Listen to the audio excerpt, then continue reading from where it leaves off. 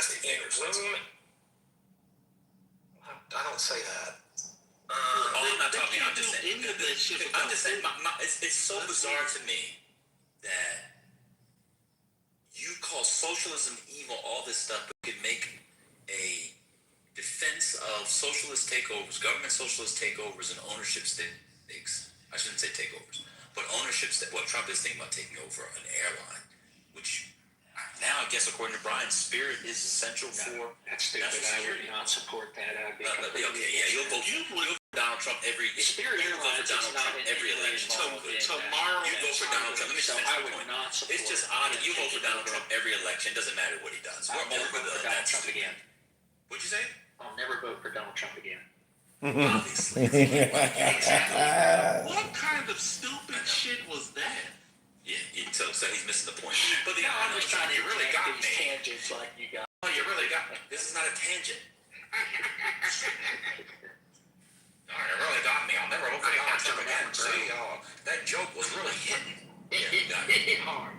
Oh, it was crazy. I was hearing the Bible Belt, and I threw 2 Corinthians at him. See, I was going to do Galatians, but it didn't work. Maybe Ephesians. Anyway, do you know what the book of... You voted for Donald Trump, and you know about the book of Thessalonians? Oh, yeah.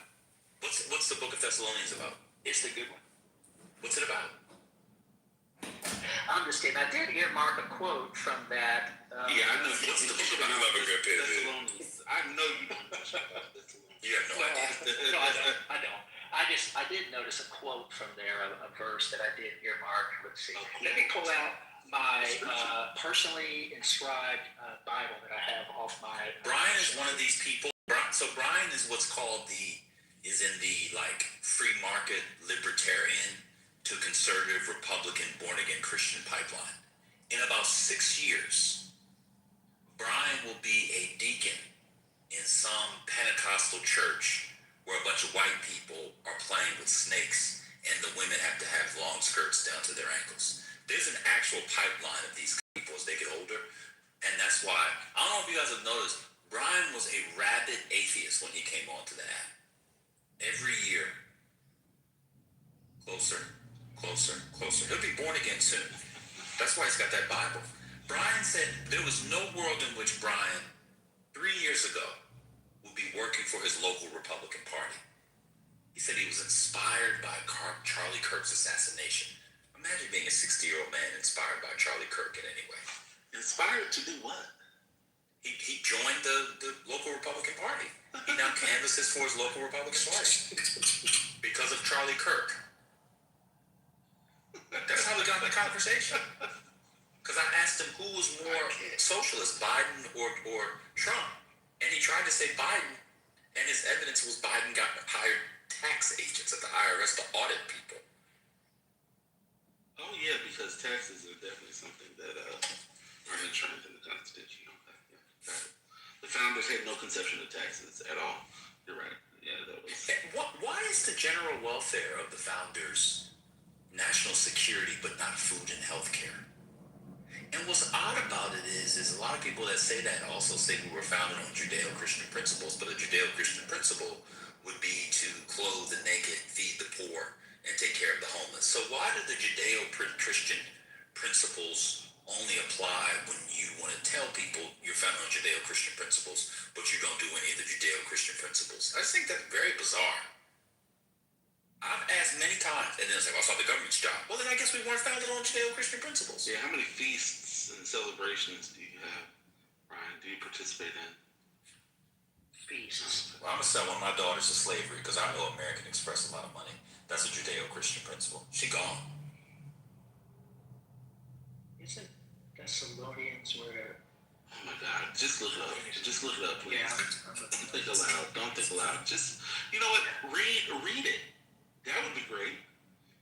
Why would you? You don't even have to ask. Just read it. Read the Bible and say you want the nation to be based on. It's amazing. People don't do that. Why would you ask somebody else when you could freely read? You have a Bible in your house, no? Yeah, look at it now. Okay, great. Read it on mute. Brian, last question just for me. So just so I can understand. You basically said, like, going back to the grocery store claim, that you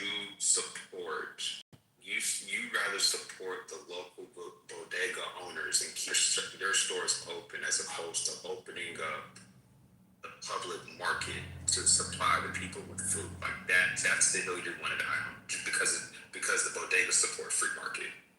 Correct. Okay, got it. He doesn't understand how New York works because he lives in the real world and we don't. Right, because he wouldn't know what a chopped cheese is if you asked him, straight up, like, what's a chopped cheese, son? I know there's a guy who in the middle of the Bible Belt, but he lives in the real world and can tell people about how money works and not the people in New York. That's a man. Why do you real world? Why is the real world so poor? Oh, Why can't we ever talk about red states? Let's talk about red states. Why are red states so poor? Yeah, in fact, let me change my PTR. I've been waiting for this topic to come up. Let me change my PTR. I want to talk about. Oh, great. Oh, God. Should we change at the top? Yeah. Why is there poverty? How about that?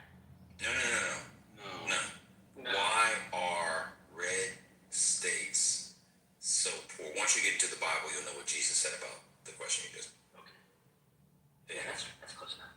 So, Brian, why are red states so poor? I think a number of reasons.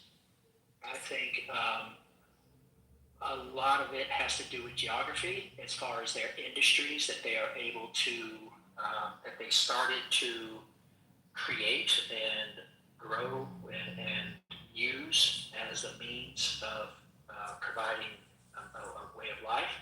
So a lot of it was agriculture. So, if you look back to the beginning of, let's say, the 1800s, 1900s even, if you look at the number of people in the country in 1800 who were farmers, it's like, 80 or 90%, something like that. And then you go to 1900 and it was, around half that, I don't know exactly. It was much, much less. And then nowadays, it's around 2%. So 2% of Americans today, approximately 2 to 3%, are farmers. And so if you look at the growth of the North versus the South, and to some degree the West, the North used a lot more of a diverse economic, industries. So like manufacturing, technology, banking, things like that, which were a lot more scalable. But when you look at the growth of the agricultural industry, it's really been shrinking.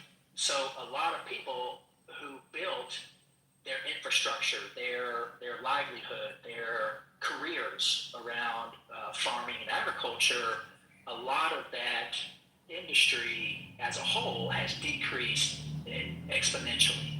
So that limits the amount of money that can be made in an entire region. So if you look at, like, say, the Southeast, a lot of those states were revolving around, say, tobacco, corn, etc.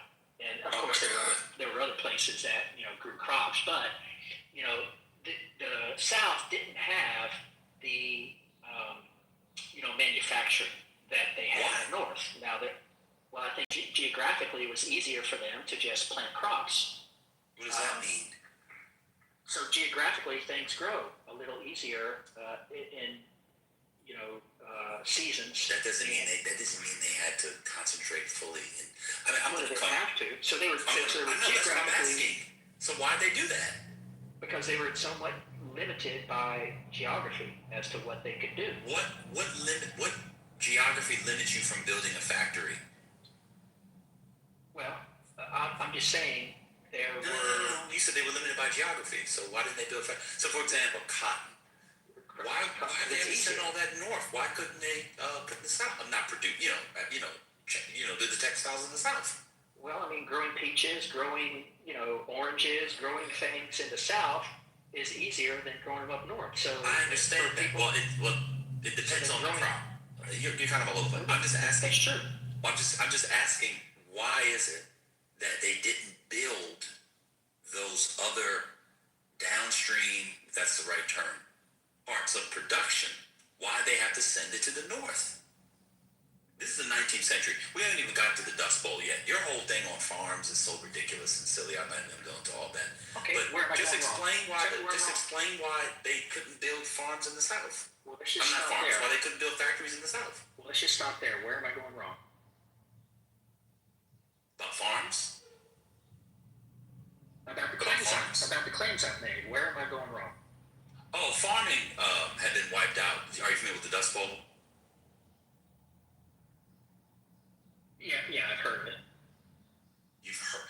Wait a minute. You have an argument about the American economy, and your response to the Dust Bowl is that I'm not you've heard talking of about it? specific events. We're talking about over time since the creation of the country. What do you think wiped out the farms, especially in the prairie lands? Hang on, why certain industries were more likely to thrive and prosper up north versus what was more likely to thrive and prosper in the South. So generally speaking, farming and agriculture was more prevalent and available and accessible in the South. It wasn't in 1800.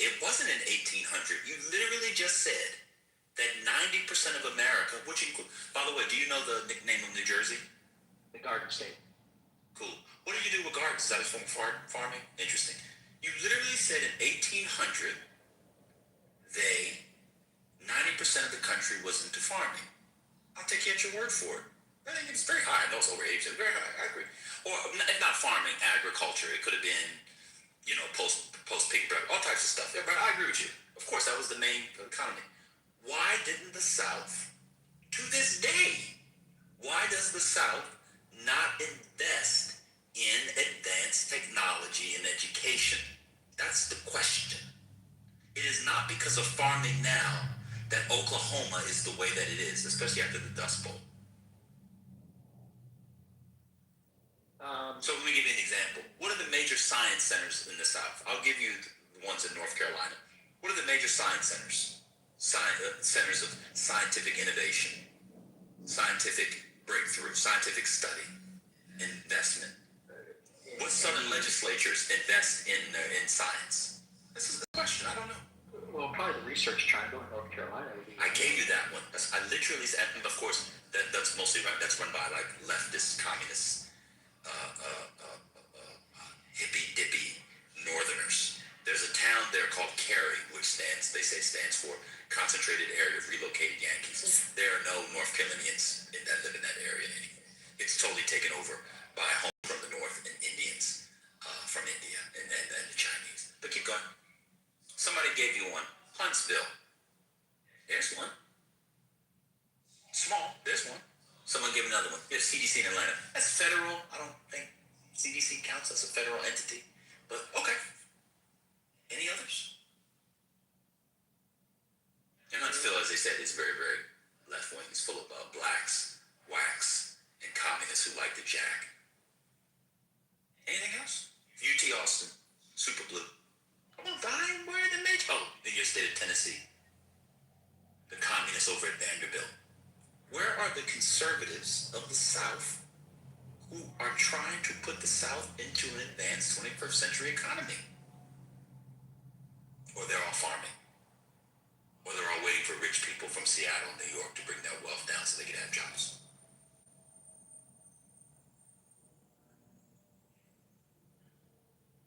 That wasn't my point. What about Little Rock, or outside of it, Arkansas, the Waltons? What is the South doing now that we've been post-agriculture for a long time? Where are the major Southern investments in the kinds of industry and technological hubs that will make them not so poor? Better way to put it, why is the South so anti-education? I think there are a lot of attempts in the South to increase manufacturing, and Charlotte, for example, is trying Manufacturing? manufacturing. In Charlotte? Charlotte doesn't have manufacturing. That's not You what mean I'm saying. banking? Finance? Let me finish. Okay, good. So what I'm saying, across the South, there are efforts to increase our rate or amount of manufacturing. If you look at another example would be Charlotte trying to get into the banking finance industry. Well, they've been in. There's a yeah. I mean, trying to expand. I'll say that. There are efforts to increase aerospace and engineering efforts across the South in various cities. So, I mean, they're trying to catch up. I think as we get farther away. From a need to have such a high percentage of Americans in the farming industry. I think you saw Live Aid or Farm Aid with Mellencamp, like 30 years ago, right? There was a big push to try to help the farmers that were being pushed out because we basically had too many farms. And so a lot of them were not able to move or stay at competitive prices. So they went out of business kind of suddenly. So as we transition away from, this large percentage of people in the, American states transitioning away from farming, you see cities in the South trying to catch up from manufacturing and technology, banking, different industries to help diversify, to help grow their economies. That's my point. Okay, so the Democrats who moved to are trying to pull the Republicans and conservative anti-education people in the South into the 20th century. So you named Charlotte and the Triangle. That's Mecklenburg County, correct? So that's. You have anything else? What's going on in South Carolina, Arkansas, Alabama, Mississippi? Oh, you got Huntsville, Louisiana. These are major. What are the major research centers? Conservatives always, you guys had a lot to say about the 1619 project not being taught in colleges. What are your major research centers? DeSantis did the whole thing with that school in Florida. He put a lot of investment, aerospace engineering, biology, anything. Well, I don't know that he divided it like you were doing across partisan lines. I think, you have He did. institutions. Kick people shut off down of the breaking board. news. He quite literally did. Oh, breaking news. Hold on, what is it? The Congress has voted to end a very good government shutdown. Oh, the DHS is all right, cool. Nice. Now I feel less safe. Go ahead, Brian. Yeah, I'm not dividing it upon partisan lines. I think there are people who can live in it. I think the vast majority of people, not vast majority, there's a substantial, perhaps majority of people who don't, get involved with partisan politics. Yeah, I would say What does that that's mean? majority. They don't look at it like you do. You're looking at it like, what did DeSantis do to bring in, engineering or research or technology into his Yeah, the state? people that run the South. I think a lot of people who get into office, they look at it like, how can I provide more opportunity, more free market options for people to do what they want to do, whether it's in technology or whatever they have How do you access. create opportunities for trying to build a technological hub? You can appeal to businesses, and you can say, hey, move to our state. We have, a number of workers who are ready to They're not be employed educated. in this area. Well, So they're not that's a pretty educated. broad- They that's a don't pretty have the broad skills, statement. the education in those areas, Brian. Well, maybe. Because your in party certain- cuts in certain education. places. Because you want to raise them in Christian schools. I know you want to make this about left versus right politics. It quite literally is. Well, I'm not saying. Read the title, My Brian. point is. Brian, read the title of the room for us. Gotcha. My point is, I don't think people. You said you wanted to have the conversation on red states. You had a special PTR. You're going to show your Johnson. That What's your wasn't Johnson my- on the table, Brian? That wasn't my claim. My claim is why is there poverty? You wanted to make it political about red states. Because what's the name of the house, Brian? It's a politics room, brother. Okay, well, that's If you fine. want to have a general discussion about poverty, I'm sure Pietor and Rohan are somewhere in the hall. They're great accents, and you can do that with those brothers. And by Rohan, I mean Rohan and Royfield. Calling in from D.C. This is Royfield. Pietor, are you there? Well, let's see what's going on in Ukraine. Why is there such poverty in Eastern Europe? What I think is happening is that you can go find them, and then he in Black Muse, and he could read something online, and he acts like it was in his brain, but we can hear him typing in between bites and chews and swallows. Again, if your free market solutions that are so great, why places where the free market's thriving not propel the American technological dominance? None of this stuff comes. This stuff is powered by government investment. Why are people in the areas that you think, the Bible Belt, why don't they have the skills to do the things necessary that people in San Francisco and Baltimore and New York City, Chicago, and Durham and Memphis and all the blue cities can do? How come we don't have great engineers coming out of Missouri, outside of St. Louis? I think generally speaking, if you look at what I was trying to describe earlier, given that the South based their economy on agriculture, which they employed, not employed, that's not the right word, which they used slave labor, I think it depressed and, what would you say, not retarded, it slowed the growth. So when you operate in an agrarian economy with slave labor, you don't have the diversity of technological opportunities. So it made the South invest less. It didn't make them, but it resulted in them investing less in education. Because why do you need, PhDs to work on a farm? You only need facts. You only need people. I got you. Physical labor. So I got you. the people in the North were more reliant and more encouraging of manufacturing and technology and banking and these other industries that are more intellectual. So they invested more in. Okay, well that's my point. So the South used agriculture and slavery that tremendously slowed down their rate of investment. Yeah, it's wrong. Okay. What you're saying is wrong. How so? Because in the antebellum era, several scientific hubs were in the South. In fact, developments in medicine, engineering. I'll give you a good example. What's it called? The germ theory. All the developments around there, mosquitoes and shit, came out of Alabama. You're 100% wrong.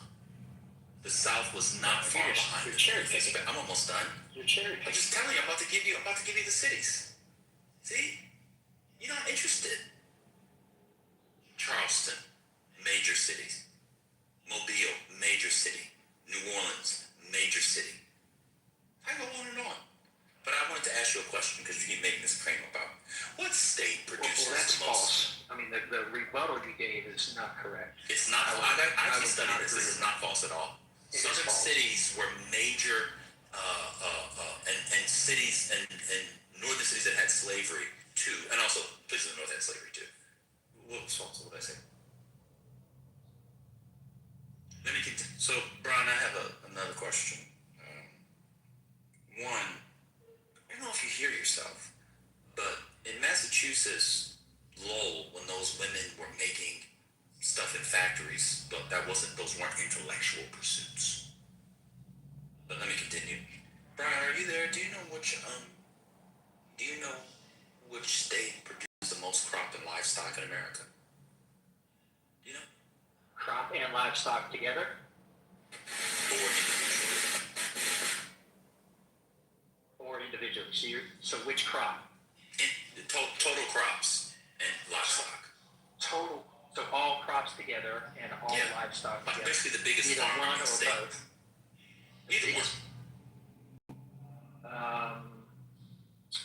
No, not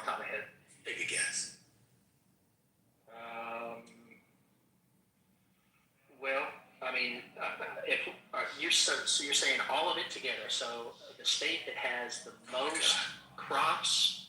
I'm trying to think about it. The biggest So producers of crops and livestock come from where? Even when you control for space, geographic region.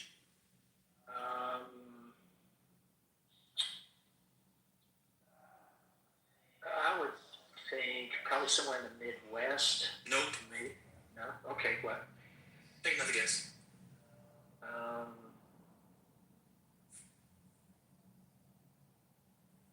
Are you? So you're saying total, not per capita. You're saying. In every way. Geographic, well, you wouldn't do per capita. Well, I mean, we have to get specific because you're randomly Listen, mixing I'm and saying matching total or different geographic variables, area. and you're shitting the argument. I'm not. Listen. You're saying because first you said crops and The answer's the same for any of it, is what I'm saying. It's the same state. Okay, I'm saying I don't know off the top of my head. I'm trying to I think know, through all but the based off your variables argument, it'll be in the going South, into right? it. So you're asking me like 5 different questions. But the answer's the same for each one. Okay, but I'm trying to clarify what criteria are you using because you keep Which shifting state? the argument. Which state, based off of I don't geographic know. area, or how about which state don't know. has the most, as a Not sure. percentage of, has the most crops? I still don't know. Okay, cool. Based off your argument, it should be in the South, right? No. Why not? Well, because other states in the country have probably evolved to learn the lessons from the models of farming, crop rotation, what sells. And so why were they based on, but also do the technological advance? because they probably have a combination of. The South do a combination. Because they probably have a combination of all the factors we're describing. So why didn't they do the combination in the South? The same reason I just said twice. Oh, I didn't hear you because it didn't make sense. Say it again. Okay, are you ready? Yes, sir. I'll explain. Third time. Okay. Third time's the they charm. third time's the charm. Let's go for it. So they probably have a combination of all the amenable factors to combine those two different industries. What is the amenable factor for the technological side? I just want to know what that one was again. Well, okay, so you're asking me about the specific. I just want to know what a factor is, benefits. so I know what you mean. Well, maybe geography, weather, the nature of the soil, the number of No, I said mountains. on the technological side, not on the agricultural side. Okay, so technological side, it would probably be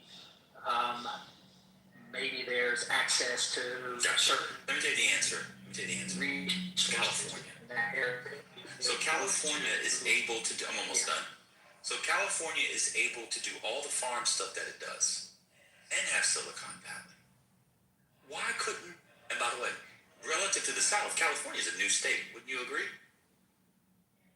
Yeah, No, when California became a state. 1850 or 49. Look at you. Now see, you just redeemed stuff that became a state as part of what law. You know what we call the law? No, it's part of the compromise of 1850. It becomes a free state. Look at you. I was close. Man. How come couldn't do that?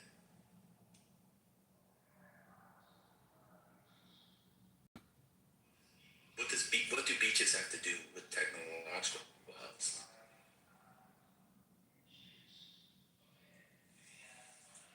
Okay, Louisiana. Why couldn't Louisiana do it?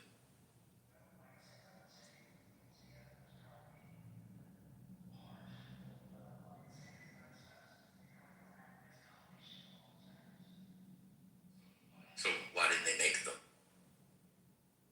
Why didn't they make those? What do you mean? Why didn't they make those factors? Yeah, the like ones geography, that are quote amenable climate, to technology. What about South Carolina? Lovely beaches. some of it was outside of their control. You think Silicon Valley exists because of the beaches? Have you been to Half Moon Bay?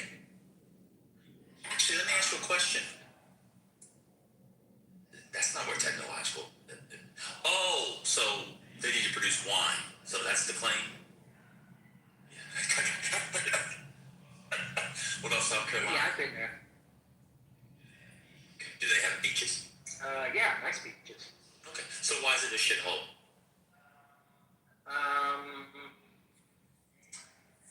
I think they have deliberately kept their economies Why? and cities rural with some intentionality.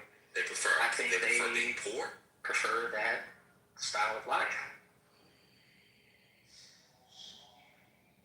They prefer, Charleston? Are you familiar with Charleston? A simple, small community. Charleston's a Even major though city. there What might do be you some mean? technological. What do you mean? So they prefer being poor, What I'm saying is- not having good health care? I'm confused.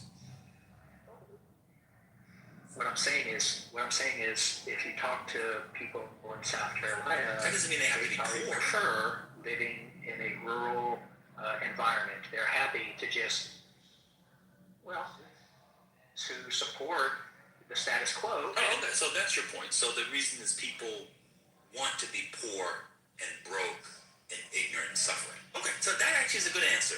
Brian finally answered the question. Red states are so It's poor not nice. because they want to suffer. Yeah, but they probably look at the trade-offs. So they don't want large cities because they look I at didn't it say like anything about a large Atlanta. city. Well, if you look at South Carolina, I think what's their largest no.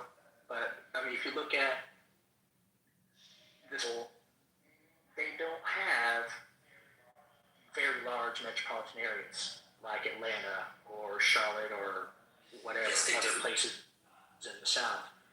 Not No, to the but same I degree. mean, the triangle is So not a they triangle don't- in South Carolina.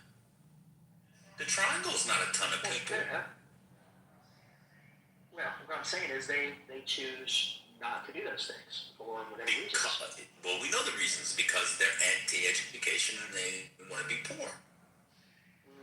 No, I Do you think the wouldn't people of say- South Carolina I are would say rigorous advanced education? I wouldn't say that if you ask them what their reasons are for wanting to live there, it would be because we deliberately clearly choose to be ignorant and poor. You're saying if you asked South Carolinians why they live there, they would say we deliberately No, I want to be didn't ignorant and say. poor. That's what I'm saying. You're saying No, they're choosing. I didn't that, say and if you ask them that. I said they clearly do, based off of them continuing to support people and keep them that poor and suffering. And in this South Carolina,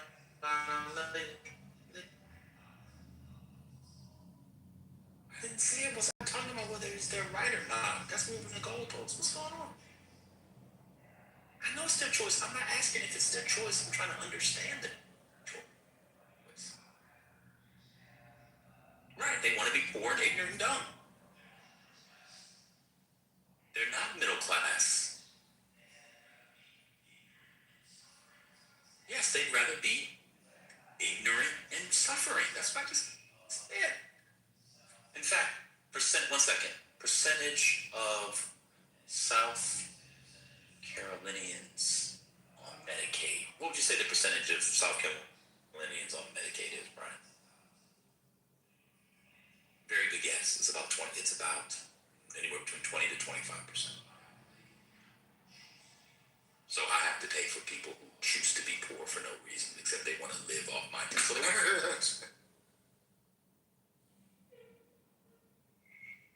So we should. Have you looked at your check, the amount of payroll taxes you pay? So we should get rid of. So should we get rid of the welfare, or should we? No, this is a force Judeo-Christian country. them We should to follow live this in teaching. ways. So then the alternative is to. What's the I alternative? think people like you who are educated, instead of placating them so you can keep the trans out of sports, you should inspire.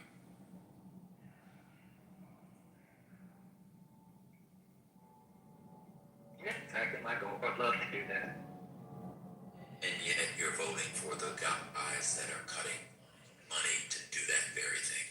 So where's the money going to come from for a state like South Carolina? Absolutely. I'm sorry? Wealth creation. Wealth Creation of what? How do you create it with no wealth? How do you create wealth out of nothing? Well, there isn't nothing. They have resources. What Every resources state has do they have in some. South Carolina? The slavery ended in Every 1860. state. Huh? Every state has natural resources. That doesn't mean Right. you create wealth. Sure, that's how you create wealth. Oh, so what's South Carolinians' natural resource? Let's see. South Carolina natural resources. This is Brian's secret to wealth. They have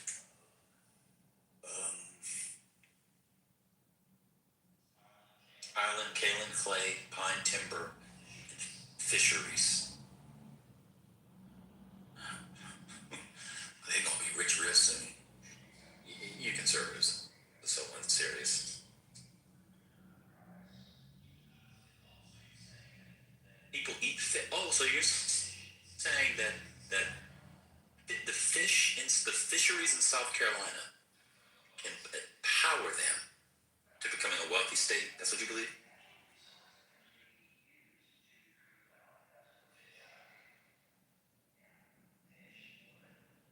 Fish.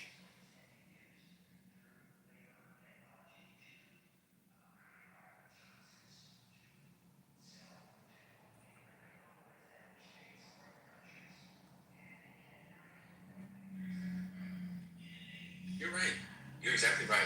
In an age in which Apple exists and other trillion-dollar companies, South Carolina is going to get carp and smallmouth bass, and then use some wood chips to become a rich state. I'm done for today. Y'all got it. That's it.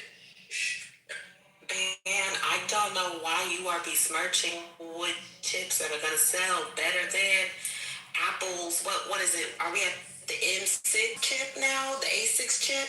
Whatever chips that they use to power those laptops. Oh yeah, those Applewood chips from South Carolina. Certainly going to sell more. How is South Carolina going to compete with the Asian carp in Illinois and the Great Lakes? Make our cop great again. Lower overhead and volume. It's basic economics, yo, Marlon. Yeah, it's basic economics. Come on now. When you have the monopoly, so you're gonna challenge the monopolists. They literally have government regulation, like defending, and not only government regulation, they have industries that advocate for Asian carp to remain right where they are. My other question is, how would they be able to sustainably harvest the fisheries without overdoing it? An effort to have this wealth creation that he is speaking of.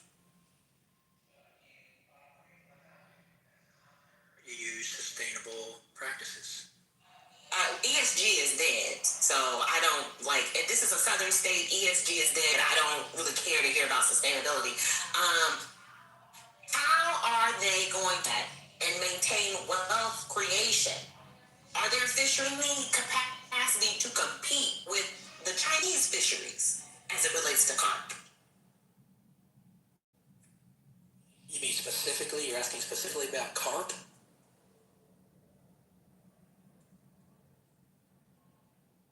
Well, what you want to talk about, Brian? Red snapper? Crabs. Oyster? Shrimp.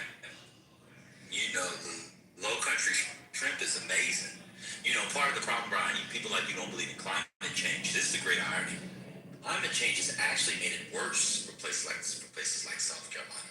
You should go talk. Do you ever talk to fishers, Brian? Professional fishers? I used to when I lived in Florida, not recently. Those people believe in climate change. It's been a mess. This has been a really bad shrimp season, low country. But y'all don't believe in climate change. In fact, you have a energy secretary that you support who wants to bring back coal.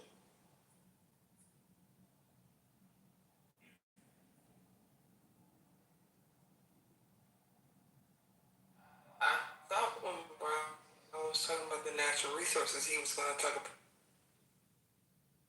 But he said that.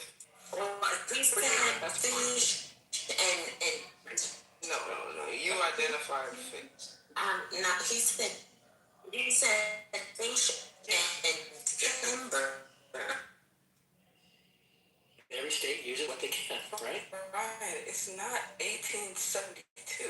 Why are you Oh, talking? it is. It's not. We all use what we have. Now, what was interesting, So I guess Virginia's gonna start making apple cider again since we're using what.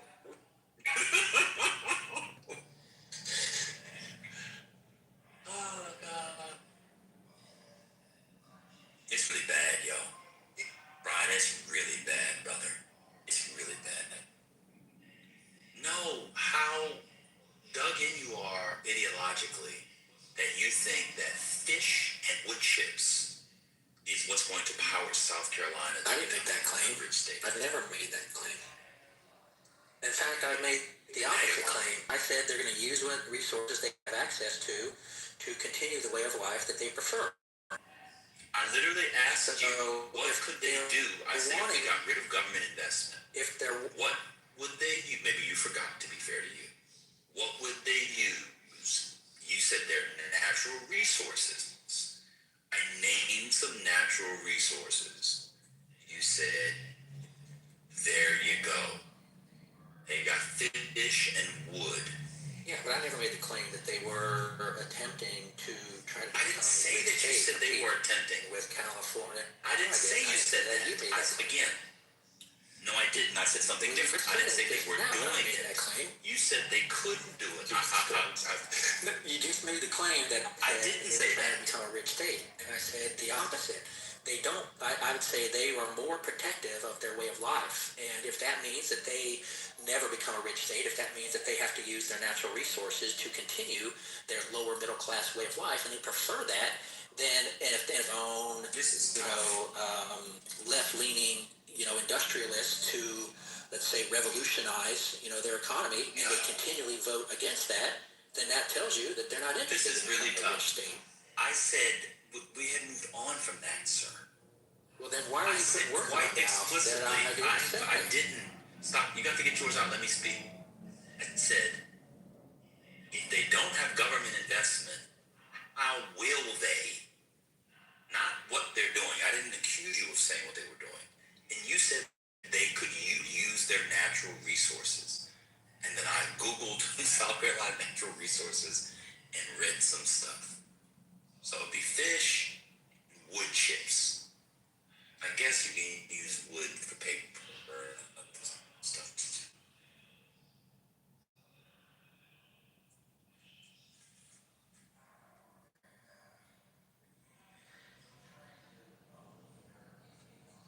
We're not bickering. It's over.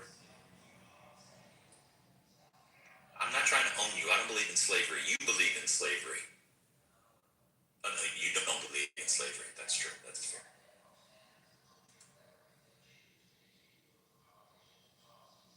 What's going on?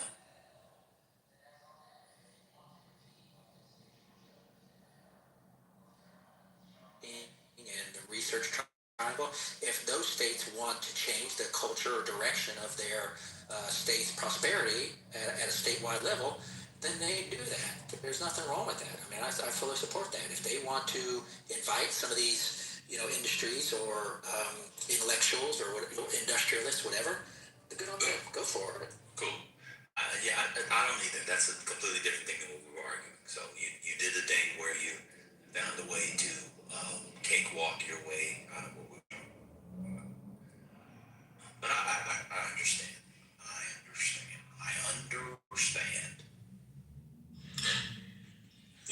Yeah, you're actually too kind. I know he disrespects me so much. I don't know what it is. There's something about,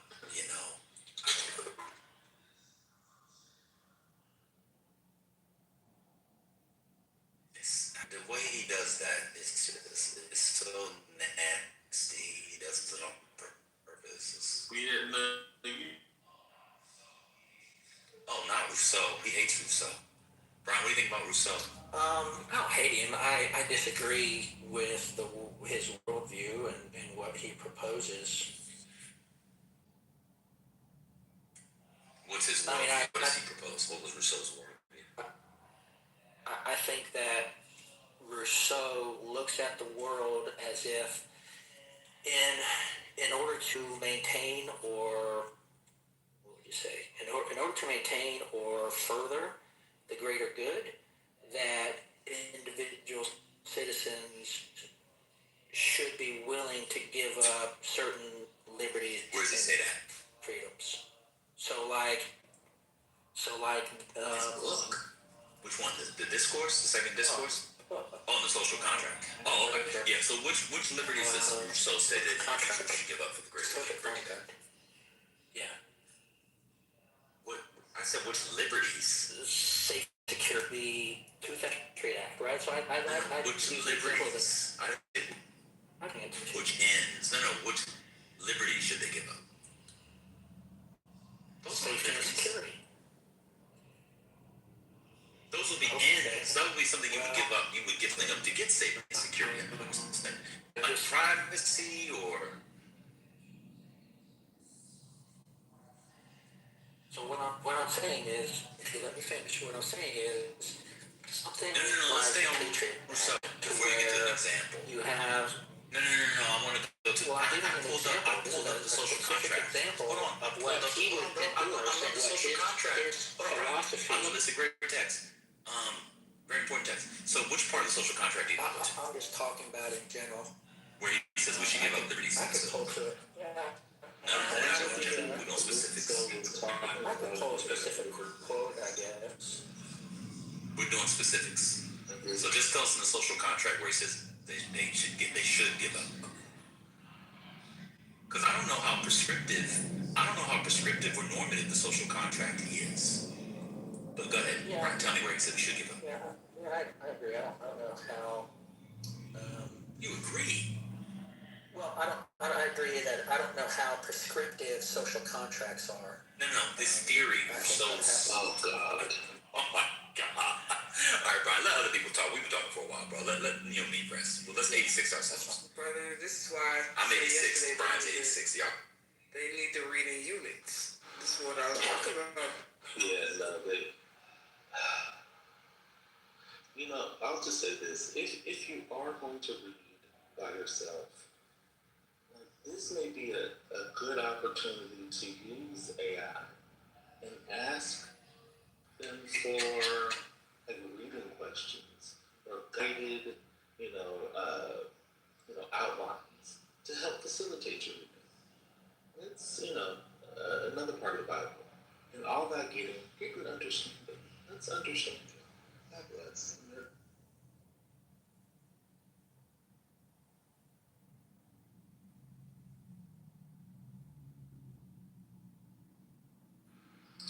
Give up liberties, but have a direct democracy. God.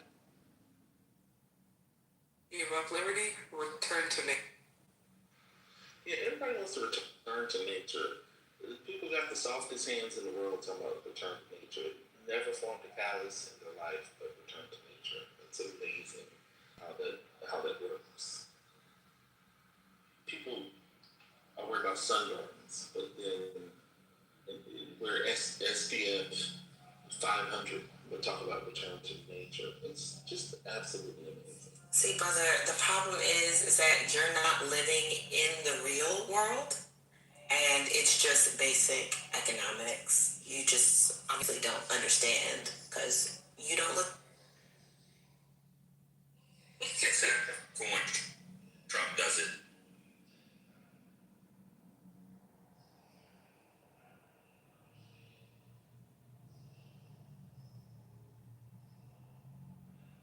Listen, you believe is evil.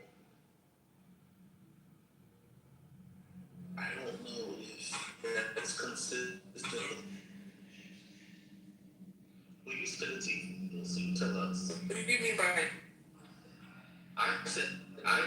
My argument was, I don't think you know what it is. So, no.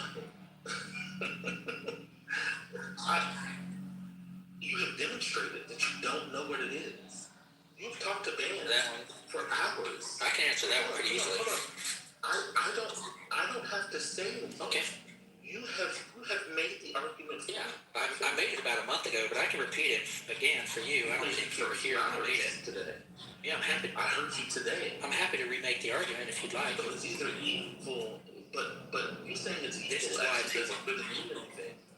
So you talked enough. I don't need to hear anything from you. But then why did you ask me?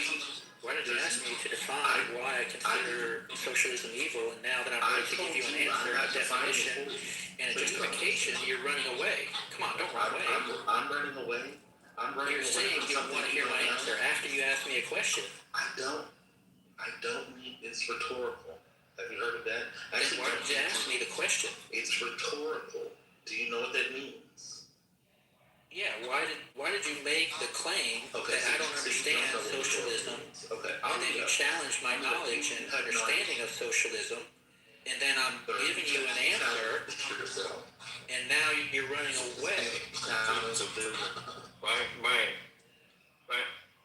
I mean, if you don't want to know the true answer, then fine, just say you're scared. Brian, the reason why you're saying you don't like socialism is because it failed? No, it's more philosophical than that. Okay, that's right. You know what? I'm scared. You're absolutely right. I'm afraid of your answer. Yes, That was you're absolutely right. I'm afraid. Now we're all happy. So now, please, just as long as you shut up, I will be as fearful as you can imagine. Absolutely. I'll take the L. Good job, Brian. Good job, Brian. Brother Massey, don't let that Karen walk you Let me say down. something. I will allow. Oh, he's walked out already. It's too late. Yes, you're right. Yes, you're right. I walked down. Yes. You're absolutely right. But you still have to talk. That's amazing. So have we won the war in Iran? This.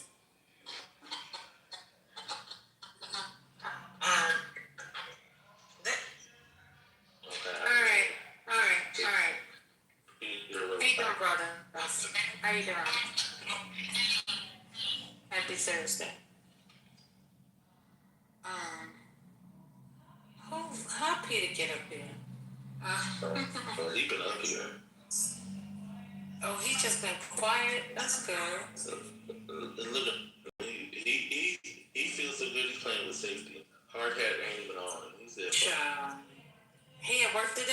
Is that what it is, Peter? You at work? Oh, nothing. Never mind. I'm sorry about it. I'm sorry about it. Don't worry about it. Well, thank you, babe. Thank you, Brian.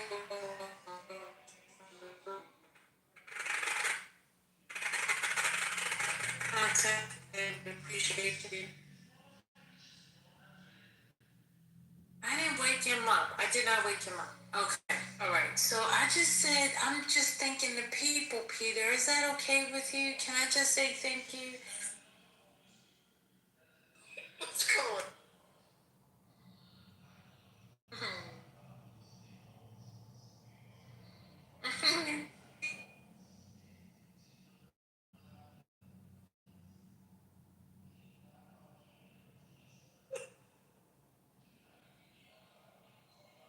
What's this one topic? Iran?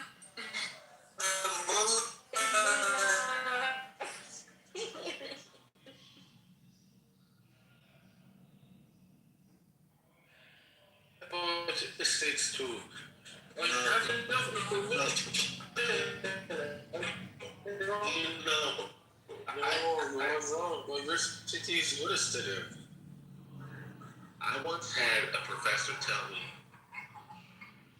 I once had a professor tell me in a quant class, constrain yourself to the data. Peter, I'm going to mullahs, okay? Just stay with mullahs. Oh, I know that. Can I visually?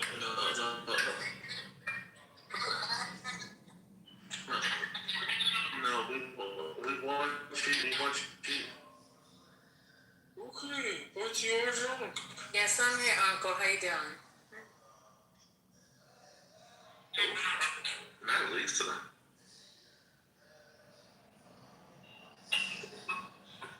I think he took a break.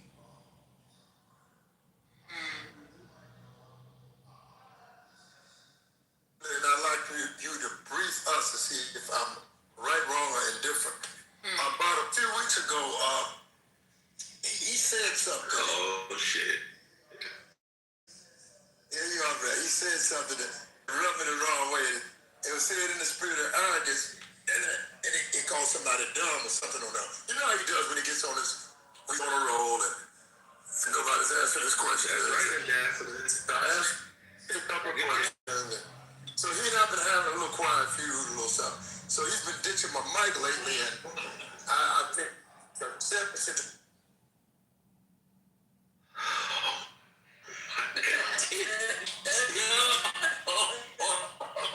It wasn't me, but I just kind of shout out. I was waiting for it. Stop fucking with my mic, please. Thank you so much. You don't have no reason to fuck with my mic. This small is a strong intellectual. I'm a strong intellectual, but I'm saying that you have not earned the luxury to play with people's mics nor to call them dumb in public. So you be here teaching black people, and that's why we have a little quiet few. But it's all right. But I want to bring No, you. you being disrespected like that is not okay. I don't want you to. It's not okay. Thank you so much for saying this, sir. God bless America. God bless you and your family in that work.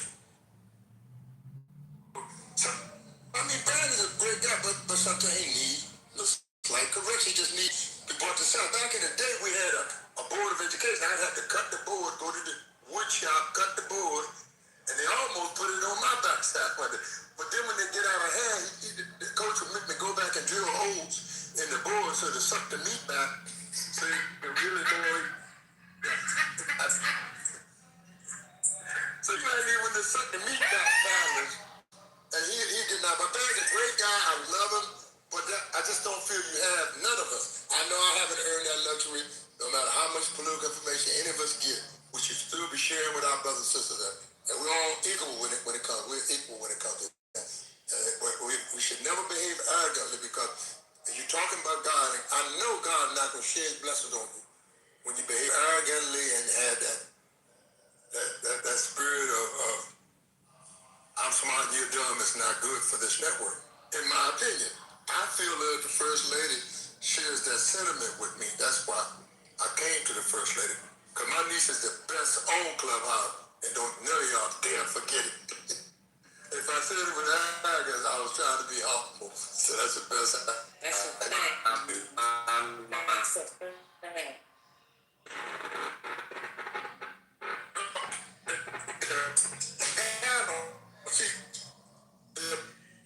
Board of Education, I know how bad know what I'm talking about.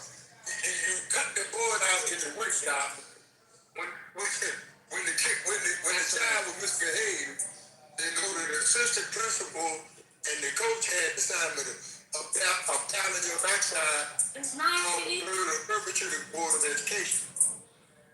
And then when you got online the second time, when you drill the holes in there, It's not easy. stop cutting up. When you get tired of it, I will. Oh, I definitely. be straight, you be straight. So pass the message on the man from the day. I don't mean it no disrespect, no dishonor, but actually, please stop saying that people are dumb on here. And don't behave arrogantly because you know something they don't know, because we prove many times we know things that you don't know.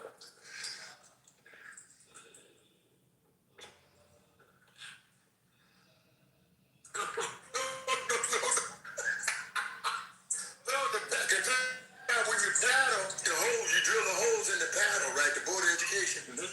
Well, it's just a paddle. Does he know about And you drill holes in it. Yes. Okay, got The paddle suck the meat back.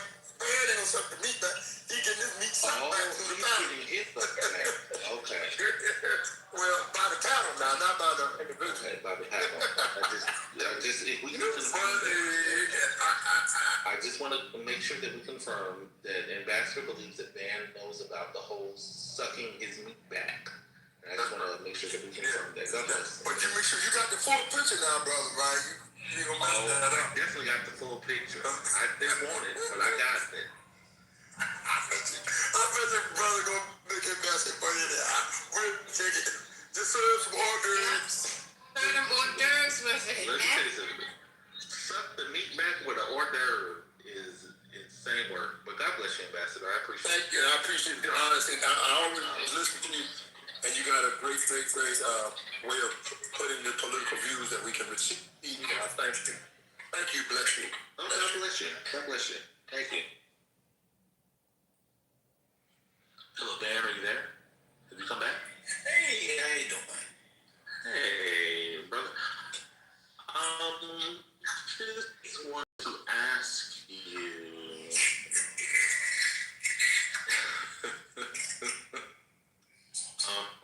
You know about. I can't. I'm sorry, I'm just a little busy here. Sorry, let me. This is really important. Yeah. Oh, okay. Okay. Are the holes stuck in your meat bag? Do you know about that process? About something that we can confirm you know about? Okay. God bless you. All right. My time here is done. God bless. All right.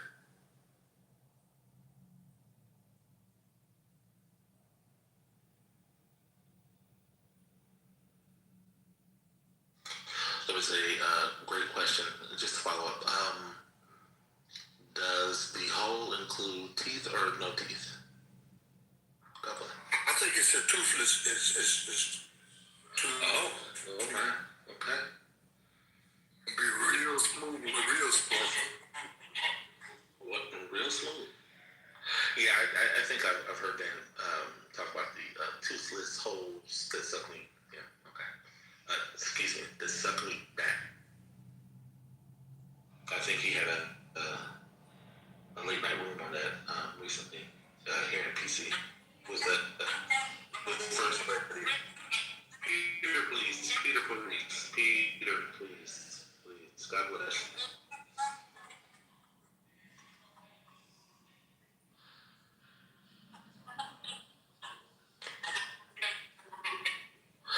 Peter, would you like to talk about who's told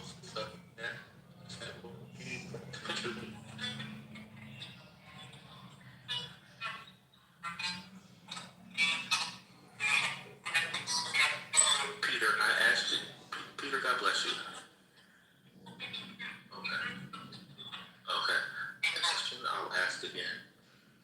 Would you like to contribute to the conversation we are currently having about toothless holes sucking meat back? Yes or no? This is an unpolitical discussion.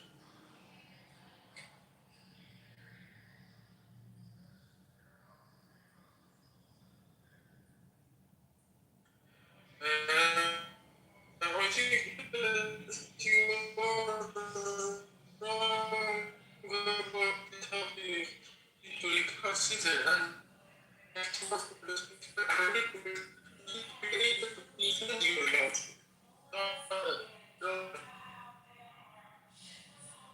Folk running around in blue states, and that's it.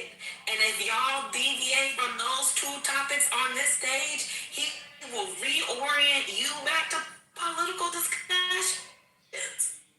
continue based on the wrong assumptions. So your first assumptions need to be corrected. The other results was wrong. You don't know me. I promise you. Peter thinks you don't know me.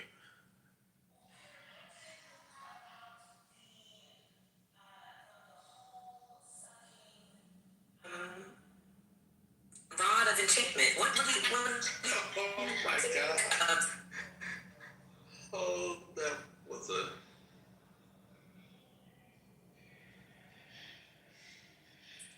No, I'm asking you what you think. You said Peter has lots of thoughts. So what do you think of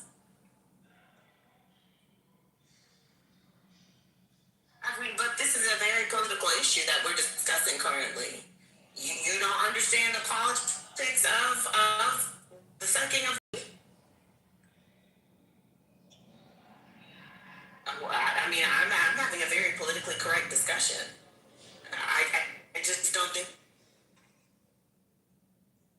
We disagree. I politely disagree. I mean, your polite disagreement has been noted, but we were talking about a particular thing, and you're interrupting and telling us we shouldn't be talking about what we're talking about. It's okay for.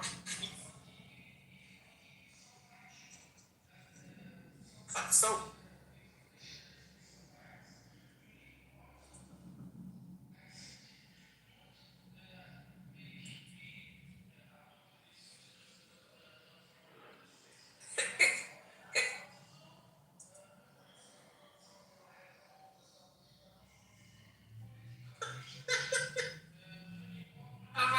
All right. One mic. We're at the top of the hour. Thank you. It's three. No, brother. Okay, Peter. Adoshi, stop. All right. Sheesh. All right. So it is 3 p.m. You all have had some wonderful entertainment. You know, the Austrians. I've been reading about the history of Austria the last several weeks. And what a fascinating country in many ways. Pause. Now you're back to sucking meat again. And Austria in the early 30s, before the Nazis annexed them in 1938, the fascists literally took over the government. They had what they call a May Council. I read it. Fascinating. Did you have a question? This is World War II history series. You have to keep up, brother. The precursor to World War II. Did you have a question? Did you have the quote, Brian? Did you want to do the quote? Yeah. So I'm looking at page in my Just give me the chapter. copy, it's page 78. It's 1 second. Pull mine up, brother. 1 second. I have PDF over chapter here. 5 Pull of it book right 2. up. Or not a PDF. What do you call it? E-reader. Chapter 5. All right, will you be reading the original French, or will you be reading it in translation? So this is back to the first convention. Oh no, I'm not reading the French. My copy is from Penguin Classics. So you're saying it was book 2? Book 2, chapter 5 on my page 7. Book 2, chapter 5. Go ahead. Okay. So should I repeat my premise or claim, or just read the quote? Read the quote. Okay. So it's the second paragraph under the chapter 5, the right of life and death. All right, second paragraph. The purpose of the social treaty is the preservation of the contracting parties. Whoever wills the end wills also the means, and certain risks, even certain casualties, are inseparable from these means. Whoever wishes to preserve his own life at the expense of others must give his own life for them when it is necessary. Now, as citizen, no man is judge any longer of the danger to which the law requires him to expose himself, and here's the payoff. And when the prince says to him, quote, "It is expedient for the state that you should die," then he should die, because it is only on such terms that he has lived in security. There's that word. It is only on such terms that he has lived in security as long as he has, and also because his life is no longer the bounty of nature, but a gift he has received conditionally from the state. So this is the right of life and death. Yeah, that chapter 5. Okay. The question has been raised, given that individuals have no right to dispose of their own lives, how can they give that right to the sovereign, transferring something that they don't possess? This looks very hard to answer. All right, so you read the second paragraph. I'm going to read it again. Because I was looking for the social treaty aims for the preservation of the contracting parties. He who wills the end also wills the means, and the means must involve some risks and even some losses. Someone who is willing to save his life at others' expense should also be ready to give it up for their sake when there is a need for this. Now, the citizen is no longer the judge of the risk that the law wants him to run, and when the prince says to him, quote, expedient for the state that you should die, he ought to die. Why? Because his life is no longer merely a natural good, but is a gift from the state. It is conditional on his ways, on his always meeting the state's demands, and it is only on that condition that he has been living in security with the rest. Okay, Brian, were you in the military? Yes. I'm not shaking. Yes, sir. Brian, were you in the military? Okay. Did the president, who was the commander in chief, tell you to do things? Well, not personally, but generally, yeah. Okay. And does the president tell people to go, say, to Iran, Iraq, Afghanistan, Belarus, etc., and they may die, give up their lives for, quote, watch this, excuse me,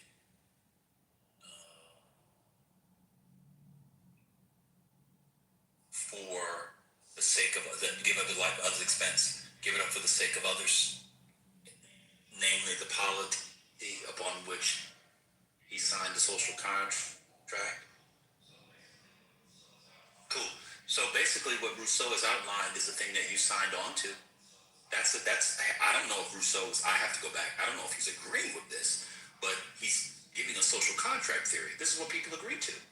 So we live in a particular society, you and I, in which we have a military. A military, shout to the elite, military. The military says you need to go to Iran and die. And you have to die because your life is worth giving up for the Iranians to not get a nuclear bomb, because them getting a nuclear bomb poses an existential threat to Israel, to America. This is not the only reason. And so that is exactly the social contract we have. This is exactly what he's diagnosed. You've given up your right to life. Let me give you another example. You conservatives love. Oh, you want to dispute that? Oh, okay. Hey.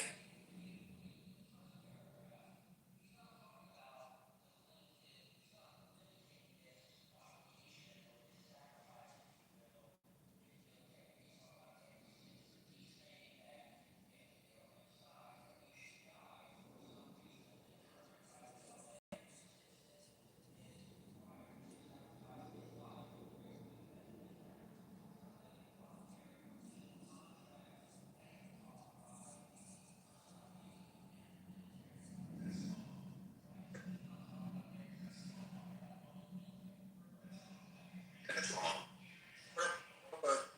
That's wrong. That's wrong. That's wrong. You're misreading it. That's wrong. You're misreading it. The whole book is on a social contract. So the idea is, as an individual, if you are party to this social contract, you have, by your own volition, agreed to it. What he's trying to understand, I don't know if you've read this book, but he's trying to get people to understand the rise of a political entity, a political body. And he says political bodies, modern political bodies in particular, well, remember, he begins with the family, then he gets to the community tribes that are in ancient societies, but in modern societies, it is volitional. It's called citizenship. And so in this social contract, the one that we have, the prince here is simply a stand-in for the state. Our state is a democratic Republican one. Rousseau does not believe, and he never makes the claim, that a random citizen should just die because the sovereign says. Why? Because the sovereign would be abrogating or violating his role in the contract, you see.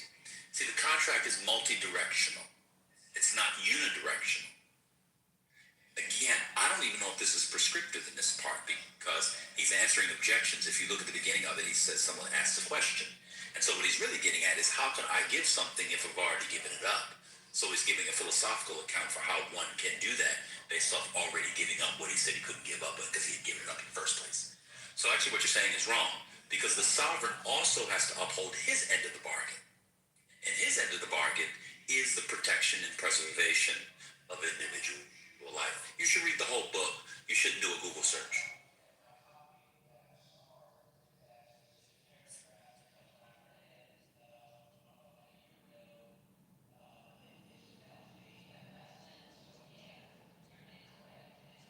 I'm not. Sir,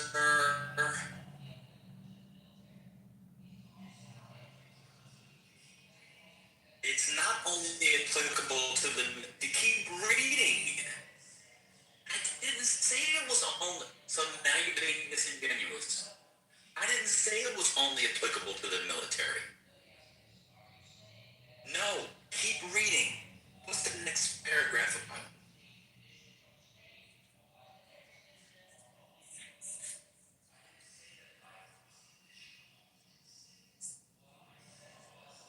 I didn't say that life was conditional only to the state. What I said is when the sovereign, in this case the state, and the individual enter into a contract, or in here, a social are meant to uphold. I'm not saying life comes from it, but if you're in a community, if you're in a family, you are in, well, he uses family. I don't like the family bit, that's how I started the book, but it's fine. But because he's trying to teach people that's what the first social contract is. I don't want to go through that. But he's saying that in this instance, this is what people do. That's why if you keep reading, so the last sentence, it is only on that condition that he has been living in security up to, it is expedient for the state that you should die. He ought to die. Why? Because his life is no longer merely a natural good, but is a gift made conditionally by the state. Because he's in that contract, it is conditional on his always meeting the state's demands, and it's only on that condition that he has been living in security up to that present. So, if you live in a state, remember the social contract or political entity emerges as a response to the state of nature. So you and I are in the state of nature. We don't have security. We don't have safety. We have our natural instinct, which Locke and others have pointed out, of course, would be self-preservation, right? We decide to go into society. Society provides police, firefighters, and a whole other set of public goods that maybe you or others don't like, but people, whoever doesn't like, that's fine. Cool, got you. But when you enter that, you also enter into a set of rules that the sovereign, the state, in our case, the collective, have agreed to in exchange for those things. If you keep reading, Brian, the death penalty for criminals can be seen in much the same light. It is in order to save ourselves from assassins that we consent to die if we become assassins. In our society, I think it's barbaric. I think it's disgusting. However, I've decided as part of the social contract, we have a thing called the death penalty. If you violate the social contract, you get the death penalty in certain states. You don't get the death penalty if the sovereign will be wrong to kill you if you didn't violate the social contract. So this is not saying that the sovereign, which is the state, which in our instance would be the people, because we live under the rule of law, that democratic law, statutes, common law, etc. This is not saying that the state can just kill people and then your life comes from the state. Rather, it's saying your life as such, as a condition of being in the state, can be taken away. Military, police, operations. This thing right here is why the cops who killed Breonna Taylor aren't in prison. If you surround yourself with criminals and you get caught up, you never know what could happen. That's exactly what your side says. Death penalty, etc. That's the social contract. I don't know if Rousseau is saying he agrees with that, but he's just giving you what the social contract is. You gotta keep reading. Okay.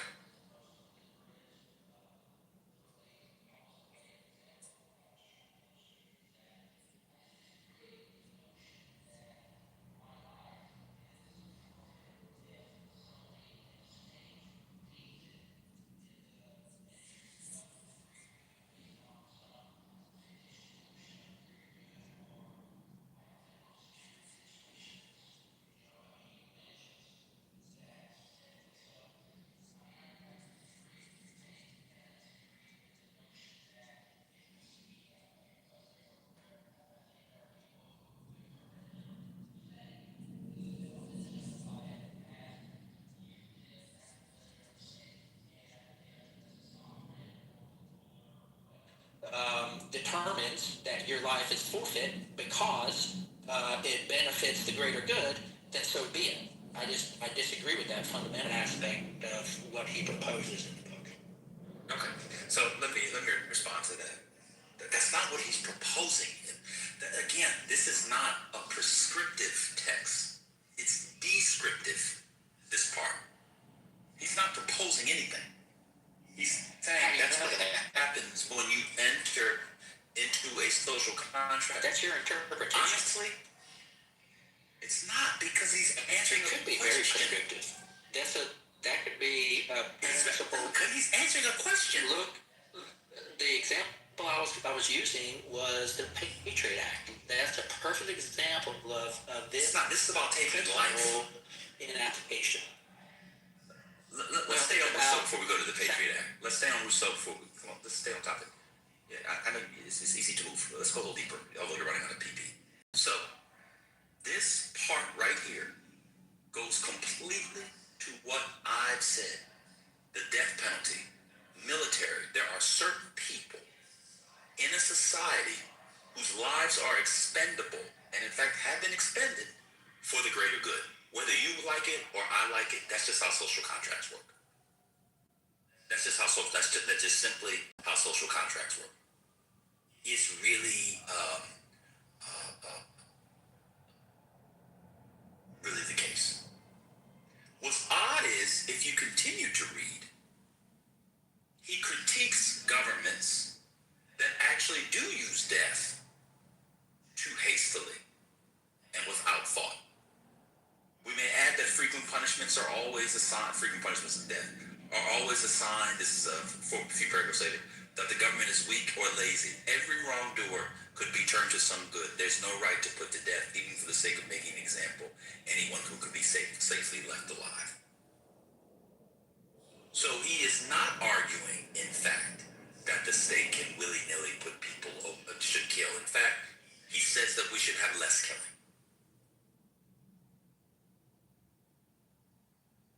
The right of pardoning the guilty, now that's on pardons.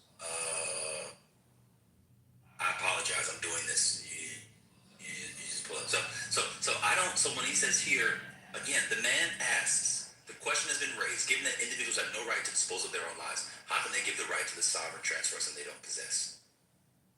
That's what he's answering. Now the citizen is no longer the judge of the risk that the law wants him to run, and when the prince says to him, it's expedient for the state that you should die, he ought to die. Why? Because his life is not merely a natural good, but is a gift made conditionally by the state. When you enter into society, you have to also remember the context he was writing. He was writing in the middle, late 18th century. He was suggesting when we enter into a society and we want things from that society, these societies send people to death. This is the age of colonization. It's the age of enslavement. It's the age of wars. The French and the British are constantly at war. You want to be French, you might have to die. But go ahead, give me your Patriot Act example. Yeah.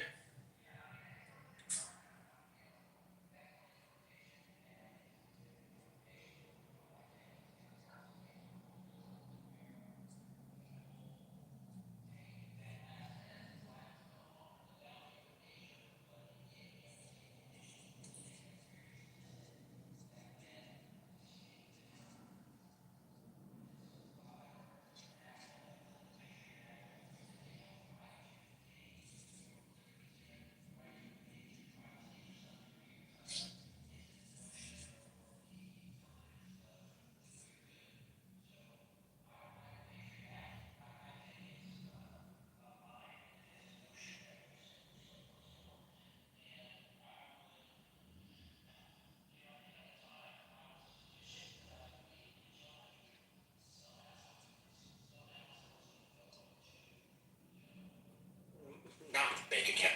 I'm not doing anything illegal, but somebody's going to violate, other people's, privacy, bank account, social media, whatever, for political reasons, and that's exactly what happened. So I'm not willing to sacrifice even though there are bad guys, let's say criminals, terrorists, whatever, who have been caught using the Patriot Act, and in some ways it has been, useful. So I don't think it's a black and white argument. I'm just saying it's aligned with this notion that Rousseau puts forth that people in a society can and should be expected to give up some of their rights in exchange for security, safety, and the greater good. That's my argument.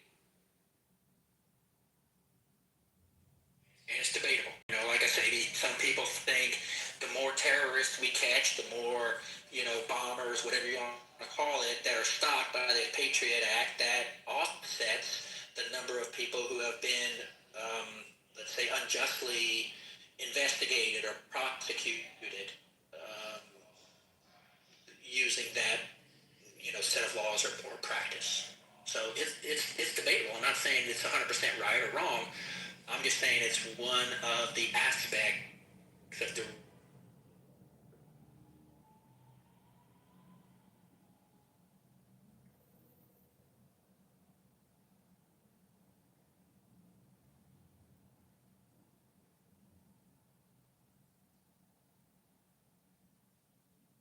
Okay. I mean, I just think, it's all due respect. I don't think you know much about 18th century political philosophy. I think you're ascribing prescriptive aims when they're normative or descriptive. Um, Actually, just descriptive. I don't think they're deontological at all. But that's fine. I'm not going to go back and forth if you believe that Rousseau is justifying that. You just don't understand Rousseau, which is fine.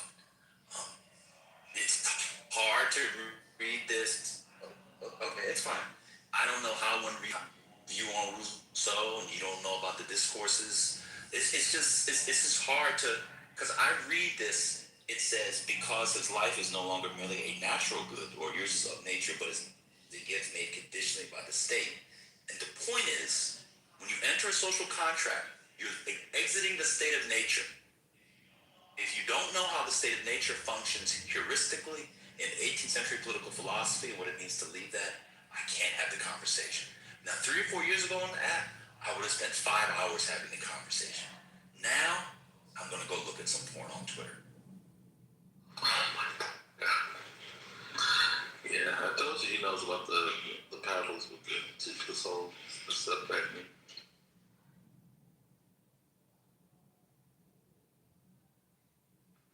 I mean,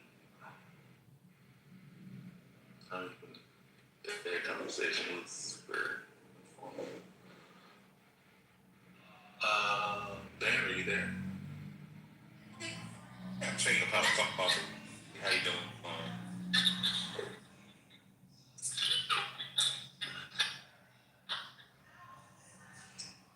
Okay.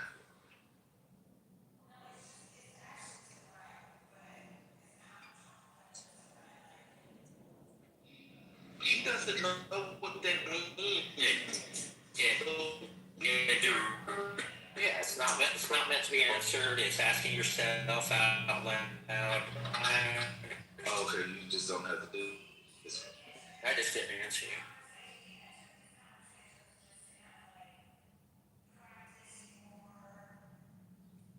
Making your arguments, like, do you actually consider changing your perspective on anything, or making any shifts, or is it just shifts of the way you put forth? No, that's a great question. I appreciate it. I have changed my opinion on substantial issues since I've been on the app. I usually, like I said, I've been in Mensa for many years, and I would go to the chapter meetings, and I'd get into some debates with people, and they were useful from time to time, but in my experience, the large majority of people in Mensa are left-leaning, and so that was fun to some degree, but I'm on here because I want to learn. It's the easiest way to learn from people like Ban and other people. So I come on here to learn and strengthen my arguments. If my argument fails, then yeah, I shift like we did gerrymandering, right? That I had some false understandings of how the process worked, and the nature of the process and stuff like that. So yeah, I've kind of shifted my understanding. The biggest thing I've shifted is probably away from the overall libertarian perspective. And Marshall, honestly, was very instrumental in that. So Marshall takes this. He's a Republican, but in many ways, he has this, in streak. I don't know that he would profess that or admit to that or agree with that, but I am in these hallways or rooms talking about Republicans shouldn't, fight back. Kind of a Karl Rove mentality. Like when Bush was getting savaged in the media over, various reasons, many of them legitimate. Karl Rove and George Bush would be like, I'm not going to fight back. That demeans the office of the president, and, I'm just not going to get in the mud, with the swine and all that stuff. And so for years, the right, by Bush, the younger, was just savaged and I think Marshall is very similar in that way. He doesn't like to, he thinks that if we just leave people on the left or we just leave people alone who disagree with us, they can be persuaded. They, realize on their own their other ways. And so I, I've come to understand the fecklessness of that. And I think that to the point that I hold libertarian views, like liberty and just fundamental libertarian principles, they're good philosophically and they're good. There also comes a time when you get poked and prodded and pushed that you need to fight back. Like game theory, one of the big takeaways from game theory is don't be a pushover.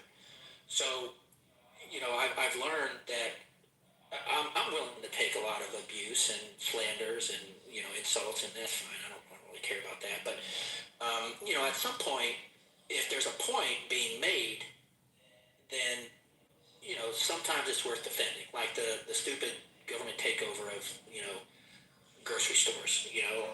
Like that's worth arguing about and defending.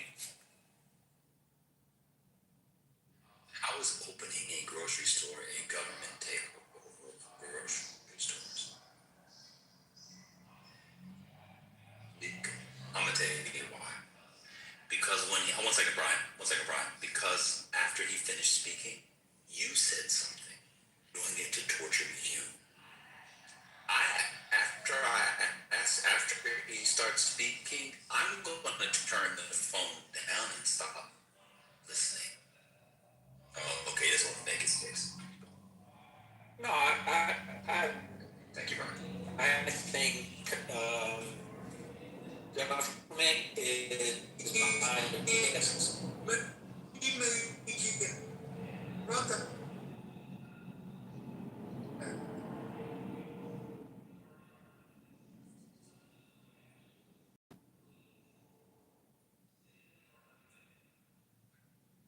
Brian, please make it clearer.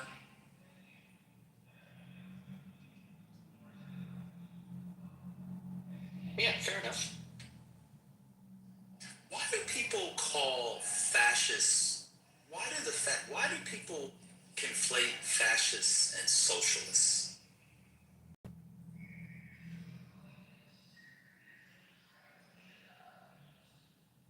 But Brian, first people fascists killed when we had actual fascists. Do you know? The first people they killed, you mean Like the group. Socialists. Are you familiar with the Austrian Civil War? No. There was a civil war in Austria. I thought it was much about Austria, and the Catholic conservatives, right wingers, fascists rise to power in the early 30s. They basically take over in 33 to get a one-party state, and then have a civil war. Do you know who's on the other side of the civil war? The socialists. What about the Spanish Civil War? Are you familiar with the Spanish Civil War? Like, do you know who Franco was fighting? No. Oh my God. Brian, are you serious? You don't know about major war events in the 20s? What's going on? You know Hitler killed the socialists, right? And the left-wingers. I think they looked Brian, at you who taught was at the war there. college, and you don't know about European civil wars, No, political war wars. counts. And I didn't teach military. I taught. Oh, First Lady. So Neo, you should come up and speak. You're not who I thought you were. Neo is a guy. Anybody can look on his profile like I do because he has replays. You can go hear him speak in his other rooms. I thought Neo was somebody else. That's not who I thought he was. Wow. Anyway.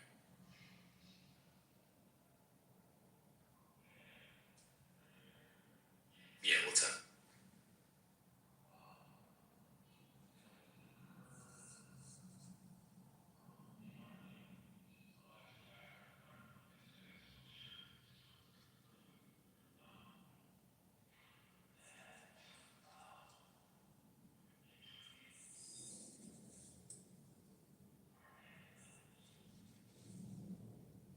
I have none.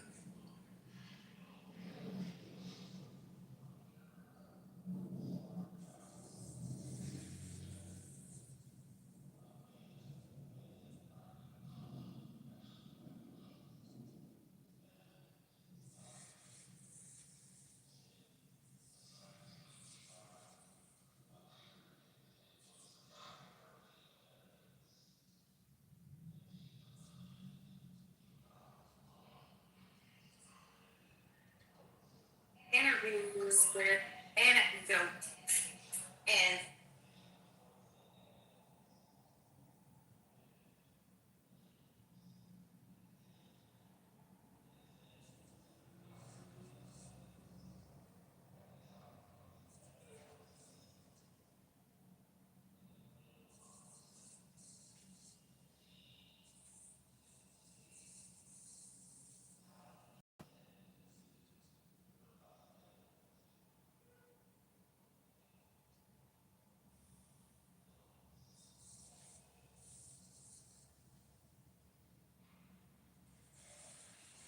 Who was it?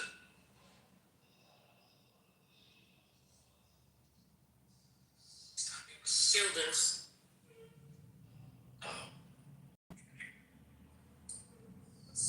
He decided to talk about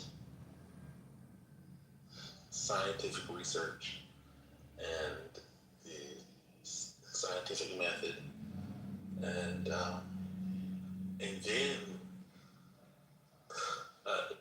talked about the tenure process. how would he know about it?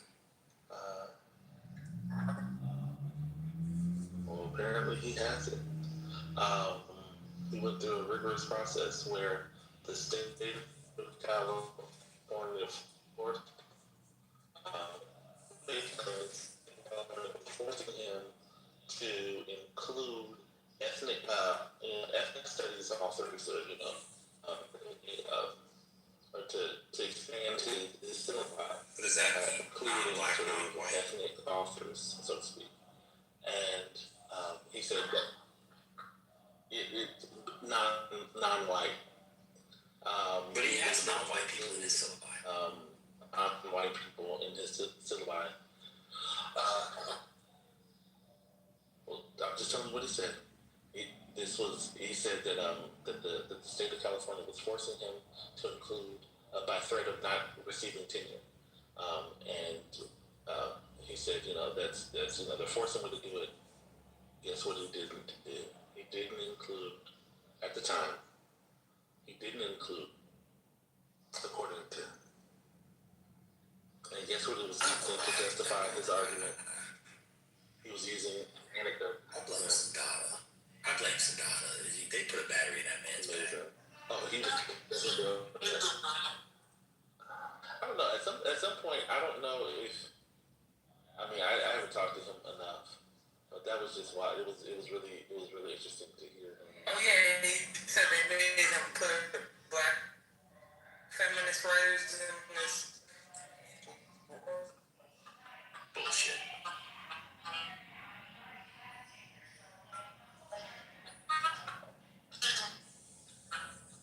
He said that was the same. That process of suggesting to include authors was the same as Trump withholding money to the state of California because they have, they have ethnic authors in their curriculum. He said those two things were the exact same. Anyway, it was interesting. This app is so dumb. It is. Look at Eduardo. So since I mentioned Spain, you're like, oh, I know, this is my thing. I said that Franco killed socialists and other left-wingers. Wow. Right? He said the concept of socialists and Republicans in Spain has nothing to do with concepts in the U.S. Who mentioned Republicans? Oh my God. I was talking about civil wars in Europe that preceded and led to World War II as a way of showing Brian when his side calls left-wingers fascists and socialists and conflates them, it doesn't make any sense. No one mentioned Republicans. Obviously, the Republicans, because it'd be a small R in Spain, as part of a popular front against Franco, would be on the left. What in the world? This app is full of mind. Do people just hear things? Oh, this is my thing. I got to get in. I know that the Republican Party is just the name of a party. I think people just insult. And it's always people who don't participate. They're literally looking for me in particular, and some of you and other too, to say one thing that they think is wrong or that you said was wrong so they can point it out and win for the day. It's really bizarre. It's weird stuff.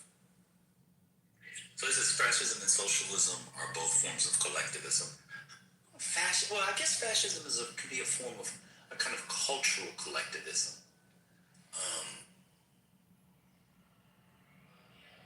But yeah, I mean, they are in some ways opposed to liberal democracy. In some ways, Brian, maybe. But I don't know. Socialism has different branches, and a lot of times you can be in socialism and still prioritize individual rights. Well, I think.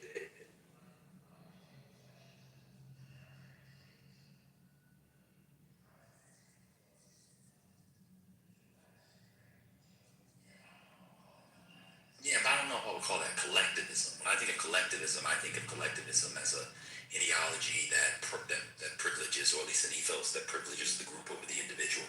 I don't know if the totalitarians privilege anything except their own rule. So I don't know if there's actually a kind of what I would call like a animating or overriding group interest within the polity. A lot of totalitarian states, when you go back and look at it, there's people just consolidating power for themselves. So that is to say, it feels very oligarchic or plutocratic. Yeah, not so necessarily collectivist. Yeah, they're hierarchical, right? So they're looking at the oligarchs. No, not hierarchical. No, not at all hierarchical. I'm not talking about hierarchies. You can have hierarchies in liberal democracies, and you're conservative. Conservative thought is based on hierarchy, not hierarchy. I'm talking about a complete extraction of a small group of people whose interests are not for the collective. I thought that was just clear. I'm not talking about hierarchy.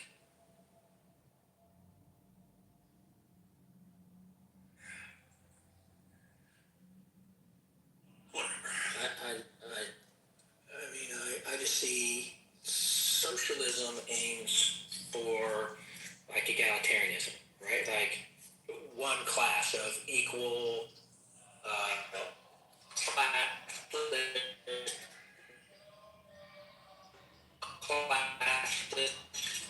No, okay. Socialism.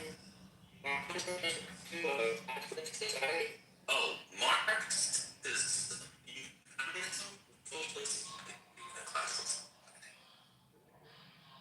Social. I thought we resolved this a couple months ago.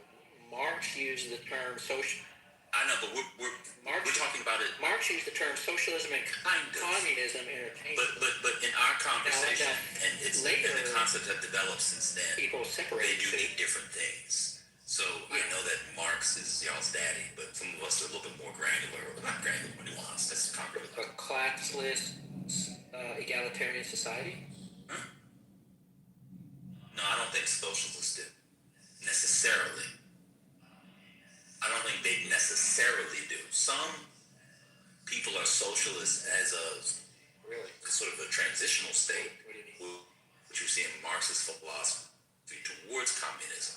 But some people might see socialism in and of itself, and that would not involve the eradication. Yeah. Okay, well, I guess that's different definition. I thought socialists wanted to eliminate, classes. That's kind of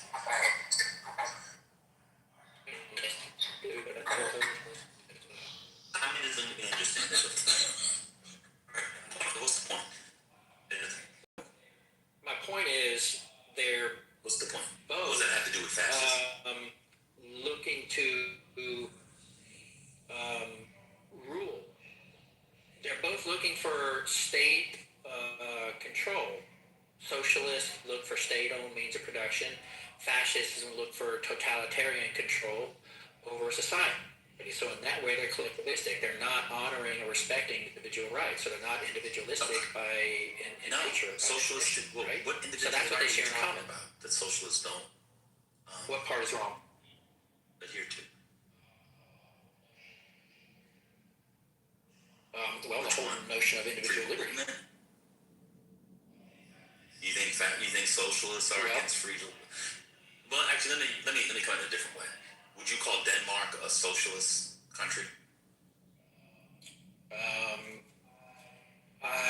No, I don't think so. No. Okay, what would you call it? I think it's a market-based economy with a heavy social safety net. Or not heavy, but extended. So democratic socialists then. That's what they call it. Well, I thought it was more. I mean, when I think socialism, I think government-owned means of production. I thought they were So I think what they do is they have market-based economy, but then what they do is they tax the shit out of those earners, and There's then a they thing turn called market around. socialism. Have you heard And of that? and then they turn around and they provide, social safety net, services to the citizenry. That's different than the state-owned means of production. Are you familiar with? Is that accurate? Well, no. I mean, they do own some It's means not of accurate? productions. No, I just said no.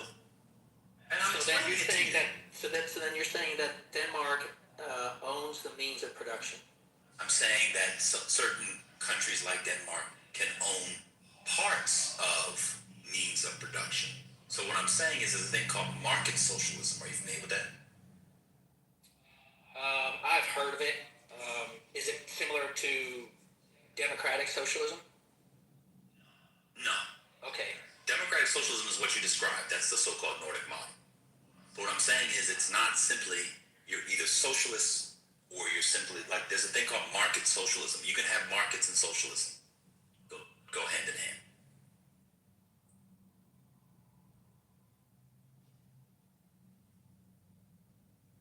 You ever heard of market socialism? I've heard of it. I'm not fluent. Okay. But anyway, what individual rights did you said that? What other individual rights do socialists not adhere to? I'm just saying in general, I think when you look at collectivist economic or philosophical approaches, washes out the duality, the individual pursuits of prosperity and Okay. Good. individual pursuit. Capitalism seems to be doing that too for a lot of people who don't have the capital to pursue. I don't know. All these systems have flaws, and a lot of individuals seem to get caught in the crosshairs. And just the one you want theoretically gives us a bill of goods. Doesn't mean we're living those bill of goods, but that's fine.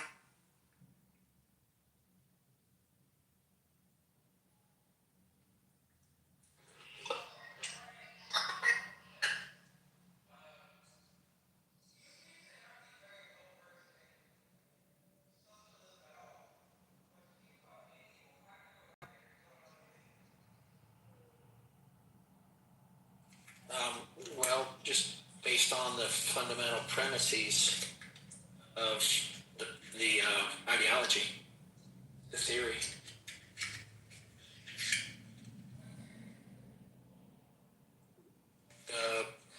this, like, I'm basing this on the Communist Manifesto, so the codification of communism by Karl Marx. So you're basing your claim that socialism is evil on the Yeah. Okay, thank you. It's odd because Marx is not the only philosopher of these economic models. Don't do it, man. Wait. You're saying that there's different people that have written on communism, and there might be like different approaches to it? I apologize. I'm sorry. Yeah, mute up. Thank you. There's only one. Miracle for.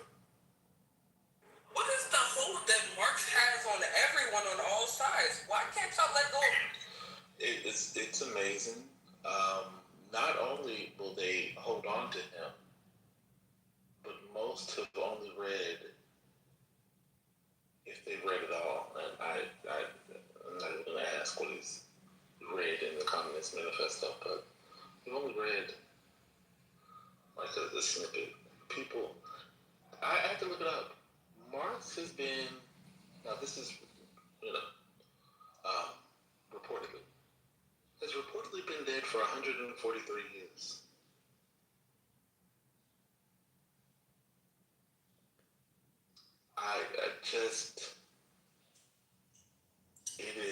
It is amazing that no one else in 143 years has written anything about particular framework that apparently so many other countries now participate in. Nobody else has written about it since then.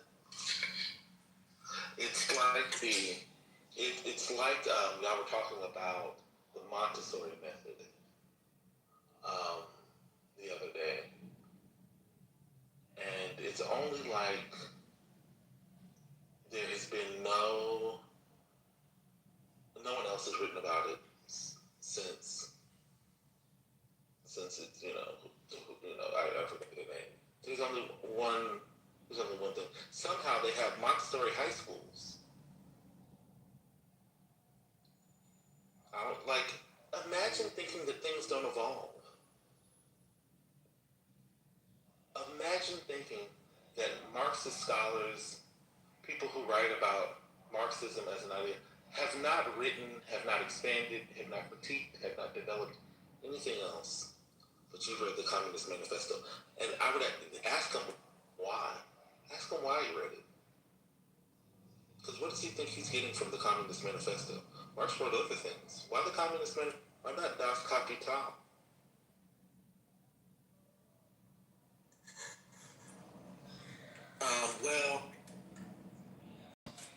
Yeah, so I update my PTR. If you PTR, this is the highlighted portion. Okay. You have free will. I have a question for both Brother Messi and Dr. Library Card. Why, for y'all's little past exchange, why did y'all both capitulate to the idea that socialism and communism, virtue of the Communist Manifesto, are the same thing?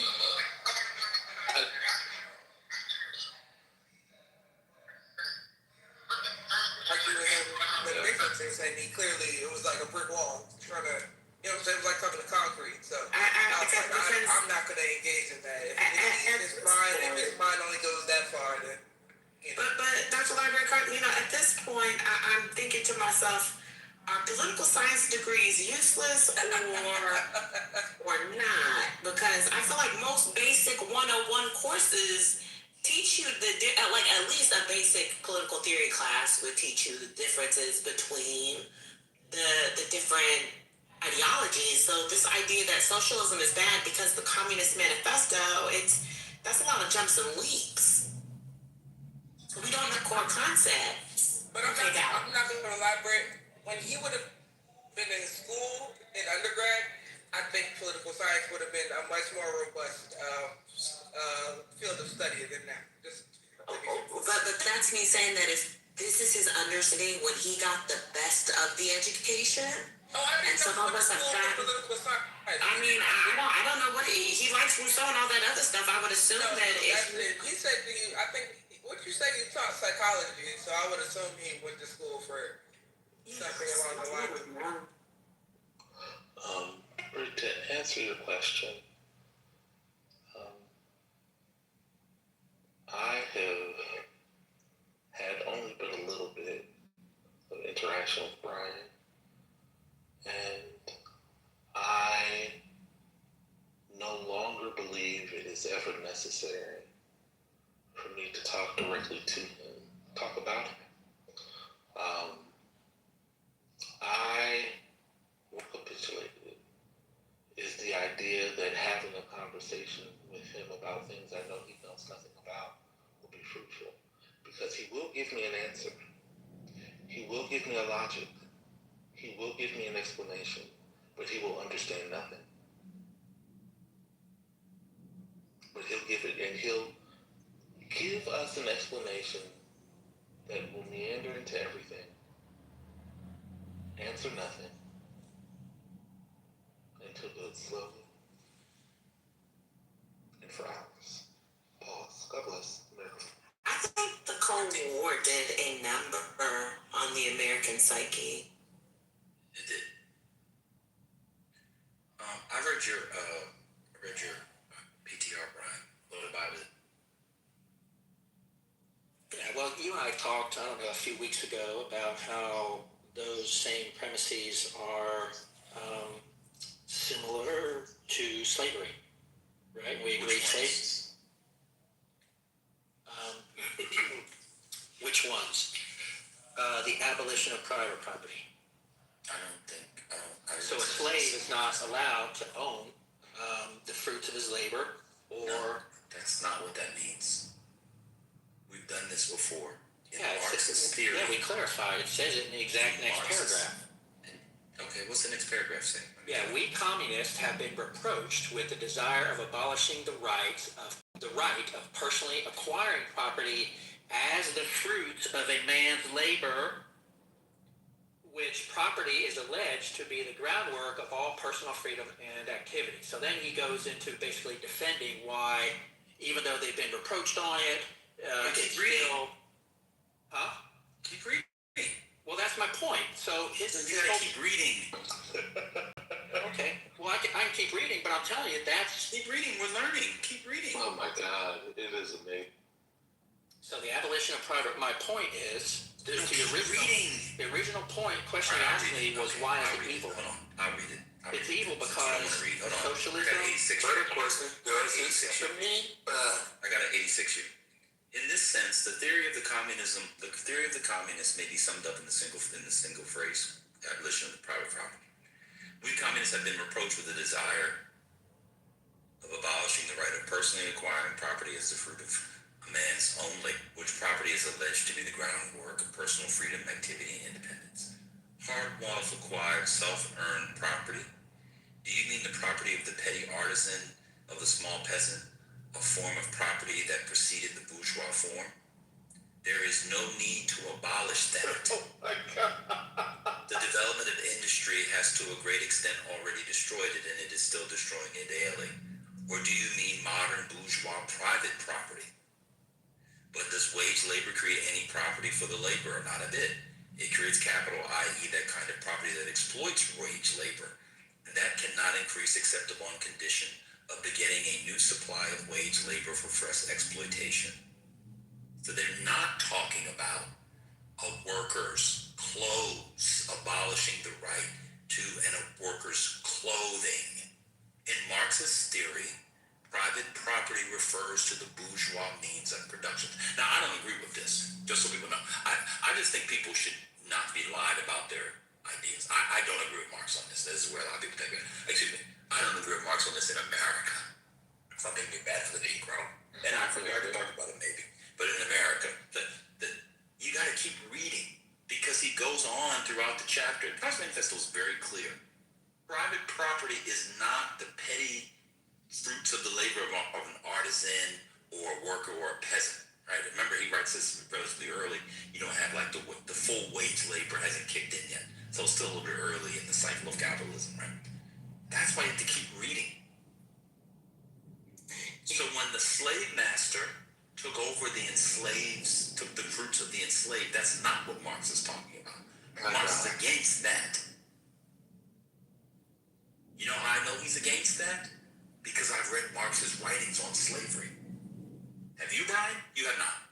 Because you only go back to the same 2 pages. You got one highlight there and stopped highlighting the rest. He actually explains what he means as the chapter unfurls. It says it right there. No. He tries to differentiate between personal and private possessions. So he's trying to make this arbitrary. That's how we translate it. He's trying to make this, silly, arbitrary distinction between.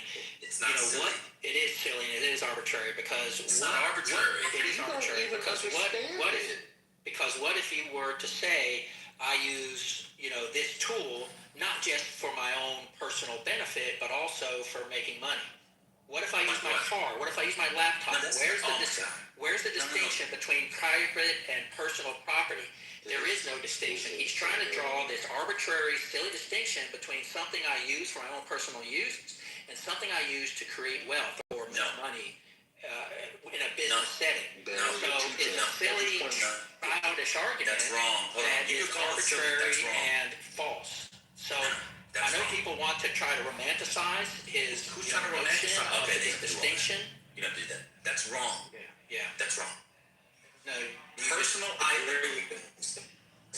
No, that's wrong. No, I'm not. Because I had to read it. To get to grad school, I had to do it in the German. Güterschlaufen. I'm telling you. What's the German word for that? That was funny. Of course it's not. It's like Präventermegatungs or something like that. It's referring to means of production like banks. It's not referring to a hammer or a sickle. How do we know that? Well, we read the whole book. That's how I know that. It's referring to things. Hold on a second. It's referring to farms. It's not referring to your coat. I'll give you an example. In Lenin's USSR, based on what you were saying, Brian, could people own homes? No, but of course they did. Could they own businesses, according to what you're saying, Brian? No, but of course they did. One thing that's cool about people like discussing ideas is discussing ideas, but you can't mangle other people's ideas to make your own silly points. Again, I don't agree with. I'm almost done. I don't agree with Marx, but at least to learn from it, we should be honest. You lack on some of these matters. I'm being very honest. Fundamental honesty. So what we'll do? 1 second, sir. 1 second, sir. 1 second. 1 second, sir. 1 second. So what we'll do one day, we don't have to do it in my own room by you. We can co-mod it. We're just going to read the It's very short. And we'll go through the parts where he defines these things. It's really quite simple. He's talking about what he calls bourgeois property. It's all about the rise of the bourgeoisie. That's the whole point. Interestingly enough, he kind of celebrates the rise of the bourgeoisie because that's what's going to get you closer to communism. That's a different discussion. But you never talk about that either. So we'll just do it in a room. It's really that simple. He's not talking about a tool. He's not talking about he's talking about factories. But as you say, if the factory is for national defense, it's okay for the country owns. Isn't that was I got it on. I got it on.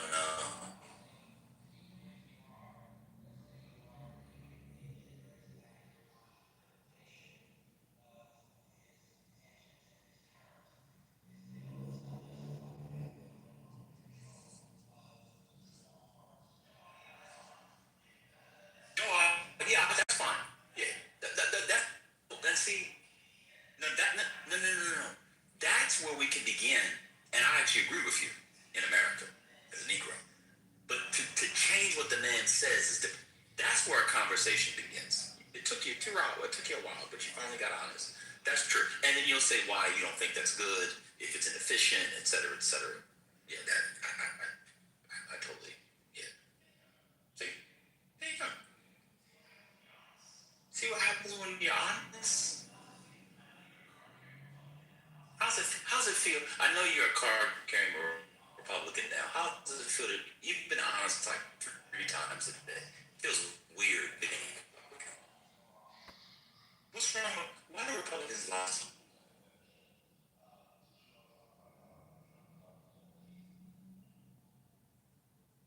Oh, Brian, I guess we're done. We got Maya, brother, produced.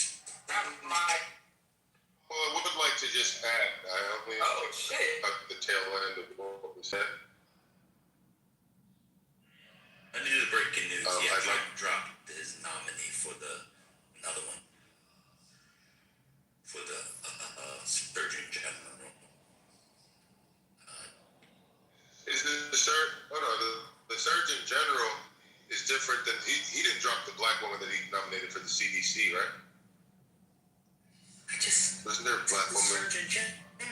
No, I'm just trying to remember. But is the I know there's a Surgeon General and there's a CDC. I'm trying to remember the black woman that he nominated. Was the C director? So the Surgeon General. Okay. Or just dropped somewhere. But the main question, in the same way that you can read the Communist Manifesto and pick out things that, have certain truths and value, even though the full import you reject, it seems like. That's what I was able to gather from your discussion with Brian. I didn't mention any truths or value. I said if someone defines a term, especially in translation, we should just stick to the term. Okay. I didn't say anything was true or valuable. Okay, I'm sorry, that was a misunderstanding. let me just ask you directly. Why can't I do that with Donald Trump? Go ahead, ask the same question you asked. I wasn't even going to bring up Trump. I was going to bring up Hitler. I'm curious if you Adolf Hitler? Because Adolf Hitler because put the voice on. In the past, I have to in order for me to speak in a way that flows and makes perfect sense. I like to speak in this way. What about Hitler? What I would like. What about Hitler? Excuse me. What about Hitler? My question was because in the past people have said, "Oh, Trump did this," and that makes him like Hitler. I thought you weren't bringing Hitler in. I mean Trump. No, Trump. I'm not bringing Trump. But what I'm saying is this about Hitler. You just brought Trump in. What's going on, Anthony? Well, that was aside. Really, the point is this. Okay. Are there aspects to Hitler's rise to power? Yes. That we can. I haven't even asked the question. So what are you answering yes to? I know what you're going to ask, but the answer. But the room doesn't know what I was going to ask. I apologize. Go ahead. Yes. Are there lessons, valuable lessons that one can take from Hitler's rise to power? Yes. Okay. So inhaling and exhaling is essential to life. Beyond that, what I'm saying is Nazi Germany. Although the full import of what Hitler did was beyond what evil can truly begin to describe, at the same time we can recognize that there were things that Hitler did that are valuable that we can learn from in terms of being effective, in terms of being effective leaders and effective communicators. Wait, are you saying? Now hold on. I'm confused how you're asking the question because you could be asking the question in a very offensive way or not offensive way. Are you saying there's lessons to be learned in terms of people shouldn't do this because a bunch of people die, so we learn through bad, horrific leaders? Or are you saying there are good things that he did? No, what I'm saying is we tend to take Hitler's most nefarious deeds and we reduce him to that, and that's fine. And I'm not here to take credit for him. There were no good. There were no good deeds. Okay, so then you're saying, well, good deeds. I guess what I consider a good deed versus what you consider a good deed probably. Well, then, yeah, that's what I'm saying. Give it specifics. So, what's a good deed from Hitler that you saw? What I'm saying is, I haven't fully researched it. But in order for why would you ask the question? I didn't understand what you're saying. He started with the premise that he believes He murdered his political Don't tell me what the premise I started with. I know what I said, brother. He started with the premise that he believes Hitler has done good things. No, I didn't even say that. But we just focus on the I bad. didn't say that. That is not what I said. That is not what I You said. did. You said you did. He's laughing at his own narrative in his own mind. No. You said he did good things. You were saying for his leadership, we could learn from because they were good. Well, no, I said that there are lessons. Maybe he was an I effective. said no. The terms I use, I don't like to say that good things. When I said there are lessons to be learned in terms of being an effective leader and an effective communicator.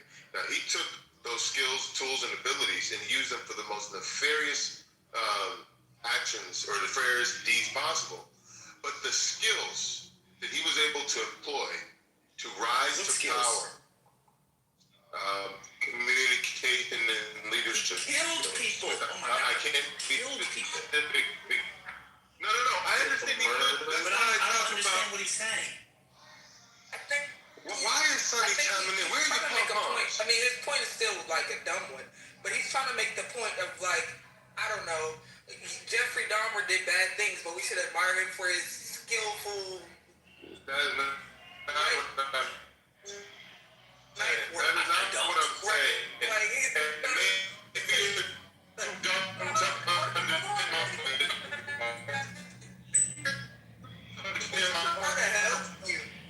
because we didn't. And Igor, but I'm trying to build the better minds in this room. and stuck his dick. And with Dan, okay, I'm a bit of the minds in this room, and it's not you, Igor.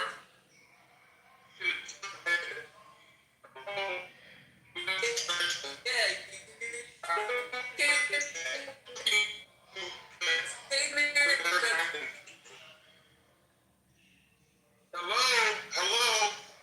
Man, we have a discussion without being interrupted. Shut your bitch ass up. And if I wasn't a Christian, I'd smack the shit out of you. But luckily, I'm a Christian. So shut your bitch ass up. Now let me ask Ben a question. Ben, can we just, Ben, are we able to have a conversation without being interrupted? I wasn't talking to your bitch ass. So shut your bitch ass up. All right, anyways. All right, Father, forgive him for he knows not what he does.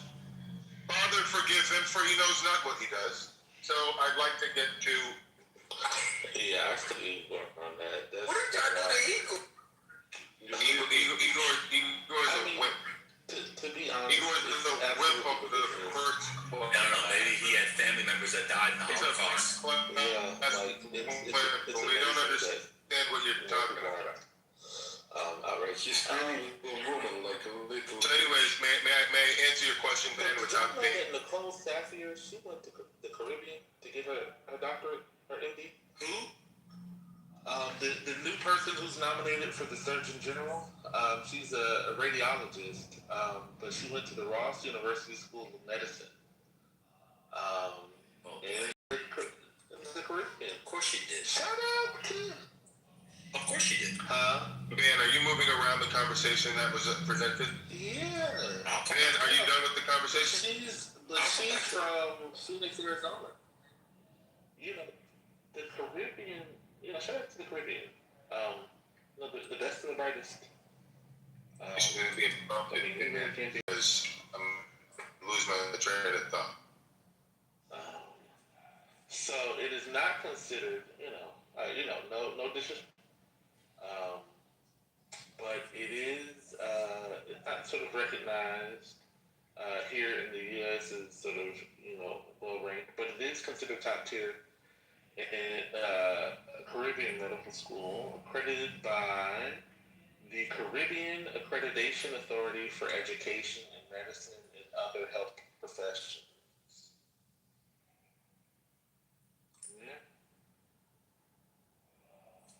Rice University's holistic approach. Okay, that's the best and the brightest. I'm glad they don't have blacks there. In the administration. I'm glad he got rid of DEI. Getting the best and the Yes, most that's following. bizarre. That's a bizarre one. That's a bizarre one. You say you got the best and the brightest in your Surgeon General. With all due respect, I know somebody with the med school there. They're not the best and the brightest. That's why they go there. I don't know how this is not DEI. This is a weird one. So he went from a web influencer, right? Do you think Barry? That's what I was going to say. I think it's Barry. Barron is helping him make the picks. Clearly, if these are all influencers getting all the jobs. Although I could tell you one thing about Ross University, it's not. It is actually an American started Ross University. It's an American institution. Mostly Americans go there. Yeah, it's Yes, like but they Indians can't have get into medical schools. US Yes, the ones whose cause can't get them into U.S. school go there. Because I met people who went there. I met one Indian guy who was white. He was a neighbor, and he was telling me. I was like, yeah. He says, you from the Caribbean? I said, how do you know? He says, you have an accent. He said, I went to Ross University, and I was like, Ross University? I lived in Illinois, and I was like, where's that at? It was in Grenada. I was like, what? Or wherever, which island he said was like, what? I never heard of that school. And he was telling me that it's an American school, but he was able to get actually residency placement. He was, I guess, one of the lucky ones. I heard some people don't get it from that school. Wow, that's what's up. Wow.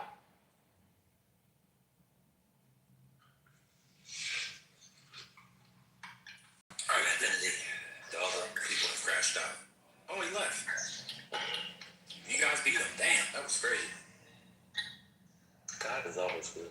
I don't know why y'all don't like having Infinity defend. Don't do that. Why do you guys not like? Well, I don't see recording the audio. Why couldn't we have him defend Hitler on the audio? I don't know. Y'all just. I would have loved to have him. He's about to defend Hitler. Well, he's The gonna do room it is being later. recorded. I would have loved to have that. He's gonna do it later. I guarantee. No, it's not. I'm sorry. You know. If he catches you in here, he's gonna come and try. He's gonna be like, Ben, I'd like to continue our. Yeah. I would love to hear it.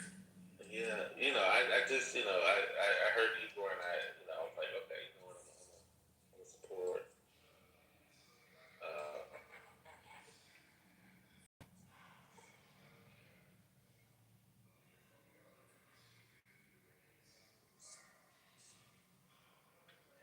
Listen.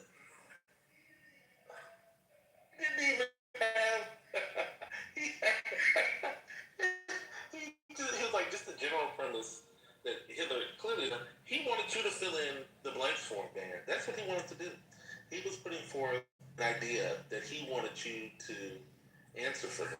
He was actually having you do the heavy lifting.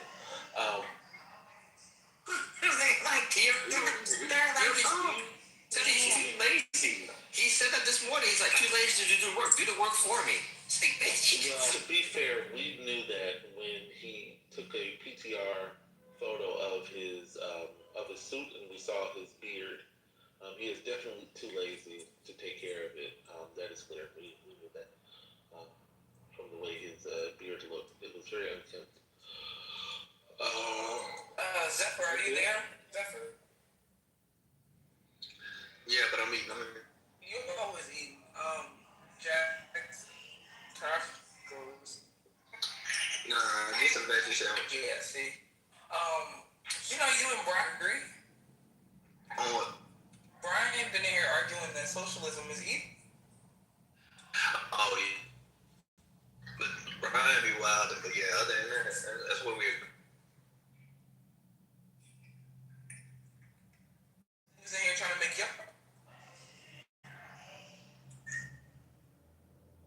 He a Looney Tunes. She act like that with everything. I know.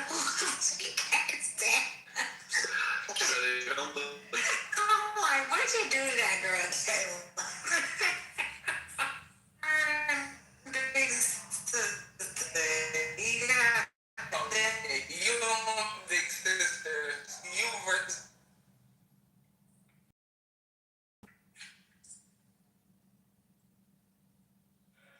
Go ahead, Trent.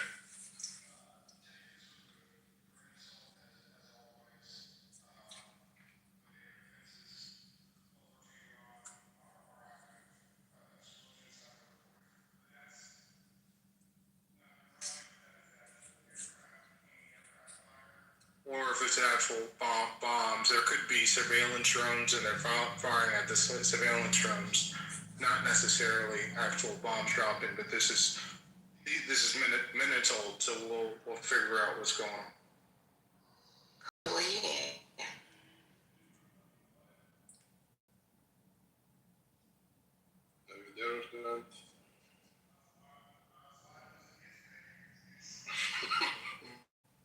Why would you say to take this with a grain of salt and then I don't understand? Could you just say it in your head next time until you have at least 2 grains of salt to offer? But reform is breaking news. He has to be the first to publish. First out the door wins. Just saying. And Trent, so is America winning the war, or are we still at a stalemate, or are we losing the war? What's the latest update? No one knows the answer to that. Man, is your name Trent, bro? Bro, I asked Trent a specific question. Well, let him go, and you could go after. You just want to Oh, I like anything he says you're gonna. I don't want to fight, but you just interrupted Trent. Come on. Look, man, there you go. After that, you want to eat my sandwich? Go ahead. No matter how you respond to that question, he's gonna.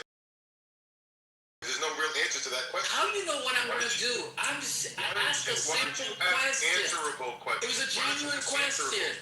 But why don't you ask answerable questions? Why are you asking questions that just going to put in the position to speculate? Okay, man, Finity, are you an idiot or not for voting for Trump? Well, it's Clubhouse, so what we do is speculate. That's why we all talk. I don't mind answering. Well, we don't have to always speculate. We can, but then that's the okay. Let me. Yeah, stop interrupting. Okay, I'm trying. Let me speculate. I'll speculate. I'll say right. I think we're winning the war, but the political effects of the war, I will say at this point, he is now losing, and specifically the Trump administration. It's not only. It's already lost, of course, amongst the Democrats and independents, but you're seeing significant departures, as many here have pointed out, from the right and from Republicans. They don't understand the amount of money that we're spending, which is around $25 billion already. Some estimates are as high as 40 to 50 billion at this point, and what new deployment, what the exit strategy will be. So I will say at this very moment. The U.S. is losing the war in the eyes of most.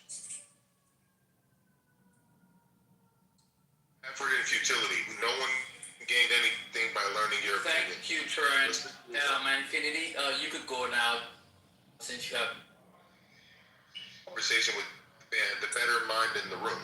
I'm appealing to the better minds, not the simple minds who can't understand my point. My only point is that even of the most evil figures in history, there are lessons to be learned in terms of how they rose to power, how they communicated, how they led.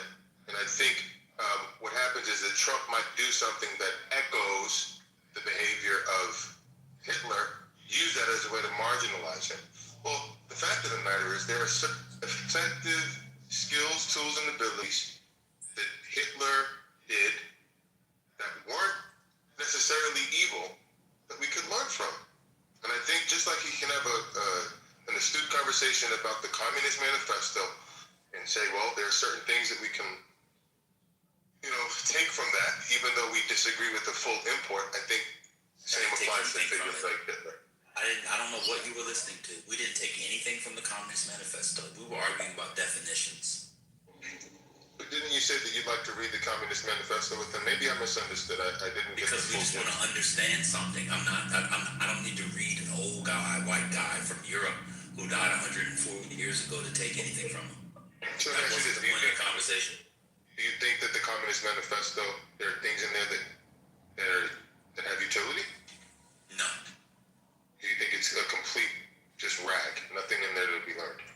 No, I think it's an antiquated document at this point that it's important to understand its place in history. But I don't think Marx could anticipate the state of capitalism or that doesn't anticipate where we are in the capital right now. No.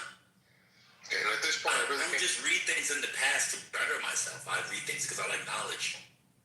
I don't mind, real quick before you respond. It is now broken from the Iranian news agency that the aircraft fires in response to FPV drones. These are reconnaissance drones. So the explosions I heard are not bombs that have dropped. But obviously, for the next few hours, all eyes will be on the skies. See you guys soon. Yeah, there's nothing to. I don't even understand how Hitler fits in. Like, if you want to learn a rise to power based off great speeches, why you would use Hitler? Like, there's nothing positive to be gained by what he did. He killed people. He intimidated. Let me give you an example. but that's a The Nazis annexed Austria. Remember, they were trying to surround Czechoslovakia. They annexed them in 1938. Then there was a plebiscite. 99% of the people said yes, we want Germany to annex. It wasn't because of Hitler's great speech or persuasion. The Nazis invaded the country. They had good relations with the Standesstaat from 34 to 38. And then Hitler said, I want it, because the Standesstaat was like, maybe they're going too far. He said, that's fine, I'm taking it, it's mine. They invade. They have a plebiscite. It wasn't because, Hitler's a great speaker. We can really learn. You know what you can learn from Hitler? Invade a country that's more powerful, and people are afraid to vote against you because otherwise they're being shot in the street. If you want to learn, if you need Hitler to learn from that, that's fine. That's Hitler's rise to power. But I think in the same way. Listen, this is strange. Why don't I? It is strange. I tend to stake out these strange positions, and maybe I do myself a disservice in doing that. But in these, because you're not being genuine. You're being fundamentally dishonest. That's why. I'm not though. No, you just want to In the same way, Thomas Jefferson raped his slaves, spoke against slavery, yet he had slaves and raped them. In the same way, I find figures in our history, complicated, complex figures, I find them fascinating. So it's not fundamental dishonesty. I just look at. But there's nothing to learn from Hitler. What I'm saying is that's like saying I've spoken to people who said, because Thomas Jefferson raped I can't remember, Sally Hemingway. Was her name Sally Hemingway? Sally Hemings. Because he raped slave. What is it? Sally Hemings. Yes. So because he raped his slaves and because he had slaves, that's what he's reduced to, regardless of how he contributed to the birth of this nation. We're going to reduce him to that one evil and marginalize him. And I think we do ourselves a disservice by doing that, because Thomas Jefferson also delivered some amazing things in terms of what he delivered is what I'm asking. So I think, I don't know all the history, but as far as I recall, he delivered. Okay. Thomas Jefferson gave us the Declaration of Independence. What did Hitler give us? Did he do something with the highway system in Germany? Yeah, you got to jump off a bridge, bro. Okay, so there you go. This is your problem. You don't have to have conversations without being insulting and. The highway system? Is that true or not? We don't need the fucking Hitler for the highway system? The Autobahn. He didn't do that. German engineers did that. So he had nothing to do with that? He had nothing to do with it? We take. No, the engineering. Americans have taken German engineering. Now, see. We've taken. What was his role in the development of the Autobahn? Did he order it? I don't know. I'm asking you since you you brought it up. I don't know about the highway system. Okay. Well, he is responsible for leading on that issue. The Autobahn. But what did we learn? Oh my God. So Hitler having them build a road to you is like Thomas Jefferson's Declaration. Are you? See, you're better than what you're displaying right now. Do you understand what you're saying? What I'm saying is that although there are evil figures in history who are complicated, who have done at the same time horrible, dastardly things, like Thomas Jefferson, who raped and pillaged people of his own. You're not listening. Hold on 1 second. So the German highway, the Autobahn, which I've driven on, by the way, is fucking crazy. The American highway system was based off of that, as far as I'm understand. So idea. I wasn't asking you. Be quiet, man. It doesn't matter, man. Then you just say stuff. You just saying stuff. No, I didn't say stuff. That's the truth. No, the highway system No, in he America. needed to make it. Do you want to learn I don't want to learn something? from you because you're not. You don't have a genuine bone in your body. You have a problem with me. Anything about him. I know. Every time he engages with me, he's insulting. He doesn't. Well, remember, you're only talking to Ben. So you You don't come in here, you got to deal with other people. Calm down. I know, but what I'm saying is he's insulting to me, so why do I have to engage with him? Hitler did not start the German Autobahn. Neither did the Nazis. Yeah, he's. So that's why I asked you, what was his role in the Autobahn? Everybody, one mic on me. That's a separate conversation. You said that there's something to learn. Even if Hitler started the or signed up on the Autobahn, there'd be nothing to learn. What? Do infrastructure projects? Like, I mean, the Nazis had fly-ass clothes. Shout out to Hugo Boss. You just conflated the Autobahn with Thomas. I mean, come on, man. So what can we learn? So let's say it's true that Hitler started the Autobahn. What will we learn from? What did we learn? The American highway system and being able to What travel. did we learn, though? I'm saying. We learn how to develop travel on an interstate basis, which is very important for all. But what did we learn from Hitler? I don't know exactly his role in that, but I know he played a pivotal role. So do you think Hitler is an engineer? No, I don't know he's not an engineer, but if he Right, led so on that, you're talking about an engineering marvel or a set of sort of connected interstate travel and all this stuff. Hitler would have nothing to do with that. So you're saying because he's not the engineer. One second. You're conflating what happens in a country with the horrific human being. Thomas Jefferson, we could look at the Declaration. He did that alongside the horrific stuff. Give me something that Hitler himself gave us intellectually, personally, that we can learn from. Not roads. We don't need Hitler to know about interconnected roads. Okay. I think you're on purpose trying to misunderstand my point. You don't. I'm not. I understand what you're saying. What am I saying, brother? Oh, some good things happened under Hitler, but I'm saying that's not a condition of Hitler. So you're saying that would have happened with or without Hitler in office? Well, it started before Hitler. I mean, I'm giving you the historical fiction that it's apocryphal that it was Hitler. Then the Autobahn into Austria and all that stuff, but the Nazis didn't start. I mean, are you suggesting that cross-country and interstate, intercanton, interprovince roads began in the 1930s? No, what I'm saying is that the American highway system came about in the 1950s, and they used what was going on in Germany as a way to be. They were inspired by what happened over there. Yeah, they learned he was the leader at the time. I just said that. The fact that I know that. that's another lie, Sonny. Sonny believes her own lie. Stop responding to her. Well, tell her to be quiet. I'm done talking to you, bro. If you can't, I ignore her. Why can't you ignore her? Stop. Why can't she stop It's a talking? free act. Because you don't own the room. I can talk So just then why like don't you you let can me talk. respond to her? If she can pipe up, I'm done. you want to put a muzzle on me, don't respond to her. But why not just tell her to stop? I'm done. You go around and pretend not to be a black man. Because him telling me to stop is just as effective as you telling me to stop. Okay, so then why tell me to stop responding to you? Keep responding to me, Kitty. Because I wanted to have the conversation with you. I'm trying to, but if you would just politely tell her to be quiet, then we can keep going. Why?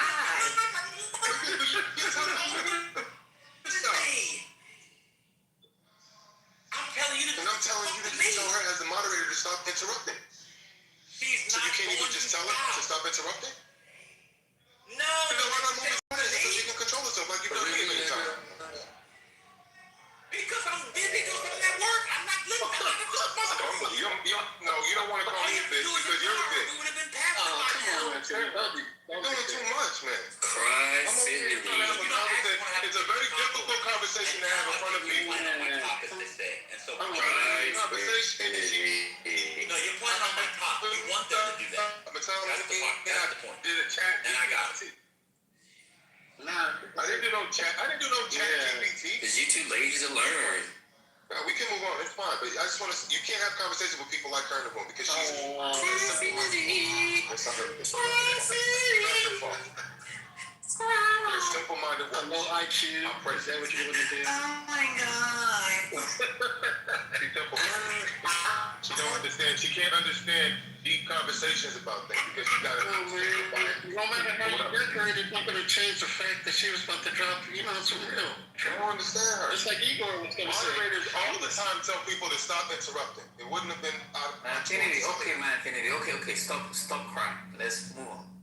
I'm over it. But what I'm just saying is, they want to treat women like princesses. And Bro, that's another conversation. We can have that conversation next week. Can we move on? We can move on. yeah, that'd be good. Okay, cool.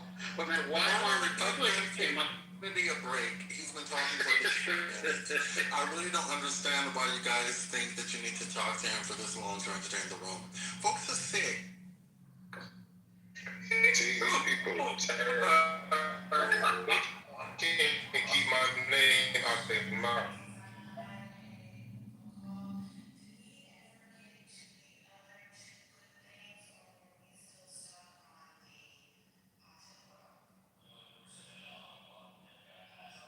No, we kept getting interrupted, Britt. We kept getting interrupted. Well, Britt, we kept getting interrupted. So we got people just keep interrupting. Maybe we could have had a fruitful discussion, but we can't in rooms like this because simple-minded people like to interrupt. I mean, I could acknowledge that, but I also think the lack of understanding of like World War II, or at least Germany during that, what Hitler was doing during that time, I think that like there's a deficit there. So yeah, you could have the conversation, but you admitted that you didn't know a lot. So what kind of conversation can we have? Because the general, although we don't have to, excuse me, I'd like to quickly respond to, although I don't have a complete grasp of all the various details, all it takes is research. But what I'm saying is the general point that I wanted people to grapple with is that we have complicated people in history who are evil and good, similar to Thomas Jefferson, who, like I said, most slaves, yet he spoke out against it. That's fascinating to me. Like, how the hell can a man speak out against slavery, have the awareness that it's wrong, yet rape and pillage his own slaves on his own plantation? So here you have someone like Hitler, who thinks he's doing the right thing, but he's doing the wrong thing. He's killing millions of people on the basis of their, he's killing people on the basis of their ethnicity, thinking he's doing the good thing. He's under the influence. I haven't brought up one good thing. At the same time, for him to man, fit it. Certain skills, tools, Listen, and they asked you, you said you're going to live, and they're asking you to be very specific. But I'm trying to respond to Britt because what I'm saying is I don't have to Give me one example. The point is that evil figures in history are complicated. And I think we do ourselves a disservice to reduce them to their most dastardly deed and throw away things that we can learn from.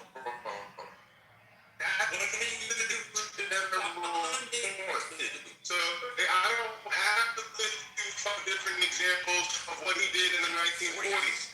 The general point should be understood. That's all I'm trying to say. The whole like his time during the Weimar Republic. What about his time in jail? What about the rise? What about the Dreyfus Affair before then? The rise of rampant anti-Semitism across Europe, the national tenor across Europe, especially post World War I. Like, there are so many things that go into this that for me it's just like, I don't understand with a severe lack of knowledge of like the person, the place, and what was going on. The idea that can then be collapsed into, well, Jefferson was complicated and he did great things, but he's a horrible person, into somebody who is admittedly just a rampant bigot and a horrible person who murdered millions of people across several countries in Europe. And it wasn't just Jewish people. It was the Romani people. There were so many different people who were murdered. Mm-hmm. So you're saying based on some you're saying because particular ideals. And all of this, hold on. This woman speak, man. Let her speak. Why are you being like that, Cool C? Cool C. Keep your eye on the road. Let her finish her point. Cool C, you don't even know about the Southern strategy. You don't talk to me. All right, go ahead. What were you saying? You don't know basic U.S. Finish your point, Greg, please. The only thing that I have to say to finish this out is I don't really know why you would want to equate Hitler as someone upon whom you can learn positive things about, because really I don't see any positives. I just see a lot of negatives there. And I understand, I guess, to some degree, it's a level of sane-washing your president to where, because he's being equated to Hitler, how can I find a positive here? Well, let me find positives that Hitler may have done in effort to make these things make sense. But like, a basic history lesson across several months would help. More research about these things would help, because I think outside of it just being patently offensive out loud, I just don't understand what the purpose or reason to try to whitewash Hitler is. Okay, so I think the problem is that Hitler is a uniquely divisive figure, right, for what he's done. So if I just remove the term man Hitler, forget I even said Hitler. What I'm saying is there are complicated figures in history who have done both horrible things and have also done things that we can learn from. And what I'm saying is we tend to buy into the narratives that we've learned about evil figures, and we throw away certain things that we can learn from. Now, that's all my point is. So when I introduce the name Mike Hitler, when I introduce him, like, are you responding to the conversation? Like, where is this coming from? I'm responding. It was coming from the fact that you mentioned the Communist Manifesto earlier, and I thought you said I misheard. I misheard what you said. Well, you didn't misheard. You just didn't hear it. You admitted. No, I misheard. I misunderstood what you said. Okay, I misunderstood what you said. All right, and so now you want to give out a principle that we don't listen to people who may have done evil. Okay, is that it? Right, that's the general point, and I don't have to give you the example. Right, that's all. We do it every day. Everybody does it. This is not a profound or interesting point. Well, it's a point that needs to be emphasized because people were wondering what it was. 1 second. We were wondering what it was you were going to cite from Hitler. That was important. You mentioned the Audubon. He didn't start the Audubon. I didn't say he started it. I never once said it. I said he was involved in it. I didn't actually specifically. But there's nothing to learn from someone being involved in a thing. Okay. Well, without us knowing the full breadth of his involvement in that, it's hard to say that. The Nazis expanded it. That's it. They were good. Beyond that, you didn't even know that he was in. I thought you said you didn't know anything. I didn't know that he started it. I never said he started it. Now you misunderstood me. Again, Hitler didn't do anything with the Audubon. Okay. All right. Oh, I got it. Mussolini killed a bunch of people based on who they were, but the trains are on time. So we can learn how to run trains. I told you he got it off check. On the good side of Mussolini. No, your mama got it off check because I didn't get it off the check. I was explaining to the man that he did some things that we can learn from. Like now, you want me to be specific? I gave you 3 things without full specificity. What are the other 2? The other things were his rise to power, winning his ability to lead, his ability. So then learning. All right, stop there. So learning about his rise to power, are you saying there's good things to learn from that? Yes, because okay, stop. Do you know how he came to power? The most I know about it is that people didn't take him seriously. Like he was actually promising. Do you know how he came to power? No. So how do you know there's good things to learn about a thing you don't know? Because when I've heard people have debates and discussions about Hitler's rise to power, I've heard people on one side say, for the discussion. What was the good part about his rise to power? I don't have the specifics on the tip of my So tongue. you don't have number 2. What was the third thing you said? The ability to effectively communicate and his ability to effectively lead. So to learn, why do we need to learn about Hitler? I don't know if Hitler's ability to communicate was effective. I don't speak German, so that would be very hard. I look at the videos; they look very harsh and scripted. It's very Kim Jong-un, and if you didn't fall in line, you got killed. But is there something you could speak to about his communication style that we can learn from, that we need to go to Hitler and not say Fred Douglass or JFK or Ronald Reagan? Like, what do we need to learn from Hitler about communication? I say all of them. I say you don't say. I agree that Reagan, and the people that you mentioned are excellent models for learning. But what I'm saying is, what he did, although he used it for evil, and I don't know the specifics, but I'm sure there are things that we can learn from his example. I told you, they killed people. No, but that's what you're reducing him to. And I don't think you understand the full thing. They didn't just kill Jews and stuff in the Holocaust. Oh, maybe you don't know German history. They killed political rivals. When people showed up at events, if you didn't cheer the way you were supposed to cheer, you were beaten. I read a biography of somebody who was finished it last week. They were interned in Italy, and one of his friends was they were in Paris. I think it was around the time of the occupation.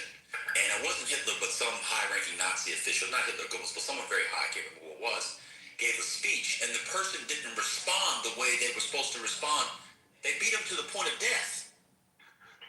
Yeah, but that's not what obviously that's not something I would want to learn from. So, but what I'm telling you is, you can't name anything that Hitler did outside of threat of death that we can learn from. Okay, so you think everything he did was... Yeah, that was the whole point in 33. Okay, from my understanding, from what I've heard people say that has gone unchallenged, was that the people who put him in power, they didn't take what he was saying seriously. Like he was signaling to people what he wanted to do, but no one took him seriously. And then he basically got into power and he used all kinds of tactics to get people on his side. That's wrong. Okay. What historian said I've heard that narrative go unchallenged and people disagree with one another. So I tend to believe... Rules where? You mean like in the history department, like a German history department room, like seminar room? No, I'm talking about various debates I've seen through the years, conversations that I've been party to. Oh, let me get it. Not only on Clubhouse, but it's also... Was Hitler elected? My understanding he was. That's what I thought. There you go. I'm done. Who's next? I'm done. This is... Oh, because I got to throw you down. How'd you get back up? I did it last time. Take your ass back there. I knew you did. Yeah. 2 for 2. Hurricane, down he goes. Down he goes. He's never going to get a badge. Don't do that. Do you get thrown down for that? I mean, do you lose a badge? Yeah. He didn't have one to lose. For that. Oh, good. Him not having a badge is like calorie-free, fat-free bacon that tastes like real bacon. It's fantastic. So what was Infinity? Hitler was elected to what office? You're quizzing me on things to denigrate my input. It's not to denigrate. What I'm trying to show you is there's lots of myths about Hitler that right-wingers, neo-Nazis, Russians, etc. in the world put on the internet that people have just taken. And so how do you know what's true? And so it's part... Let me just finish. And so there's this large narrative that's come back around on Hitler because history is so bad that people think he won a popular vote in 32. Or like he was elected in 32 or 30, whatever it was. So he wasn't elected? No. Well, he was elected. Not in 32. He was appointed. Appointed as chancellor. He was appointed as chancellor.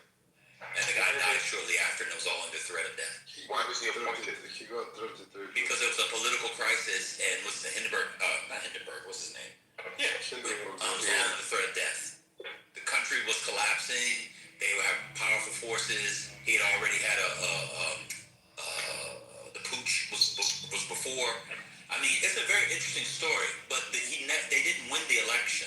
They came in second. So what is the narrative that I've heard through the years that... Hold on, he's giving you the history. You don't want to hear it. No, I couldn't hear him, I'm sorry. Oh, okay, go ahead. Okay, so 33% he got in 32, and the Hindenburg picked him because he thought he could control him more easily, because there was also the fear of the communists and so on, so he wasn't elected. And then in 33 he got 99% of the votes after the Crystal Night, but yeah, obviously. Do you know what Crystal Nacht was, Infinity? I do not. So you don't know what Crystal Nacht was? No. Okay. But you believe that we can learn something from him as a political figure, and you don't know about Crystal Nacht. No, not Crystal Nacht. Wasn't it the Night of Long? I mean, but both are bad. Both are bad to be. Well, Crystal Nacht is... Long Knives is first. It's 34. Yeah, Long Knives. So you don't know about Long Knives or Crystal Nacht, but you believe we can learn from his great speaking. Oh, let me back up. Do you think Hitler was a great speaker, Infinity? I don't know how to qualify his speaking ability. No, I was making sure. So you don't know about the Night of Long Knives or Crystal Nacht? No, but I would say he's an effective communicator. I don't know about great. Yes, any nigga's effective if you're killing your political rivals. What the fuck? No, because you're reduced. Listen, that's what your interpretation is. That's not what I've heard. Interpretation. But that's not what I've heard. I've heard discussions about... You didn't even know what the Night of Long Knives is. But that doesn't mean you have an opinion. Just because I don't know what the long knives are or whatever you just said doesn't mean I can't have an opinion based on my limited understanding. No, you can have an... Of course you can have an opinion. I'm saying, what is your opinion informed by if you don't know about the Night of Long Knives in 34? My opinion is informed by being present when discussions are being had with regard to how Hitler came to power. What about the brown shirts? Do you know the brown shirts? No, I don't. But what I do know is that they say that the people that put him in power didn't... Oh my God. Yeah, we already talked about this. Wait, I don't Infinity, have you ever heard of the name Ernst? Was it Room? You asking me? Ernst? Yeah. He does not know who Ernst Rome was. Not a chance. Yeah. Doesn't know anything if he doesn't know the brown shirts. Right. You like, oof. So wait a minute. So well, my point is not hindered by me knowing the various details of Hitler's rise to power. To a degree it is. Right? But you don't know any of the details. You haven't given us any details. You're telling us you heard something and you haven't bothered to look into it, and you're totally uninformed. And now you're trying to say you don't need. Because I think part of it is you don't know all of the building blocks that get to his rise in effort to say that something could be learned here. You're just giving a conclusory statement, and you have no factual basis for it outside of the conclusion in and of itself. Infinity, what's the difference between the essay and the SS? You're quizzing me to show myself. No, I'm not. I'm just asking, do you know the difference? No. Do you know what the essay was? Salvation Army? I don't know. No, in Nazi Germany. Do you know what the essay was? No. Do you know what the SS was? I've heard that. That's more familiar to me, the SS. Okay, what was it? I'd be guessing at it. I don't remember, but I've heard of the SS. But what was it? Is that I'm guessing. I don't know. No, I just so this is how you can be effective as a leader if you're Hitler. Get an essay and an SS.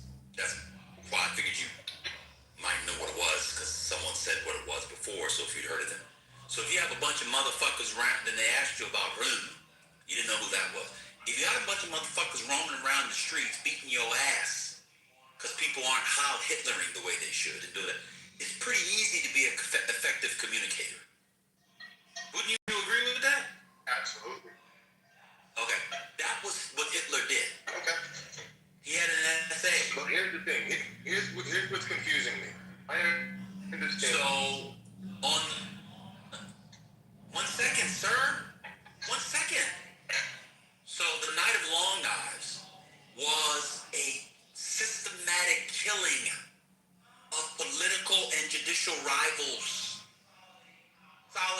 Stalin did it a couple years later. Well, you started in 34 with the assassination of Kirov. But let's just say really in 36 into 37. You know what it was called in the USSR, Infinity? The Great Purge. It's called the Great Purge. We should do that ban in this room. Continue. You got Kirov, you got Polovetsky in Ukraine. These were Stalin's right-hand #1 boys. But here's why I'm confused. You're not even listening to learn. So you don't actually want to learn. No, like, oh, okay. Who was Kirov? Oh, who was Rum? Oh, who's between the SS and A? You just want to go back to what you're going to say anyway. So I'm going to shut the fuck up. I'm happy to engage with you about the history. The problem is I don't know if this space is aligned for that. If you want them to dig into that history, you want to share it? Shut the fuck up! No, Why would you even talk? no. Not going to happen. I'm going to continue to talk. All that energy was wasted because I'm going to continue to speak. But you're not interested in knowing the difference in any of those, are you? No, I'm interested, but I didn't know that this space allowed for that in this very moment. I thought you wanted to get back to it. Right, if you really want to engage, I have questions. I'd be better. I think I'd be better served by Ask the question. Yes, Manfinity, but would you do this every argument? Like, why can't you just research before you have the conversation? That's all we ask. Like, we really want to genuinely engage your points in good faith, but you never have your points together. I was just trying to understand how he thinks. See, I've walked in the middle of the street once, and then in the middle, I thought maybe I should see if I have to walk signal or don't walk. But I was in the middle of the street, so it was okay. Everybody could engage with me there. So, like, man, we really litigated with Brian for hours. We litigated with Brian for hours. You don't think we have the bandwidth to do it with you, but at least come with something for us to work with. Something. That's all we ask. Absolutely right. Here's the problem. I was making a general point, but then I get pressed on points. I made a general point. Wait a minute. Hold on. I'll make the general point that we can learn from. We agree with you on the general point. Hold on. So that's the only point that I made. But the reason, just I wasn't prepared to have my talking points ready about Hitler's. I make claims that were generally understood. We already agreed that you can learn from evil figures. But then, the problem is, then I get pressed. Well, what do you know about this? What did he do? Give me the three things. And then everything fails. I'm here to have that discussion, just that's really what I was hoping to do. You're the one that brought up Hitler, though. Yes. Right. Yeah, and genocide.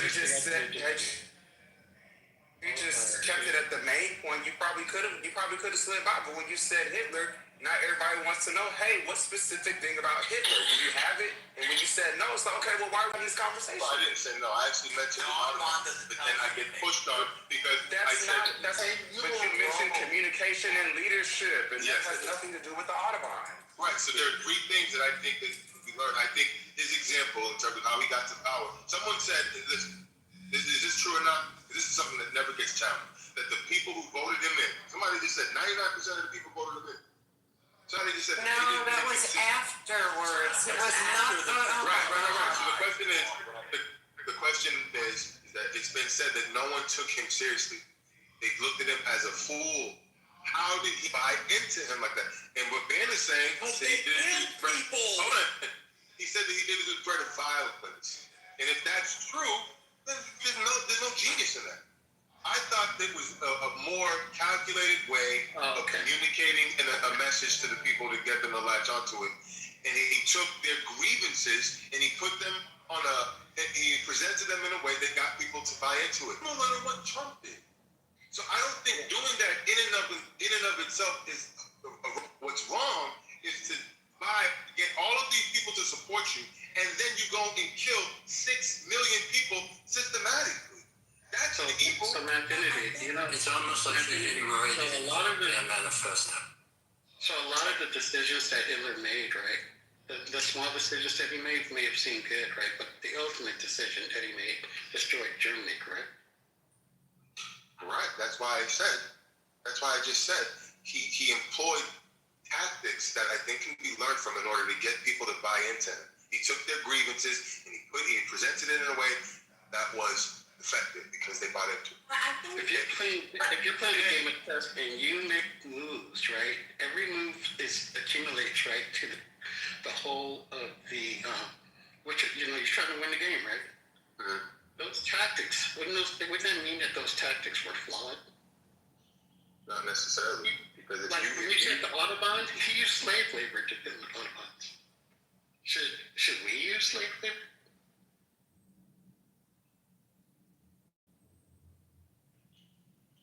no, I'm not saying you should use slave labor, but Americans were inspired by what he did. And that's not the Americans were inspired by inspired by the engineering achievement of what was done, and that was created before Hitler by the Weimar. It was a plan that was designed on the engineering level before Hitler, and had nothing to do with Hitler. In fact, Hitler probably fucked it up, to be honest with you. Well, the slave labor kept costs down, to be fair. I would agree with that.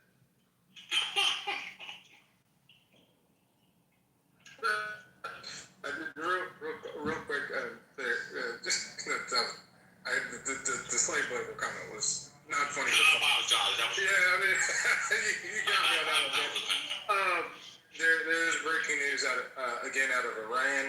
Iran has now attacked Ibril, particularly the Iranian Kurdish opposition with drones. So there has been a confirmed explosion of, I believe, multiple drones there. So we are beginning to see a intensifying in Iran again. Thank you, Trent. Appreciate it. I was going to say about Hitler, and now, Anthony, I'm going to take your... Oh, he left. Thanks, God. He left. Oh, that's crazy. One thing about Hitler, RG, I don't know what you think about this, but of, like, evildoers in world history, he's, like, uniquely unlearnable from. Like, that's the crazy thing. Like, you can learn something from Jefferson, Maximus, there's nothing to learn from Hitler on, like, the positive side. Nothing. Literally nothing. I was trying to think when he's saying like what? Yeah, nothing. Like he didn't establish an empire. He's sitting here essentially advocating of Goebbels. It's fucking insane. So that was wild. To be clear, that was... You know who Goebbels is. Well, there's that, but I think the other thing is had he even talked about the propaganda regarding like some of the filmmaking with Leni Riefenstahl or something like that, then I wouldn't say he had something, but it would be at least something. But there's nothing that I can think of that there's not one single... Profiting off of pre-existing culture. Science. Also for people who are interested on that period 32-33 when he was coming to power, also one chapter that is often not seen is how Goering was chief of police of Russia and basically made the secret service and the precursor of Gestapo, and that actually helped a lot. They get votes they got in 32. So that is very interesting read for people who want to dig it a little bit deeper. So, his mind would didn't we learn, his mind would from the scientists that came from there, who came to America to form... We're talking about Hitler in specific. We're talking about Hitler, not but scientists. But he trained them. He had them learn. No, Hitler did not train the scientists. Shut the fuck up. Wait, Hitler trained scientists? What are you talking about? Hitler was a physicist? But the scientists were under him were designing stuff for war technology. That war technology we brought to America. Are you dumb? He set up. He's talking about Hitler's individual gifts. Shut the fuck up. So Manfinity would shut the fuck up. So Manfinity would probably, blow a gasket when he found out that not only was Hitler's rise to power fueled by anti-Semitism, but also anti-black racism. I've talked about on this app too. There was a thing called the Spartakushanda, the Black Terror or the Black Horror. Like there was a lot of shit in Weimar. Things really lined up well for Hitler. Cool, see, I gotta be honest with you, bro. You're an idiot. If I You're an absolute idiot. If I can add to that, because this is one of my favorite subjects, you are correct, Ben. One of the primary reasons that Hitler lost and the Nazis lost the war is their anti-Semitism. Had they not forced out the scientists that were ahead on rocketry and nuclear technology, or the theory of nuclear technology, I should say, had they not forced those scientists out of their country, they actually may have developed the nuclear bomb first. And it is his anti-Semitism that ultimately led to his demise. All right, Brian, what positive goods can we learn from Hitler's? Michael, you. Yeah, I think if you think about the leadership profiling that's been done by CIA entities, so what they're doing is they're building leadership profiles of Putin, of modern day leaders. There have been attempts to better understand the psychology of people in these positions, and so it's been used for understanding how Putin or Kim Jong-un or somebody like that might react. So the notion of taking his methods and tactics and goals and all the things that we know about him and creating a personality profile can help us predict future, bad behavior or future behavior from other people. So when you study those from a personality or leadership perspective, you can see, well, Putin is likely to respond this way. So if we propose this treaty or this punishment or whatever, here's how he's likely to respond. Oh, no. We all agree with that. No. We all agree with that. He was saying that there was something that was usable for Americans, for example, in leadership based off Hitler. Not like, no. We all agree with you on that. That we agree with. That's what I thought he meant at one point, and then everybody was like, that's not what he meant, because for whatever reason, I'm deeply Christian, so I pity the fool, shout out to Mr. Teak, and they were like, nope, he meant Hitler had good qualities, but we agree with you on that. I don't know what's going on. Is it the right wing, like MAGA, the Hitler pipeline? Is this part of getting a MAGA merit badge? You have to go online and defend Hitler for a month and then record it and then play it to the Stephen Miller and ironically and others, and then you get the merit badge. Like, I don't get it. Shout out to merit badges. Sometimes you have to go to special conferences to get specific merit badges because your troop couldn't do it. The not merit badges were always the most rewarding to get. I think another one might be, this isn't directly related to Hitler, but I forget Goebbels maybe. So the Milgram, you're probably familiar with the Milgram experiment, where this was it Zimbardo? So basically they set up an experiment where there's a teacher, a tester, if you will, and they would bring in so-called subjects, and the teacher, the one administering the test, would read aloud different word pairs or different Q&A type of prompts, and if the receivers, the learners, didn't respond accordingly, then the teacher was supposed to give an electrical shock to the respondents. And so the notion was, how could Hitler or Goebbels or whoever in that regime get so many people to kind of buy in, as foot soldiers, as leaders, as officers in this, evil empire, this evil regime, this evil movement. And so what would happen is the actual participant or subject was the teacher. Everyone else was a Confederate. And so when he was supposedly turning up the dial as the learners gave, supposedly false or incorrect answers, they were not given electrical shocks, but they would simulate, they would scream, they would writhe in pain, they would pass out, supposedly. And so the test was designed to understand if a person has power as in the test administrator has power and authority over the dial controls of the voltage or electrical shocks given to the supposed test takers, then how far would that person go? Because it was like a dial up to like, I don't know, 500 volts or something like that. It was like almost a lethal dose of electricity just for participating in this, false study. So they were trying to study, if you are given power, what would you do with it? If you are given orders to, give these instructions to these test takers, and you're told to punish them for, let's say, incorrect or whatever answers, how far would you go given that power and then just given this arbitrary set of instructions as it relates to the punishment? So, I mean,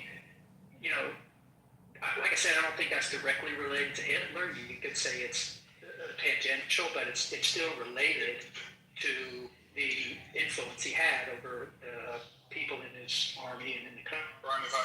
So Zimbardo was the Stanford Prison Experiment, not Milgram, and both the Milgram and the Stanford Prison Experiment have been debunked.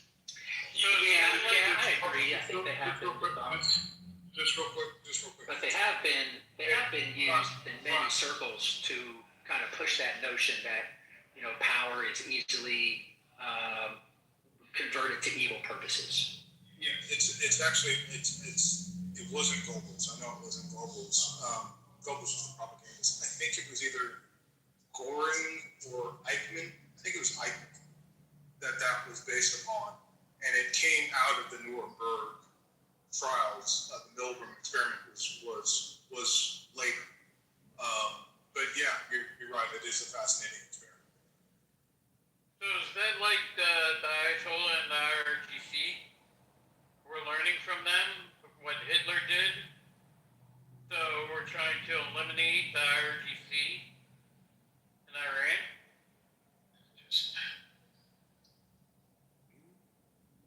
Because they're the leaders and they're the ones killing people in Iran.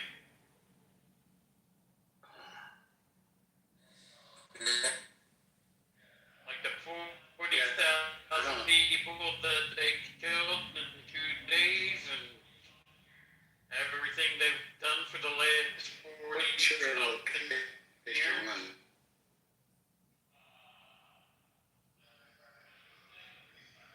Ha ha ha ha. What you were saying?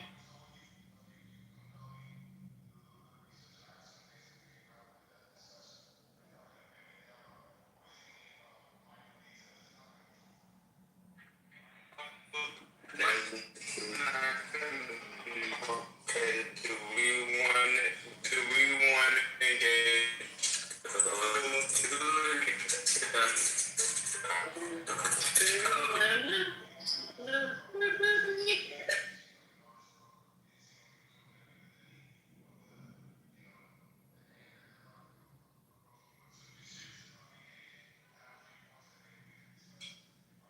Oh yeah, no, I'm not the one to engage with. I just have good critical thinking. But I bet you even okay. But the problem is nobody else wants to discuss it with me. But the thing is, this thing. I think you can I wasn't talking to you, Hurricane. Please be quiet. He said. Adjust. I didn't hear him say no. He said that no. What he said was he doesn't think he's the one to engage. But what I'm trying to emphasize to him that these points are widely agreeable. Not agreeable, you mean agreed upon, right? They're agreeable points? Oh my God. Tara, I would love to engage with you. You seem like an honest girl. You know what? I think someone who literally just sort of went to ChatGPT or whatever you just did to try and learn about the Holocaust and Hitler when fundamentally you had no information about it before you came in and started talking about it is not someone that I'd be willing to engage with. I have relatives who had the Holocaust. I am really not interested in having a conversation with someone who basically is slumming, as it were, and does it. All right, that's fine. But it's not that I don't know anything. It's that I don't have as much information as you do. I do have the beginnings of information, concepts of a plan, if you will. Right. And I don't think you expect That's You that. do.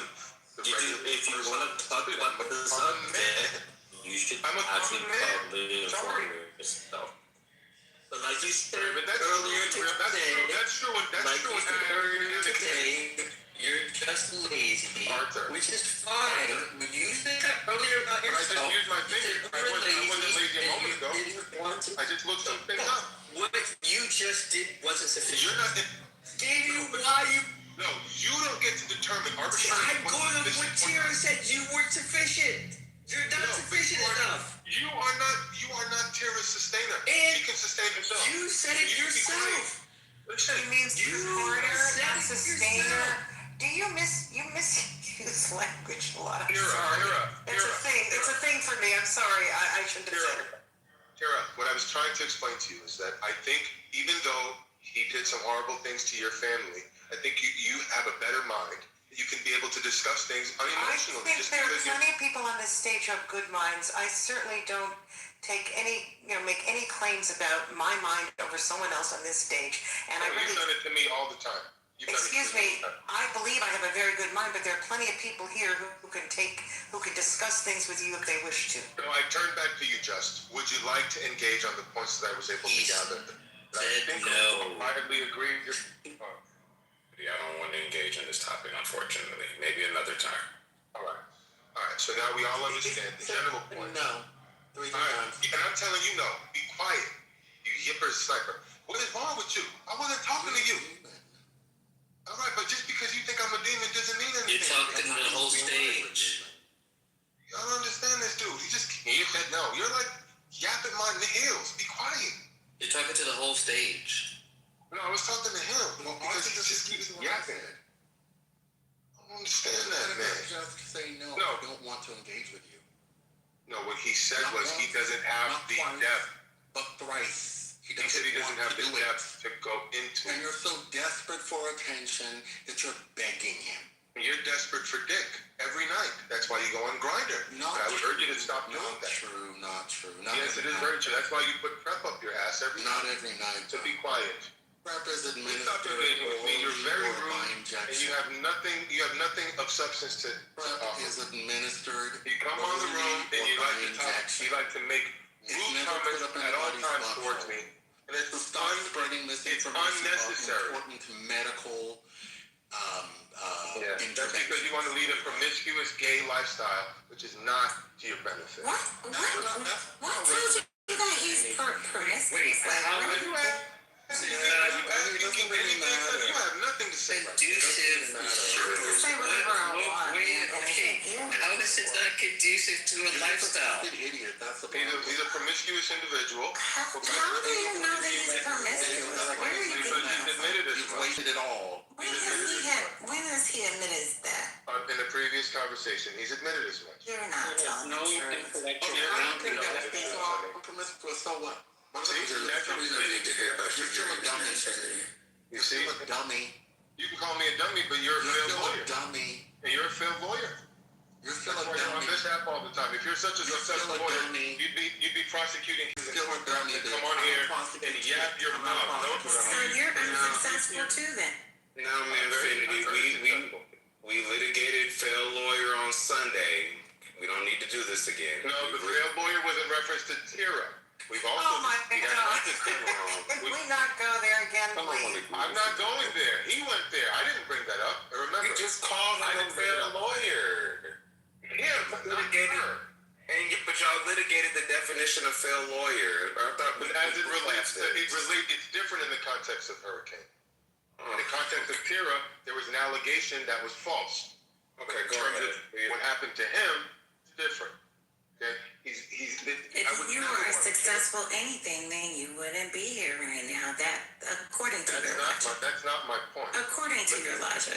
No, you're misunderstanding me as always because you're simple-minded. She's not misunderstanding. Yes. You're a bitch. That's not what I said. I never once said that. You said that, but you're interpreting what I'm saying in a simple-minded way because you don't have the breadth to understand my general point. Right. And that happens constantly. That's the right use of that word. That's right. In other words, you don't have the range. He doesn't even know what it is. Sonny.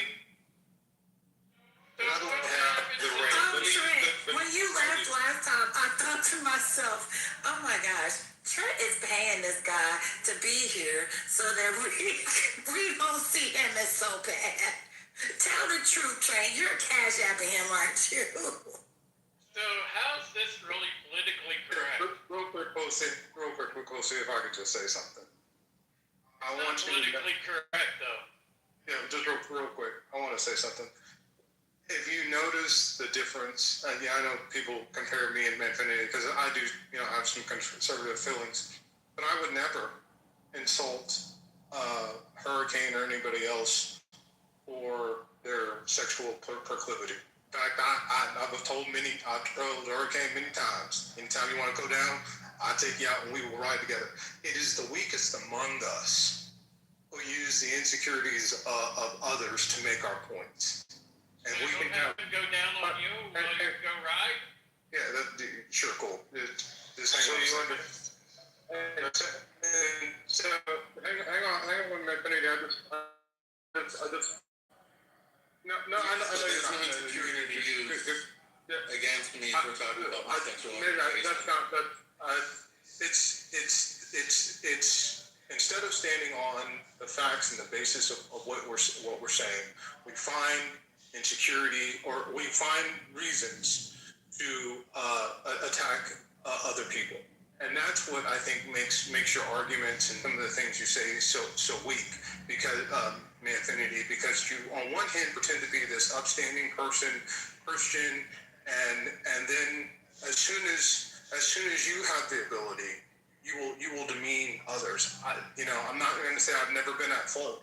But it just shows who you are as a person. I land. Correct, because I've never pretended to be a perfect person. I'm just trying to get it right like everybody else. You never pretended to be Excuse me, he's doing it. Trent, and here's the problem with you, Trent. It seems like you're blind to the things that he does. I'm having a conversation, and he comes in, viper comment. He's a viper.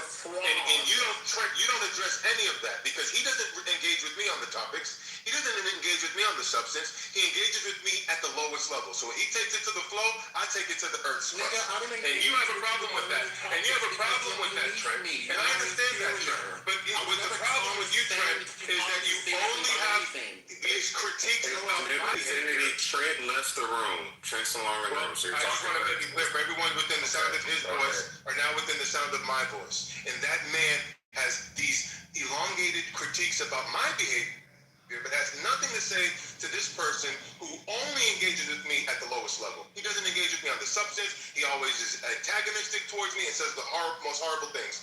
And when I return that energy, I'm the one who gets singled out. And I'm not going to stand for it. So I will respond in kind. If you have something to say to me that's below the belt, I will go even lower. Because I'm the type of Christian you don't want to mess with. I will respond anytime. Okay, and the fact that you think I'm not Christian is an actual badge of honor.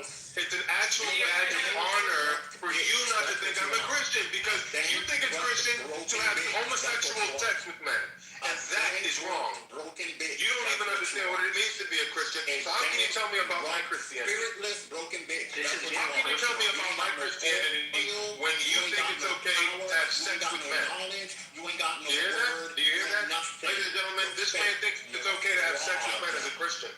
He's a failure to his Nigerian family who rejects him. And he comes on here seeking family because his family wants nothing to do with him because he's a homosexual Nigerian failed lawyer.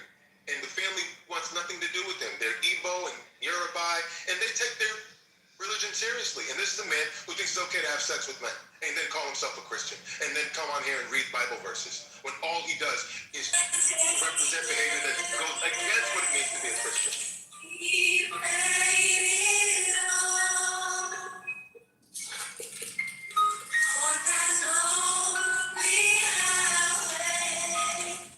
Manfinity, can I tell you something? Yes, sir. So I believe you stepped out. I don't think you heard any of this, but while you were gone, I didn't know you had stepped out, but while you were gone, I brought up what I thought was your claim or something akin to your claim. So what I mentioned to Ben, and I think he agreed, is that the benefit of studying Hitler could be used from the standpoint of personality profiles derived or developed by the CIA to better understand world leaders' behavior. So if you study Hitler and you understand here were his methods, here were his tactics, here were his decisions, goals, personality traits, etc., that notion of developing personality profiles has been used to better understand what Putin might do, or what Kim Jong-un might do, or Chavez, or something like that. So I don't know if you were trying to, I look at it like you were just curious, like you were wondering, is there any benefit or derivative benefit from understanding how Hitler could be, so evil and so, influential, but that was the closest I could come. I don't know if that's accurate. What you're saying is you can learn from the thing to develop a personality profile so you can identify people like that in society to kind of. Absolutely. Is that what you're saying? You don't even know what a personality profile That is one of The dark triad. You don't even know what a personality profile is. You can't profile anybody. Okay. You have So that was no one of psychological wisdom whatsoever. None. So this is why would I engage with this type of person? Why would I engage? So why are you here? Why are you here?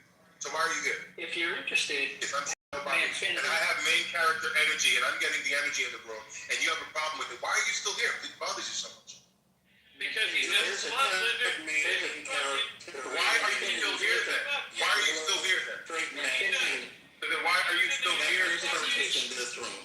That's the reason you're So why are you still? So then sit there and like people also like rub it in your face. That's why we're here. Sit there and take it. Because if you don't like it, move. No, You can leave. Otherwise, I'm going to have a discussion with the better minds of the room. Because you're not a better mind. You're a gutter mind. can I ask you something? He's a butt fucking slut lizard, butt piece maggot. That's right. Who does That's it right. in the ass. Not the Like That's right. And that's his family. Didn't raise you that way. Please move. Your family didn't raise you that way, Hurricane. Put your legs down. Don't stop putting them up. Let me ask you a question. Yes. So, have you ever seen the TV show Manhunter? So there's a called Manhunter. There's a TV show called. See, this is the level that he engages on. There's a TV show called Manhunter, which is a real life account. I don't know how accurate it is. It's supposedly pretty accurate, but it's about the profilers that were used to track down, like the Atlanta killers, the Atlanta child killer. So there was a branch, I want to say of the FBI, that was developed based on some of this research into personalities and predictive analyses of personality traits and all that. So what Manhunter shows, I think it has 2 seasons, I wish it would have gone further, but basically they're showing how they used this personality profile tactic or method to understand how serial killers and murderers would behave. So these 2 guys eventually grew as a department, but initially these guys went into the prisons and they interviewed serial killers who had been captured at that time. And they started just asking them questions. Why did you do this? What was your motivation? What was your method? How did you avoid, getting caught, blah, blah. And so they would develop, notebooks and profiles. And so then, like when they were tracking down the Atlanta child killer, they were able to say, this is likely what this person looks like, where he lives, where he's likely to strike next.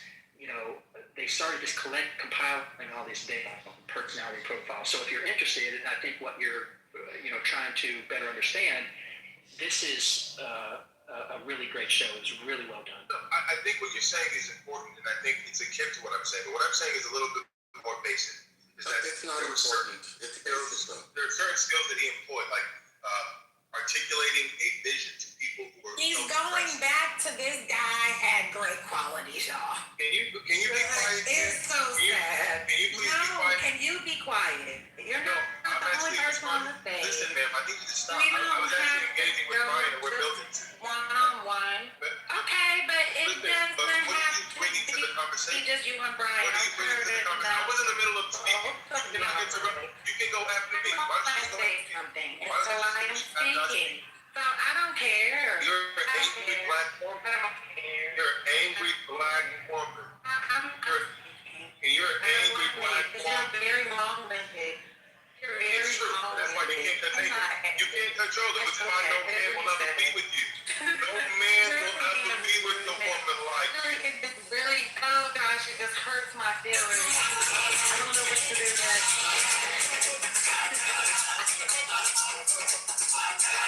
Yeah, the fact that you're a scholar is about you believe all the lies that are in your head. Be quiet and wait for your turn. It's a very basic thing that we learned in kindergarten. It's not your turn anymore.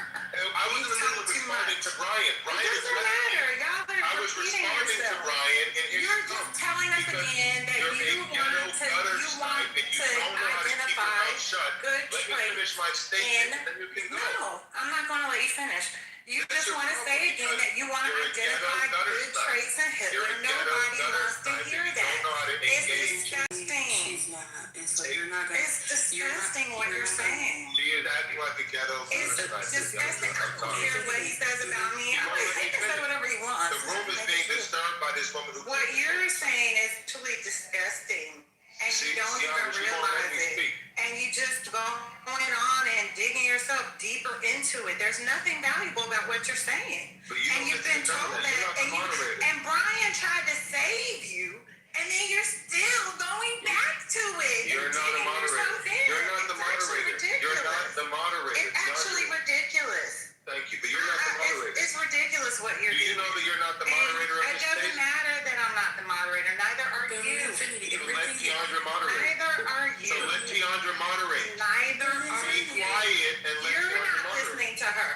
You want to tell me to listen to her, but let her speak. You're talking too much. You're talking too much. Go ahead, Tiandra. Be quiet, woman. You're talking too much.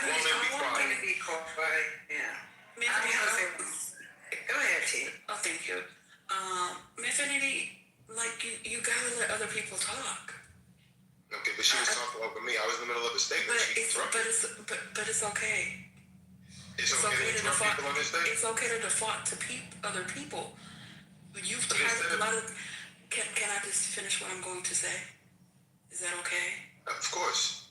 They were having a conversation, and you came in with a new conversation, not one that I particularly care for, or other people care for. But you know what? We had it, and respectfully, it's over, and it's time to move on. And that's fine. You're the moderator. Brian asked me a question, and I was responding, and she interrupted. That's where that came from. So it ain't about me. But Brian was not a moderator either. But he asked me a question, so I was responding, and then she interrupted.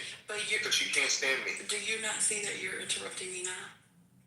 Do you not see that? It's a back and forth. I understand your point. Because you decided, but it's not. I decided what? I'm sorry. You decided again. You don't realize what you're doing right now? Like the same thing that she was doing. Interrupting. I'm sorry. Yeah, but I can say I'm sorry. I have the ability to say I'm sorry. She can't. But when I and she's a moderator and you're not. Oh, be quiet, woman. Be quiet. Go ahead, Tiana. But when I want a particular virtue and I am trying to champion it, I don't then participate in the same behavior, but you're actively doing. I don't think any of us completely comply with the values and virtues that we seek to uphold. We all fall short. So please don't say that to me. We all fall short of the standards that we have set for ourselves. All of us, including you. You should strive. So should you. We should all. Right. Okay. And you know what? Respectfully, I might be doing a better job at it. Yeah, in this moment. So this default to me. Mm-hmm. We're gonna try to figure out a new conversation. That's fine. My point has been made. Thank you for allowing me to share my perspective on stage. Did you not realize that I was still speaking? You know, I used to tell my little 5-year-old cousin something when he was young. If you want to police other people, you first have to police yourself. Mm-hmm. I just that is a gem. I want you to take it and carry it with you for the rest of your days. God bless. I hope everybody listened to what you said. What you said applies to everybody, including Sunny and Hurricane. Thank you, Jesus. It was directed to Manfinity. It was not directed to Sunny. Nor was it directed to Hurricane. So we're not going to police other adults. Why are you policing me and not policing them for what they did? Manfinity, I'm not going to go back and forth with you. Of course not, because you want to make me out the example. Because you'll be 86 to the hallway. Don't play with me. What is that supposed to mean? 86? 86. You wanna check and see? 86 to the hallway? Yeah, to the hallway. Is that a reference to what John Comey said? James Comey said? Do I need to step in? Because I'm really about to start going gay and get up. Yeah. And then maybe Tiandra will probably pay you. Because first of all, you're not going to disrespect TT. You're not going to disrespect Sonny. Nobody wants to listen to gay rhetoric. We just gotta find a new conversation. Let it go, man. Finish. Yeah, we just gotta find a new Why can't you tell them to let it go too? It was over. Just let it go. You're supposed to be the Christian. Just move on. We're all Christian. Tell Matt to stop. I didn't start. You didn't start. I literally said something when he started speaking. I did. Then you said infinity. All right, I got I know, but you're still speaking. I got a clip. Thank you, First Lady. Unanimously approved a Senate-passed bill to fund most of the Department of Homeland Security. This is a move that could soon end that 76-day shutdown that had real consequences in the lives of so many people. It'll now head to the president's desk. Here's House Speaker Mike Johnson speaking on this just moments ago. Forgive me, it was our understanding that we would have that. Now we're going to listen to him live. Trump administration, the president did that. And Democrats are upset about it. So that they wanted to leave that out. They wanted to orphan these two critical agencies that are under the umbrella of Homeland Security. I remind everybody on the Hill all the time, the Department of Homeland Security is the third largest department of the federal government. It has critical responsibilities. FEMA and the Secret Service and TSA and all these other agencies. But the Democrats said, we'll do some of that, but we're not going to fund border security and we're not going to fund immigration enforcement. That's absurd, and we threw a fit, and we had to. We held the Homeland bill, the underlying funding bill, because we had to ensure that they could not isolate and eliminate those two critical agencies. We are getting those done now. We passed the resolution first. That was critically important for us to do to ensure that we're going to protect the homeland, even though Democrats are unwilling to do it. So now that that box is checked, we're allowed then to proceed and go through with the rest of it. This will relieve pressure from the Department of Homeland Security. Secretary Mullen, who I've spoken to in the last couple of hours, will be greatly relieved. The president will, the administration will. We were not going to have lines at TSA. Everybody will get their paychecks now. We'll get moving forward. And then we will finish the work and finally get, again, for 3 years with no crazy Democrat reforms, we will fund Border Patrol and Immigration Enforcement as soon as we return for the work session when that bill is finalized. Mr. Speaker, what do you anticipate from the Senate? And are you concerned that whatever the Senate sends over might be a problem over here? I'm not concerned. I hope that they're going to do the right thing. Look, we sent over a reauthorization of that with minor reforms and with the anti-CBDC measure on it. These are very simple things that the vast majority of Congress agrees with, and they should get it done. They're running out of time. As you know, it will expire tonight, the end of today. And so we're calling on them to do the job, pass the House's bill, and get this done. Check the last box. They're not going to take the House bill. Well, we're going to see. They don't seem to have another alternative. We'll find out how that works. Yeah. I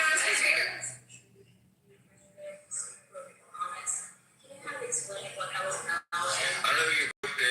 Okay, so look, this is they often analogize legislating to making sausage. You don't want to see it made, and sometimes it's an ugly process. Sometimes it's a long process.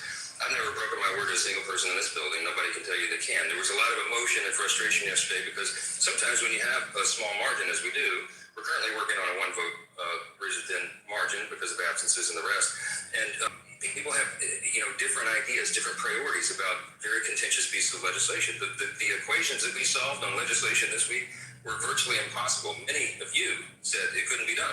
But we got it done because ultimately we just use patience and frankly prayer. And we get a lot of people together and we listen to their concerns and we try to get the disparate priorities handled. I've never asked a colleague in the Republican Party ever to violate a core principle, but sometimes we have to give up on our preferences because we are in a large body. On some of these bills, some of the ones that I just named for you, they're so complicated and so complex that you literally had irreconcilable demands on either side of the House Republican Conference. And so it takes a long time to work through that and get people to consensus. But we do that patiently. We do as we must, and we ultimately deliver. Don't doubt the House Republican majority. We always deliver for the American people. We did it again in spite of the challenges, and we'll continue to do that. This is the third. Oh, it's going up next? I thought it was over. No. That was here. What happened was the Senate had passed a bill I think it was March 27th, so over a month ago, that this particular bill, the House refused to act on it because they were squabbling and the Republicans refused to bring it up. So now a month later, they're acting on this bill. Now this bill does not fund ICE. It funds all other sort of, appropriations for TSA and things like that, but it doesn't fund ICE. What they're going to have to do now is, which is what was suggested a month ago, if you remember, John Thune, all these people came up and said, look, we can just do this on our own. They will now have to pass a bill on their own that funds ICE. Correct, yeah. They waited a month to do this, and it's not a victory, it's like a cave, really. I'm gonna say it's the typical strategy. Like, they created the problem, and like you said, like, this bill was already presented a month ago, and they're trying to say like, oh, the Dems didn't really get anything out of this bill. And it's just like, no, well, that was their original proposal. They're just fund DHS. We're gonna table ICE for a separate bill, and we can pass it then. They were like, no, and then now here we are doing a month later, and it's like, oh, yes, we're gonna sign the bill. But it's really they're just doing this to save face now. It's a lot of stuff going on.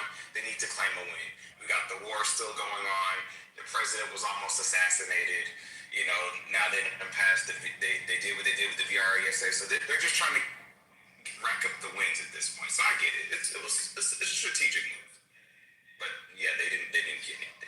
This wasn't a loss for This is what the Democrats had told them about a month ago. This is what they said. Here, you take this bill, and then on your own, you pass whatever you want to for ICE. That's what happened. So, and that came from the Senate, and then the House said no. The House had said no for the last month, and all of a sudden they just took up the Senate bill and said, by voice vote, by the way, it said yes. The Democrats, by the way, in the House voted for this, basically. They wanted this. Right. And now they're trying to claim that, House Republicans, Republicans always come through. Yes, and how other Republicans were But y'all were the ones holding it up. That's right. How they were responsible. Right. The thing that he said about we only have one vote, and I'm thinking, like, what difference does that make? I mean, it was probably, they only needed, to pass it over with the Democrats, they probably only needed, 7 or... So the idea was simply because ICE was always the problem. It was never the other agencies. Correct. They wanted change in ICE.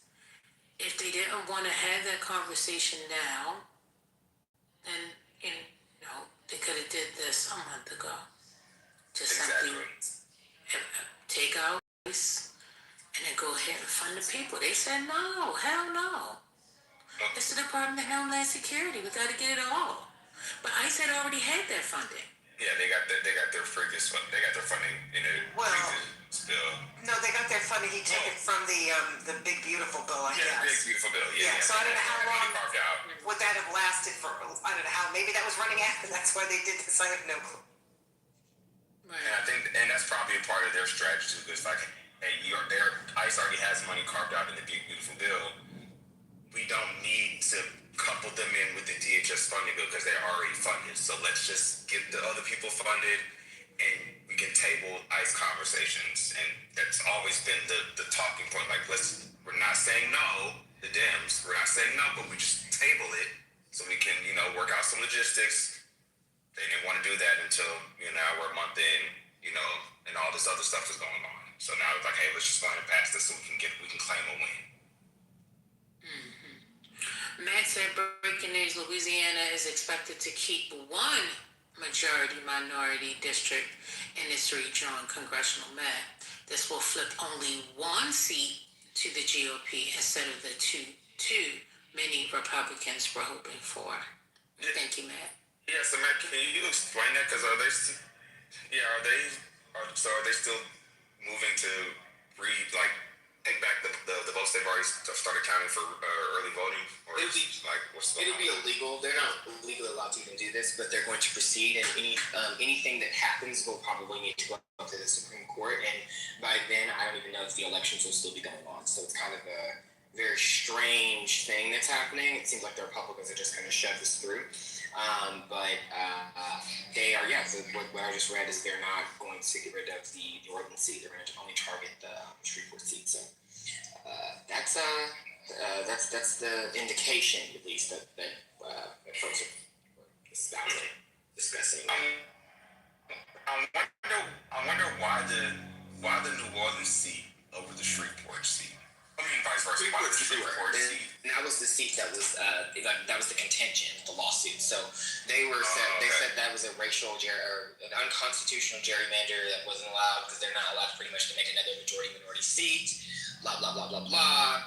I'm sorry, minority-majority seat. Blah blah blah blah. But so they think they can just get rid of it, which is fine in their eyes, even though the indication from the Supreme Court, when you see the maps they present, they still show the seat. It just doesn't exist in the way that it's drawn today. So they're still going to gerrymander and essentially overstep what the Supreme Court told them. And it's kind of we're going to be in a wait and see moment. Like, well, one, how will this be handled? They're not even allowed to do a redraw. They already are, like, early voting has already started, especially for people overseas who are in the military.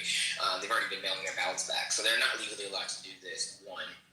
Two, you're also not listening to what the court said. You're not picking one of those maps they offered. You're making a whole other map that just gets rid of it, that seat entirely, and just keeps New Orleans seat.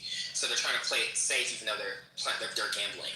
And then we go to the discussion regarding the governor of Tennessee, the shithole that Bryant's from, an inbred state. They are getting rid of the Memphis seat that Cohen is setting in, and that's a majority district. They don't give a fuck. Trump already posted it on live social today.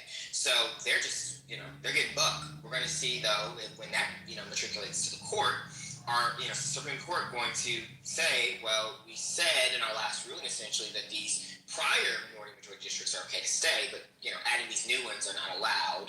So this is an experiment, y'all. We're going to have to figure out what's going to happen. No one's going to know until the court rules.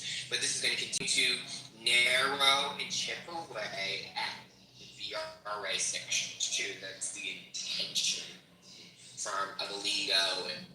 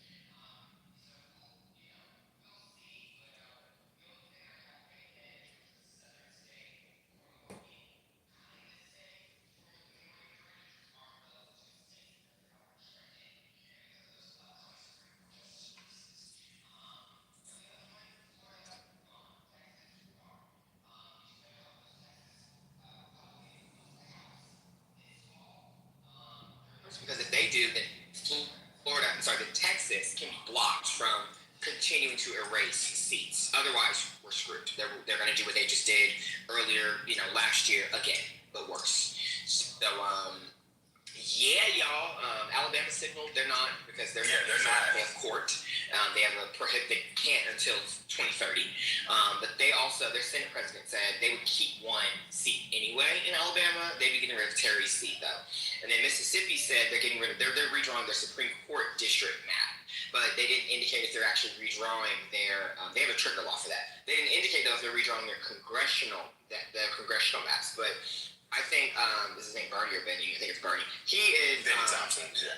Benny. There we go. Benny. I don't know if he is. I don't know if they're dumb enough to do that. They might erase the seat, but they also have a race next year, a governor's race, where it's likely that Brandon Presley runs again against Tate and probably beats his ass because Presley only came within 3 or 4 points of losing a gubernatorial run in Mississippi, and they also have Scott Cologne, who's running a tight race against Sydney Heightsmith. Do y'all really think she's a KKK bitch? Y'all really think doing this before that election?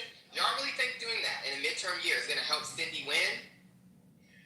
Y'all gonna ask black voters who really don't vote in Mississippi to come out and vote for Scott. That people think they're looking for Alabama's chipping away. They still got a ways away, but Mississippi is surprisingly a southern state that people are not really paying attention to. It's the sleeper D state. If the whites in Mississippi voted like the whites in North Carolina, it'd be a safety state. And that's the thing people don't realize. But if they do this in Mississippi, which they're already going to do with the Supreme Court Justice District maps, if they go ahead and proceed in doing this, then I think that Cindy will lose her race. I'm gonna go on record and say that, so Trent can record me. And so can Brian and send it to all his libertarian cousin fucking friends in Tennessee.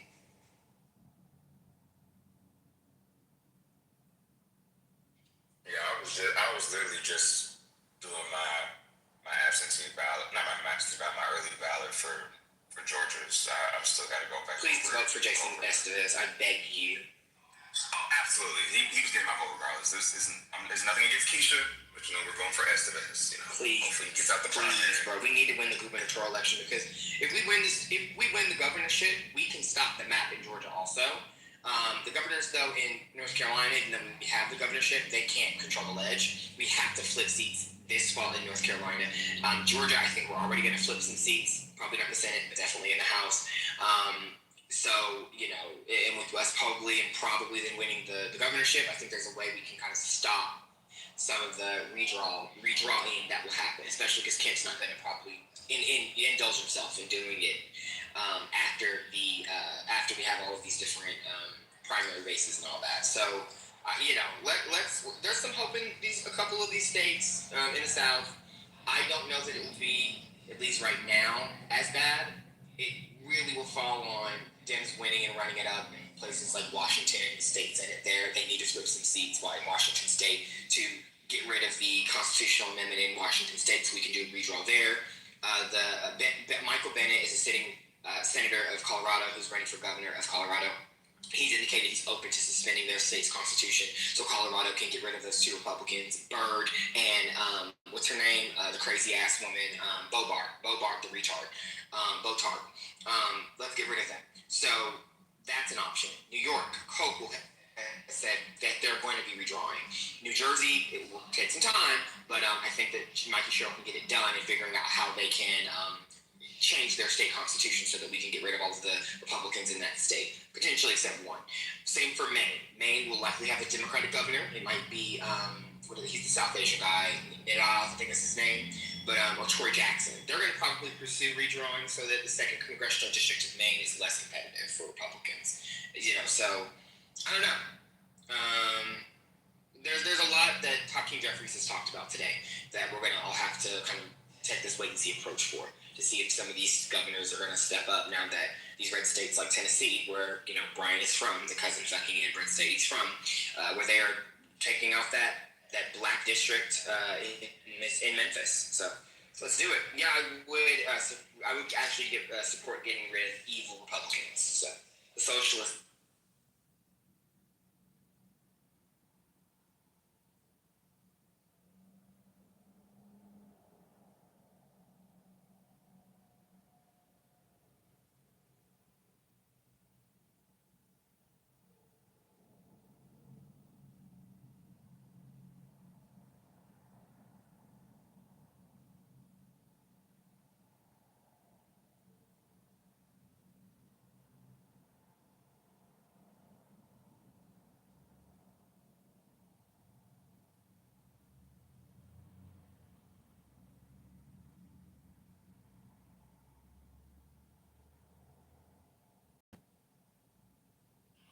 Oh, y'all left me in here by myself? Oh, come.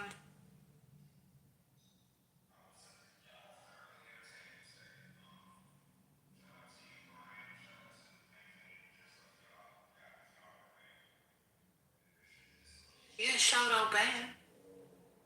Oh yeah, and band, of course.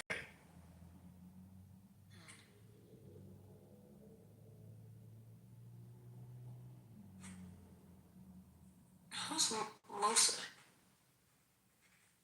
Is that his name? Musa? Musa? Who are you, sir? Musa, you there?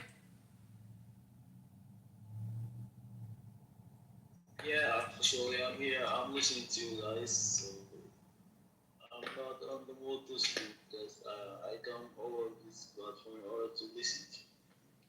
It's a pleasure to listen. Oh, okay. So why are you on stage? If you're in listening mode. Why else? What? I couldn't hear you, sir. Saying that I just want to listen to you guys. It's a pleasure to listen to you. Oh, okay. Oh yeah, just Well, that's why it's called listening lounge. yeah, just.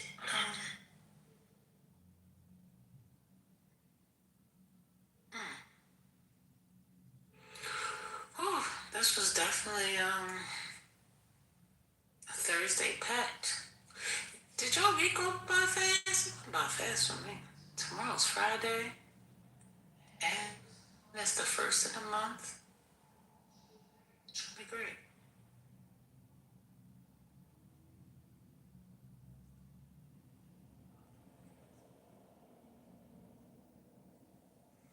Yeah, I mean, historically, Black Nashville has already lost. Yeah, I mean, they should have kept their seat, but since there weren't enough Black people, compacted into Nashville, despite a lot of Black folks living in northern Nashville, the Republicans were able to pretty much sidestep any VRA compliance because it wasn't a VRA protected seat.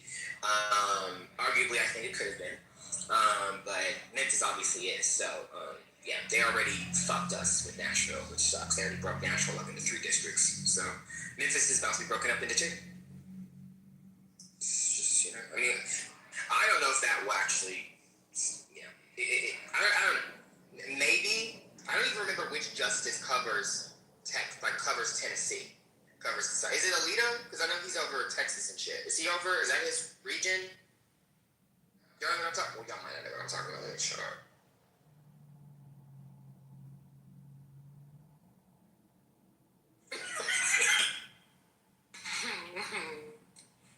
Because they all have a circuit that they cover, each of the justices. So I'm like, which one? I don't know that he covers, like, Tennessee. I feel like that is outside of him, but maybe he's included in.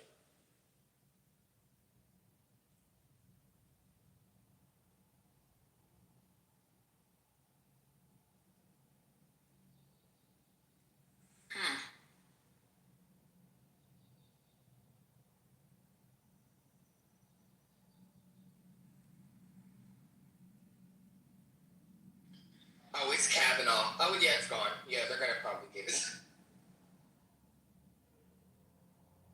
Yeah, that's so weird. I was hoping it would have been fucking Kagan or something. Because I know which one Sotomayor and what's her name, Justice Ketanji Brown did. I just didn't remember Kagan's.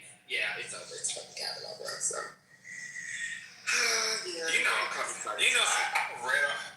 I read online today, like, because obviously after the case yesterday, like, somebody really got online and posted. It was like, they tried to blame Biden for not codifying the Voting Rights Act during his administration. I was like, what are y'all talking about, man? Like, y'all gotta.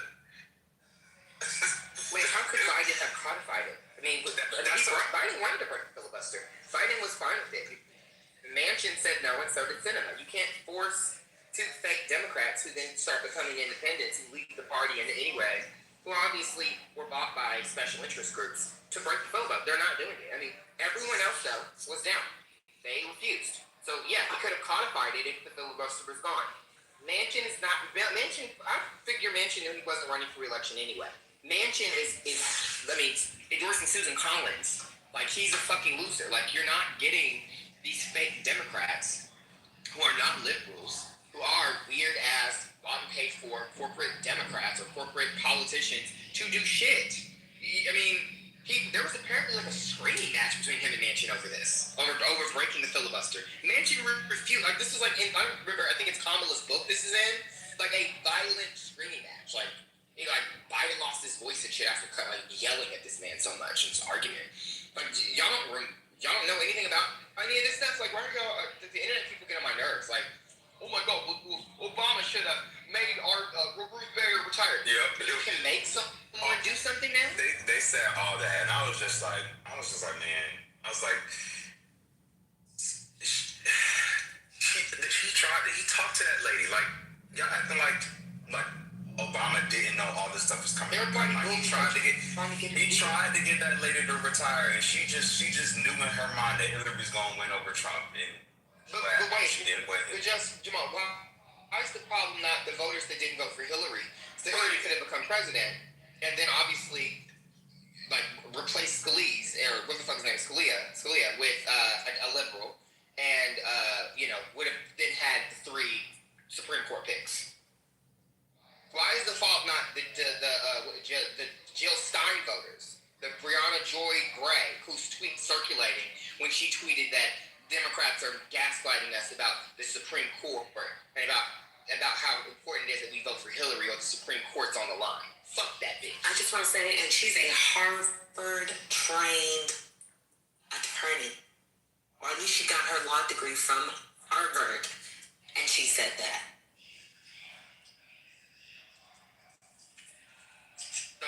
So wait, whose fault is it? Is it not voters' fault for sitting out elections and letting shit fly so we can get Trump 1.0? Is it not voters' fault? I mean, everyone on the Democratic side was supporting Hillary, and everyone thought she was going to win. She had that whole glass ceiling thing that was going to happen to show she broke the glass ceiling when she won that night. All that stuff was supposed to happen, right? But no, he won. The fuckers in Michigan, Pennsylvania, and Wisconsin wanted to vote for him. They wanted to vote for the reality TV show Fire, motherfucker, from The Apprentice. That's what they wanted to do. You didn't want to vote for the white lesbian who's 5'2". You didn't, and that's you. Yeah, and now we're gonna be living with the repercussions of it for a good little minute. Because at this point, it really is just vote for every Democrat until Thomas and Thomas and Thomas and Alito retire. Like it's vote Democrat no matter what. And I don't give a fuck who it is, but y'all not about to pack. All of them. And Jamal, what you said, I think it was the other day about the preacher. I'm pivoting. We're supporting the preacher in Kansas, so the Methodist founder. That's the first person. We're supporting him now. We are. I don't like Christianity, but we're supporting the Methodist preacher. He has the best shot of taking down Roger Marshall, and I don't like him. He was going to run as an independent, and then I saw the reason why I wasn't about him is because he was running as an independent, and I thought that was a distraction. But now he's running as a Democrat, so I'm all for it. Let's support him. He will be a moderate Democrat. Who gives a fuck? Let him do his thing. Hopefully, Laura Kelly endorses him, and hopefully he and Ethan Corson both win, and we keep the governor's mansion blue, and we flip the Senate seat blue. Fuck Roger Marshall. And then when they erase Sharice David's seat next year, because they're going to gerrymander, I'm sure they're still going to have the ability to override the veto of the governor. Let's make sure Sharice Davids runs against Jerry Moran and flips that seat too. Fuck it. I'm really just curious to see, like, if the gerrymandering really pans out in the Republicans' favor. Like, they're really putting a lot on redrawing these maps. Oh, Jamal, you didn't see the map? So someone did a Maximander map. They showed the maps of each. We win by 13 seats. We win the Maximander war. They are fighting a war. They are going to lose. We just need to make sure Bob Ferguson over in what the fuck is the state? Washington State does his thing. We need to make sure by 28 we win a couple of these state Senate seats in Washington that we lost because of 2024's bloodbath. We need to make sure that we get Josh Shapiro. Someone needs to put a gun to his head and make sure he gerrymander. We're gonna have to make sure some of these Democrats who don't want to gerrymander get on board. And I think there'll be enough pressure over the next 2 years for them to, especially those who are trying to run for president, named Josh Shapiro. So some of these people are going to have to do it. And then some of these Republicans are going to have to chill on it, especially if they want to run and win independent support, i.e. Brian Kemp. So that's why I do not believe Georgia will do it. I think they're going to want to, but I don't think they will. And then I think they're going to lose the governor's mansion. So it'll be... Georgia, I honestly don't think Georgia really needs to. But they want just three Dems in those congressional seats. They want to get rid of, like, was it 3 or 4 other seats. I don't think that they're going to be able to do Georgia, though. I just think Georgia's dead. DeSantis would be, I mean, if magically somehow Florida flips blue in terms of the governor's mansion, that'd be great, but they have a supermajority, I think, this year, or they will have a supermajority in Florida for their General Assembly, so, Florida's gone. I mean, yeah, Florida and Memphis will be our test, though, to see, well, and Louisiana now, to see if erasing, these majority districts, if it'll fly, because, the Supreme Court did not say you don't have a second seat. They just said it can't be a VRA protected seat. And they show 4 maps, examples of where that seat could be. And these motherfuckers in Louisiana are just saying, well, fuck you, we're not actually drawing it at all. We're just going to keep the New Orleans seat. So they're really gambling that Kavanaugh, because he doesn't cover Louisiana. He covers Tennessee. Maybe he does cover Louisiana too. I'm just going to use him as an example. They're then basically kind of, hoping that, he just kind of solo, I guess, quote unquote, decides that, oh, well, this is fine. But I don't know that he will or won't. But none of it looks good. It's all just a plan in place to continue narrowing and chipping away at the VRA. And we're going to see over the next few years what becomes of it. But at the end of the day, we win. We win the Maximilian War. So even if it's gone, we will still be fine. Fun fact. I believe that Brett, I didn't rape her, I was having beers. Kavanaugh is the only city justice to not have written, authored a majority opinion. Oh, interesting. He was probably drunk. Woogie. He was probably drinking with Patel too, Cash Patel. I did not do it. I kept calendars when I was 17. That was the most insane time. My calendar says I was working out, then we went to the Dairy Queen and we chugged some beers. Like, what the fuck was that? That was the weirdest moment. We had a Supreme Court justice being nominated. People were talking about what he did when he was 17, and he brought out a calendar of what he did, and people took that shit seriously. I gotta tell you something. I'm not an all sides guy. The Kavanaugh hearings was the worst thing I'd ever seen in my life. It was absolutely terrible. From a political standpoint, it's awful. Whereas, man, I missed all the stuff, Manfinity, and I guess, I don't know, I missed everything. Where is everybody? What happened? I think we just, me and Matt started talking about politics for a second, and then the room kind of slowly died out. Well, no, it died out before that. First one, we heard the clip, and that's what, got some of the aggression off the state. Yeah. We played the clip about the DHS funding bill. We talked about that, and then people started leaving out. What happened before? No, they didn't. I missed all of that. What The happened? DHS, we had a good conversation. It was the next one. Well, I mean, then essentially they were fussing up until First Lady was like, oh, wait, I got something. And He was here for that, and then he left. oh, well, then that was it, because after that, Manfinity was done. No, I missed it all. He was the one that played the clip. He was listening to you guys. No, he missed that. He wasn't paying attention during the back and forth. I know, Hurricane got involved. I missed everything. That's what it was just fussing. It was Manfinity, Sunny, and Hurricane, and it was just fussing. Tia got involved in an effort to try and cool everything down, but Manfinity wanted to fuss. No, but I saw somebody put something about prep in the chat. Yes, because that's what Manfinity said that Hurricane did. He said he took prep up the ass. That's not how you take it. That's not how you do that. He also said Hurricane was on Grindr, I thought we educated him on that. Well, he doesn't want to listen. He doesn't want to listen. But again, I was very confused about the whole thing with Grindr because I thought the boys were on Jack, but anyway. I don't need the names in my head, but I will say, Britt, I love your PTR. I had to put that up for Brian because after a while I was very confused about what was up there. So what was the crash out?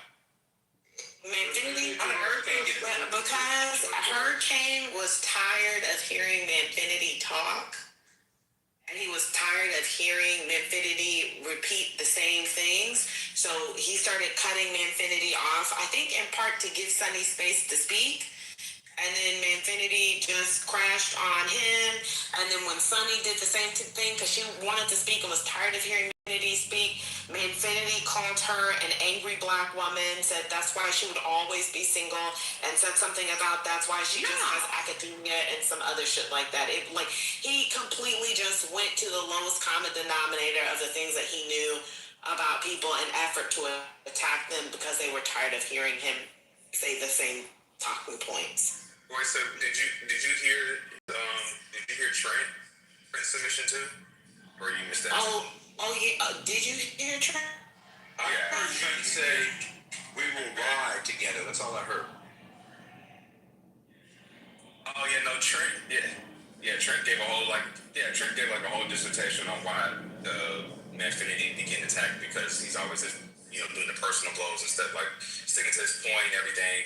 And then as soon as Trent made his point, he left the room, and Manfinity started crashing immediately. He thought Trent was still on stage, and I was like, "Hey, Manfinity, Trent's not in the room anymore." So he's like, "Well, I'm just talking to everybody on stage." I was like, "Okay, keep crashing." And then and that's when him and Hurricane started going at it. Also, someone said that Trent pays Manfinity to make him look good.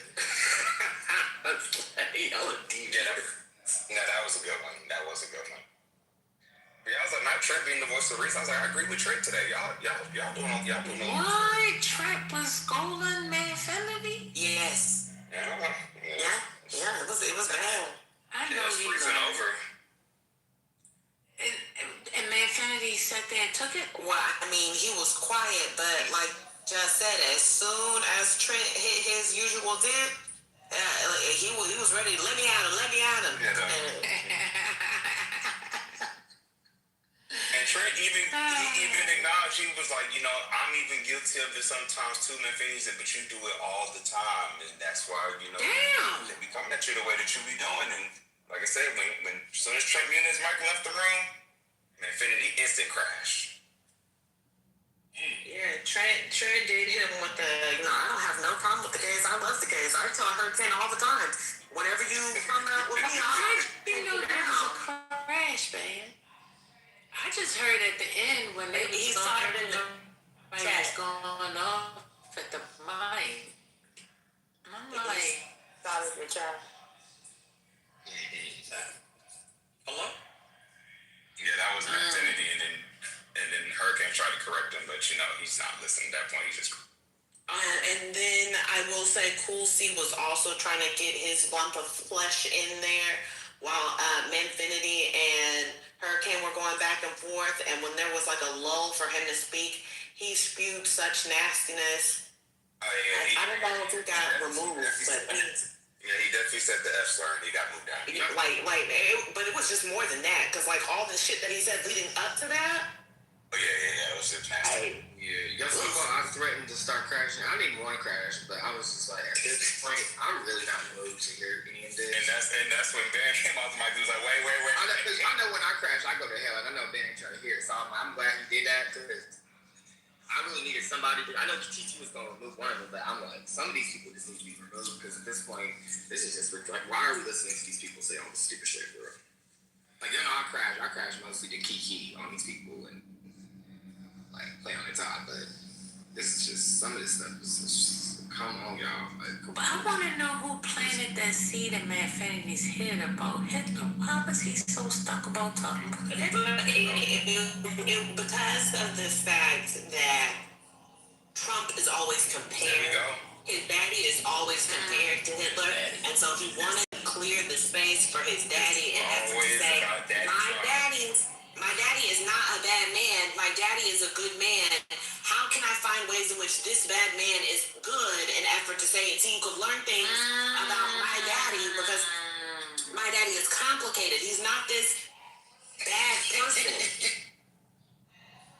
That's what all of that boiled down to. The focus on trying to find good things about what Hitler did is an effort to say, because when my daddy gets compared to Hitler, my daddy, it should not be viewed as my daddy being like one of the most horrible members of history. It should just be, my daddy is complicated and he's a great man who might at sometimes do horrible things that I don't agree with, but he's still a great man at who you could learn things.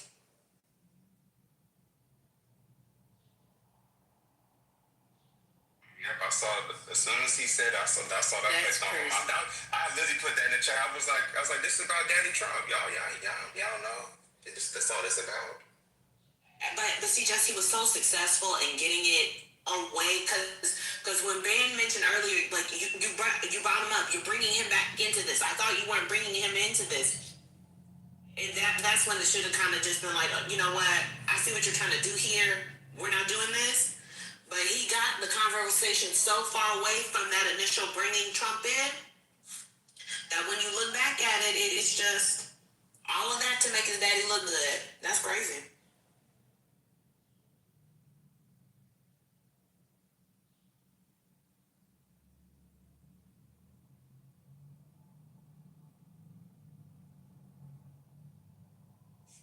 Ben, are you there? Yeah, I'm trying to find my permit for my EV charger so I can get my rebate. What's up? I put it in the chat earlier. You did all that talking up of Rick Fox running for office in Bahamas yesterday? All that talking up, I just mentioned it. No, that's what I'm saying. Did you see the video that dropped today of him getting into a little argument in the Bahamas? Yeah, I need to go back and watch it again. But they got into some sort of confrontation down there. He had his supporters there with the Pick Rick shirts. They actually, really cute slogan. The shirts look really nice. And they were getting down. What are they fighting over? That I don't know 100%. I need to go back and really listen to the video. I tried to watch it, but everybody was fussing so bad I couldn't focus, so I just stopped at that moment.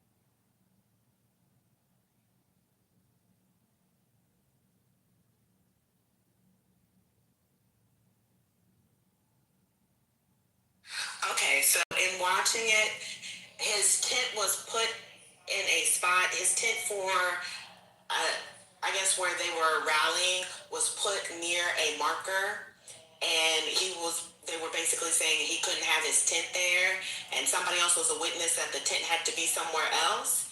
And so when Rick was asking somebody like, hey, what do you know about this?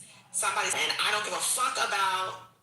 And Rick heard that and immediately decided he was ready to fight. Caribbean people are funny to me. What great people. I got something important in the chat. I'll put it. It's pretty bad. We'll see what happens.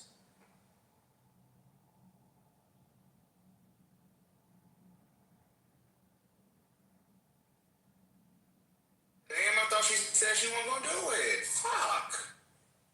She didn't ask. It's the AG. They're asking. They said they were going to ask anyway.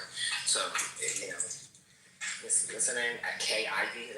She said she's not going to Ivers or Ivy. I some fucking big ass name.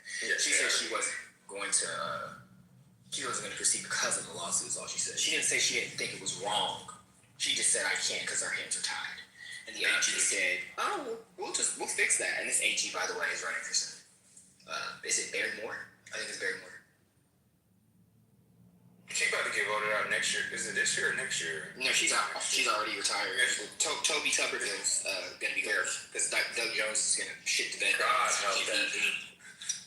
Help the state of Alabama. Yeah, I'm good on Alabama. They're fucking trash. From one idiot to the next.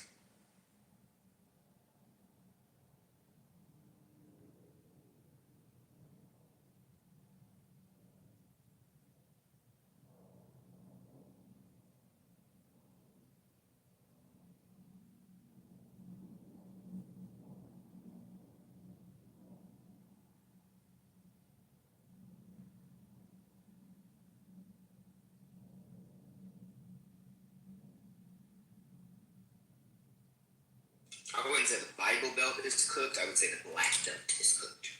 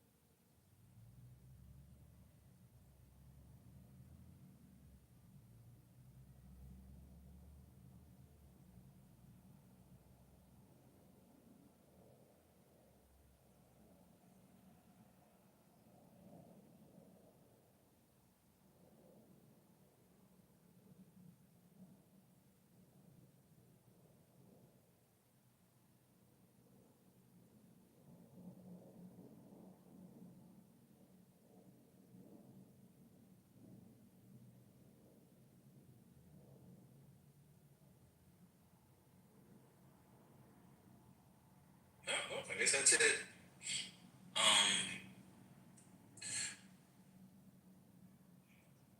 The online left is crashing, but it's like a sideways crash over the Voting Rights Act.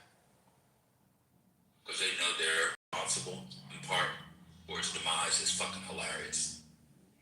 I just talked to Matt about the fact. I was reading somebody's post on Thread, and they tried to go back and blame Biden for not codifying the Voting Rights Act. What does that mean? So, yeah, that's all. I was like, what are you talking about? I was like, Article 2 was already codified. These niggas are dumb, yo. What's going on? I think a condition of being an American leftist, not one over 40, but or maybe even over 35, but like becoming one, is to just being stupid. When I was young, leftists were not this stupid. I'm sorry. If Biden had codified the thing that was codified, that they just overturned it, then maybe his codified of a codified thing wouldn't have got overturned, because it was codifying a thing they overturned that was codified. Well, my favorite thing is looking at people go back to Roe v. Wade. I realized something. Democrats fundamentally misread abortion rights. Clearly. Americans just generally don't give a fuck. There's just not a major issue like I thought it was, like the Democrats thought it was. Like, they don't give a fuck. They give a fuck. Well, waiting for Obama and codified it for the Republicans to come in and change it. Obama had 59, 60 seats, and so you mean all those pro-life Democrats that wouldn't have voted to codify it? What, he should have did what? He should have threatened to kidnap their dog and pet turtle named FIFO? No, he ran on it. Obama ran on codifying Roe v. Wade. I don't remember that being fun. These people, I'm telling you, these people, you're going to vote like Republicans, just join them. That's right. Because all the bills that Democrats have passed in the last 5 years have had so many Republican votes, and all the bills Republicans have passed last year, so many some Democratic votes. Now, I'm getting better on Twitter at spotting fake accounts. There are a lot of fake accounts, Russian bots, people that try to do the online leftist thing. But some of them are actual people, because I've seen them before in other spaces, on other business. But there was a story of an Indian guy who, did you guys read about this? He was a blonde MAGA influencer and made so much money on social media, it paid his medical school. Did y'all see that story last week? Yep. That shit was wild. I ain't gonna hold you. That snow bunny was kind of cute. That big snow bunny was kind of cute.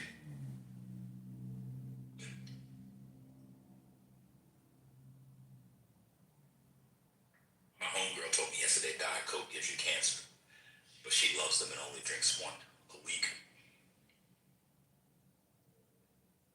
It's impossible to just drink one Diet Coke a week. Do you like that Coke? Now I do.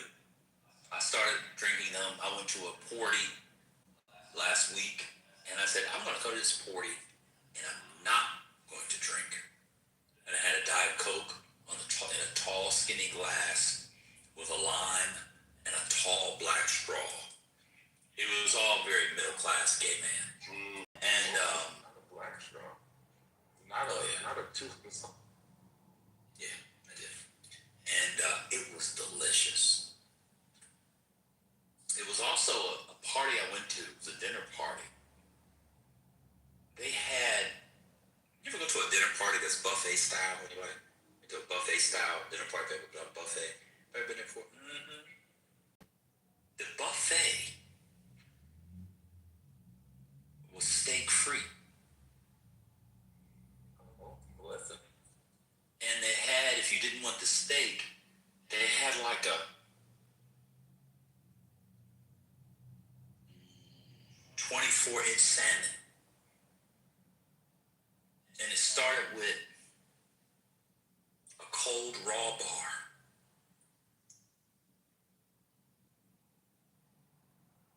That was the most delicious Diet Coke anyone could ever have. Shrimps, mussels, oysters, crab legs, lobsters, clams. It was all there.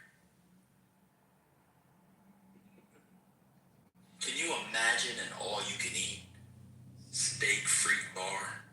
Buffet, I mean. I can't now. I said, let me get a Diet Coke. And then I finished.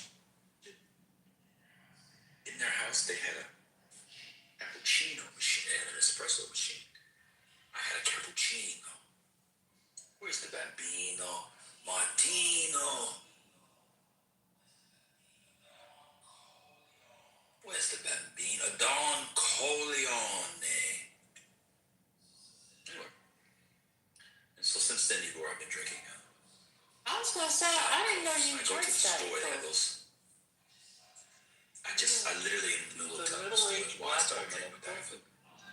I know. I heard it. I heard the story. I was just saying that.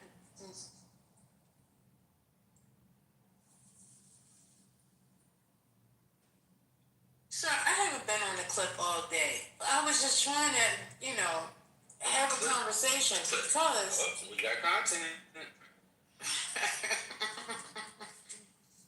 because I didn't want you to say, "Oh, y'all niggas not talking." So I just thought maybe, What'd you say? Huh?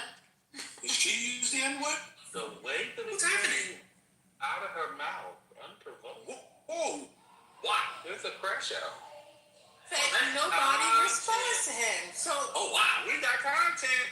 We got content. One night on First Lady.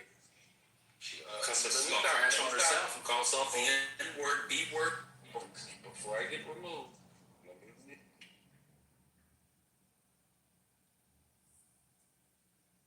it's funny how you can call Manfinity a storyteller, but can't see it in yourself. That's amazing, brother. Brother Messi. Yeah, that one. Yeah, Brother Messi is one of the most disingenuous people in the Central Time Zone. Listen to him. Did you hear him the other day when he was speaking in tongues while changing that shitty diaper? Did anybody remember that? Yeah. He was literally speaking in tongues.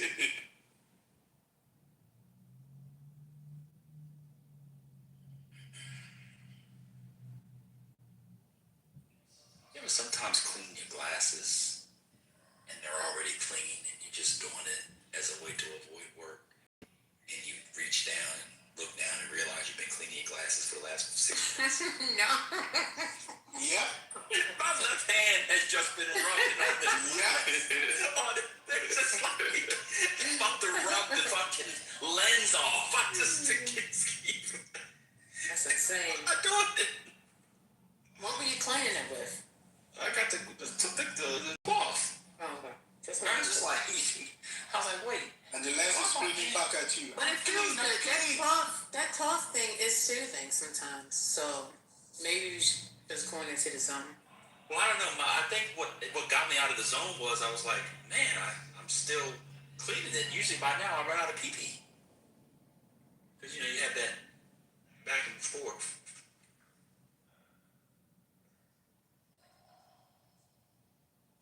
I'm sorry. I think that was the best.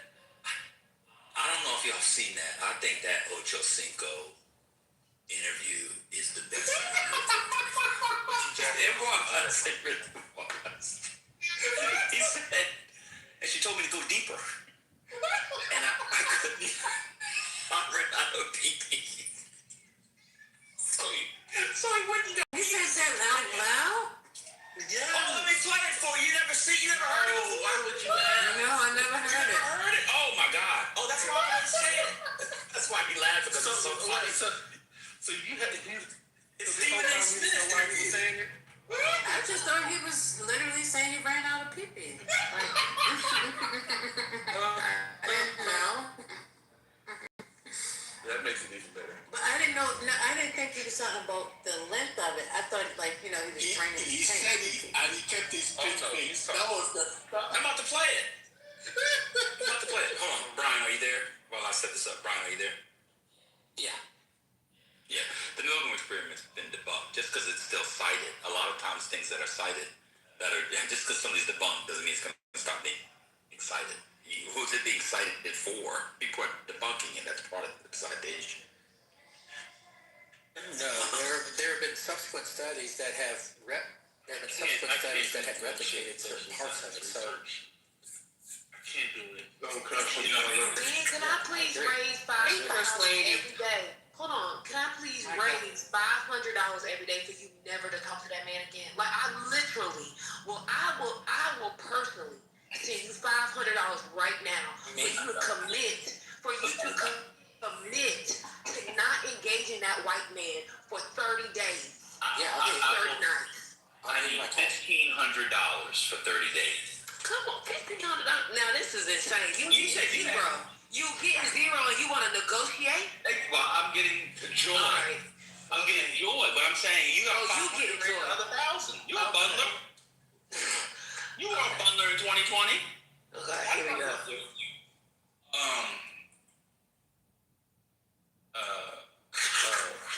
Ron, what is that? I don't even know how you do that. 2025, Karl Marx's fourth most commonly assigned to author. What database? You just quote things. What is that? Yeah, it's listed here. Let me get it for you. What is it? Let me tell you. It's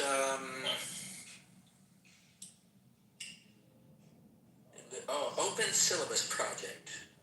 What is that? This information is primarily derived from the Open Syllabus Project, which catalogs millions of digital syllabi. Some critics note that the data set might not include all colleges, though it's considered a strong indicator of curriculum trends. So the Open Syllabus Project. Open Syllabus Project. What fields do they look at? I'm not sure. I'd have to look into that. Okay. I suspect they cross numerous fields. It's probably just digital collection of syllabi across different disciplines and departments.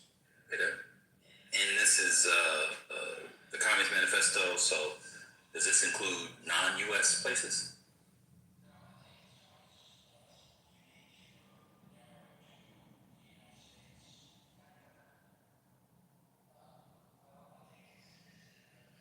How do you know that?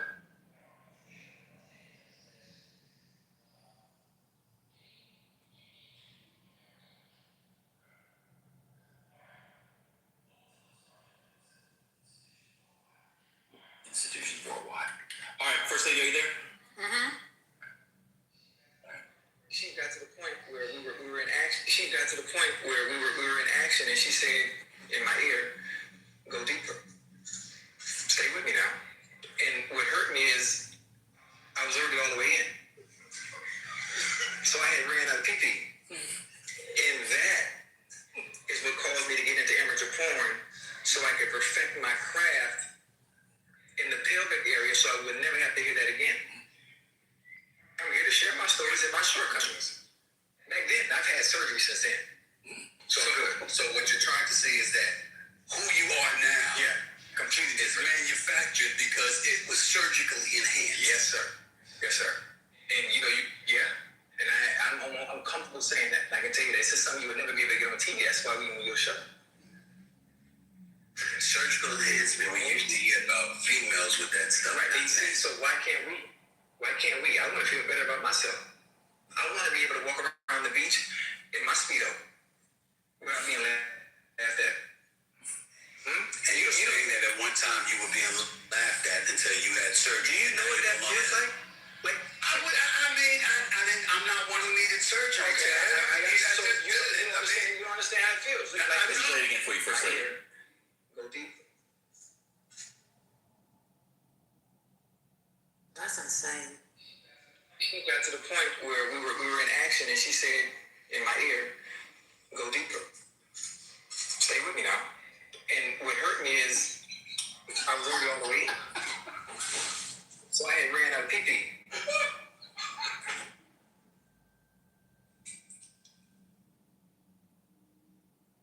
He really said, "I would never feel comfortable saying it on TV." That's why I'm saying it on your show. It's all over the internet now, friend. What's going on? I don't think he said that. I think he said the latter part, but I don't think he said the discomfort part. He said this could never be said on TV. Oh, okay. Go. Okay. So Brian, what I said, because you're referring to an example. Classics departments all over the country assign writing from Pliny the Elder. That doesn't mean it's relevant. Right? So I don't know what you're quoting because you never give sources. It's just a Google AI search. It lists specific sources, but it's a compilation. I don't know what they are. It could be Reddit. I don't know what that is. It's a compilation of. I know, that's what I'm saying. So when Google AI does it, they pull stuff from Reddit and Core. In fact, let me give you an example. I was looking up the other day.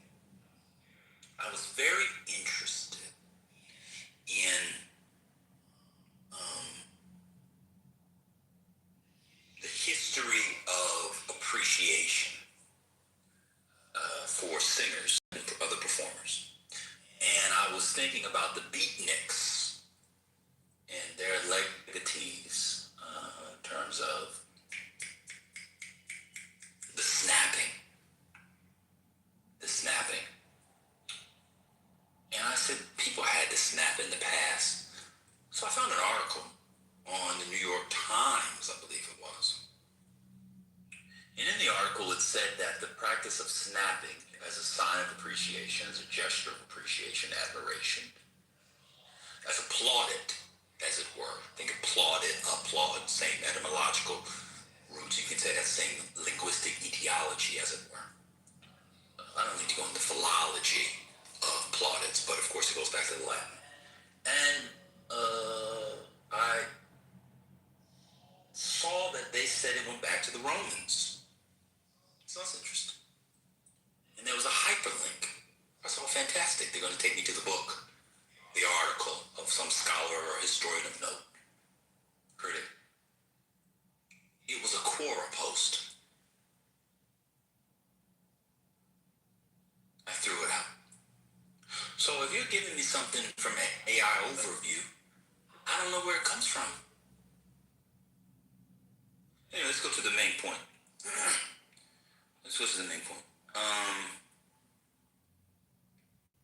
What is the relevance of Marxism? Marxism is dead.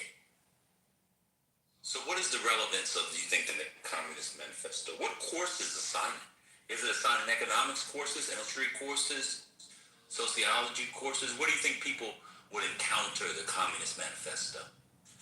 Yeah, I think it's assigned in economics courses, probably sociology. So, I mean, my point is, yeah, I think economically the ideas are dead. I mean, I would agree with that. But, I mean, it's still widely assigned, widely referenced, and it's still advocated for some of the things that he proposed or pursued. Right. And so, do you think you can understand the history of the Soviet Union in any significant way without going through Marx's ideas?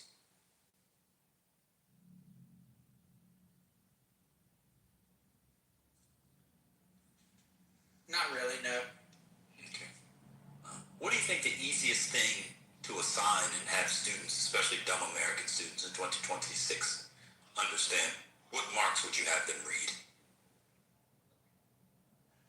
I would dispute the notion. Yeah, I don't know. I'd have to justify this or research this. Das Kapital. That's probably too long for most college. They definitely could not understand Das Kapital. Yeah. The reason why they assign it to the degree that they assign it is usually short snip, is to get a sense of the writing and the ideas, to talk about other things and move on. Because it's the clearest thing in translation that he wrote. Clearer than certain stuff he wrote in English, because he also wrote in English, just so people know. There's not a lot of people. Well, let me ask you a question. Do you think there are professors across America in their courses advocating for communism? Yeah, I think there are some advocating for socialism and communism, yeah. What percentage would you say?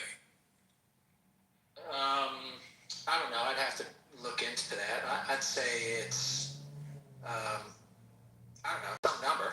It's definitely greater than zero, right? Oh, for sure. Of course, of course, there are certain communists in America. There are also certain pro-slavery people in America. So that's more than zero. But would you say of academics, would you say it's more than half of academics in the humanities and social sciences who are communists and teach that we should move from a capitalistic liberal democratic system to communism? We say 50%. I don't know. I'd have to look into it. What would you guess? I would be hesitant to speculate. Okay. I mean, because it's so hard to really tell. I mean, how would you really get an accurate answer from that? Because I think some people might feel that way, but be hesitant to respond. Some people wouldn't respond at all. I mean, I think it'd be really difficult to really get an accurate number. Totally fair. I take your point. So you were scared from the professor who doesn't want to talk, are they communists? So they're very revolutionary. Yes, they don't tell you, but you can just smell it. Yeah. You can smell it coming out of their pores. My claim was that the book is still relevant. So I mean, there were you. I was actually talking about. I think it was Britt who was saying, "Why are you even asking about this? Nobody cares about this book." And then you jumped in and seemed to say something like, "This book was written over 150 years ago, and people have moved on and stuff like that." So that was the genesis. I mean, to get into all the specifics about the number of professors or percentage of professors who endorse it and all that, I mean, that's beside the claim. My point is, it is still widely cited and referenced and used. Yeah, as an intellectual. So let me ask you a question. Yeah. It's very specific. So what I said was Marx could not anticipate where we are, so that's why it's not relevant to today's world. That's what I was saying, talking about the actual economic. But I said, so which thinkers of the 19th century, if you had to give us 5 thinkers of the 19th century, were the most influential in the Western world? Just give me 5. Or 3. Give me 3. 19th century thinkers, philosophers, etc.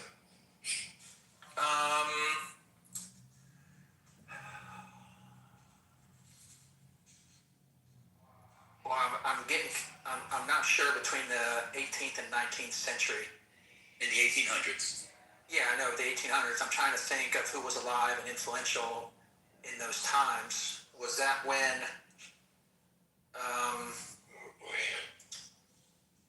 yeah, I'm not sure. I would say that, I keep thinking in the 1700s versus the 1800s. But Nietzsche. Okay, yeah, Nietzsche, definitely. Well, didn't he die? Well, he died in what, 19? He's a 19th century thinker. Keep going. Yeah. Who else? Well, let me see. Hold on, no, you got to tell him when he died because he said in the 19. No. I think he died in 1900, didn't he? Yeah, 1900. Yeah, keep going. Yeah. So he's very 19th century, yes. Keep going. Yeah. Let's see. I don't know. I wasn't prepared for this. Google. Yeah. Google it. Let me Google it. No, I'm Googling it. Yeah, God. Well, Marx, Mill, John Stuart Mill, Darwin, obviously. Yes. Who was the person you just said? Marx. John Stuart Mill. And the person before that? Marx. That's why he's the single most influential thinker. I agree. In the history of the 20th century. That was my whole point. That was my entire point. So what is your I said point? influential on the 20th century. That doesn't mean he's relevant in terms of structuring an economy. I literally said he's important in the history of ideas. And I agree with that. That's my point. I'm agreeing with you. No, I said he wasn't relevant to building an economy.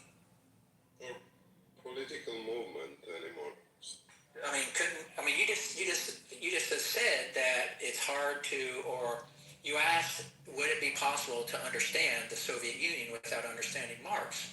I mean, the Soviet Union just fell, 40 years ago or so? I mean, isn't that still relevant? If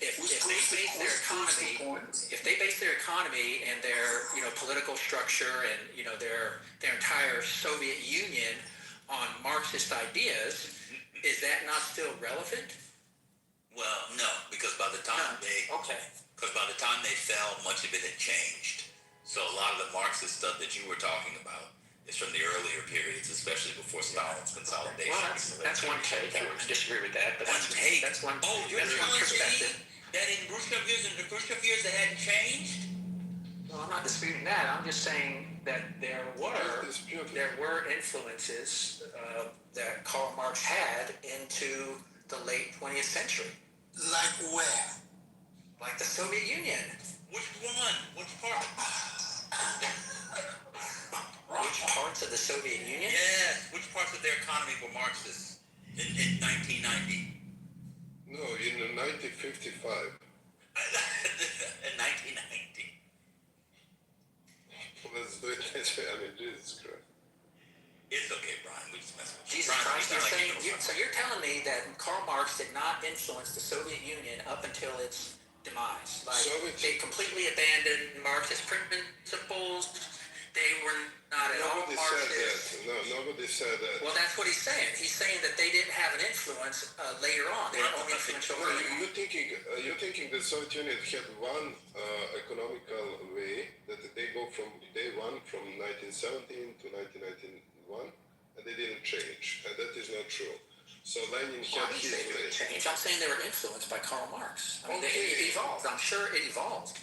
No, it's well, he actually rejected Marxism in a lot of ways, yeah, because Stalin did, yeah, exactly, correct, because it's okay. It's okay. Who do you think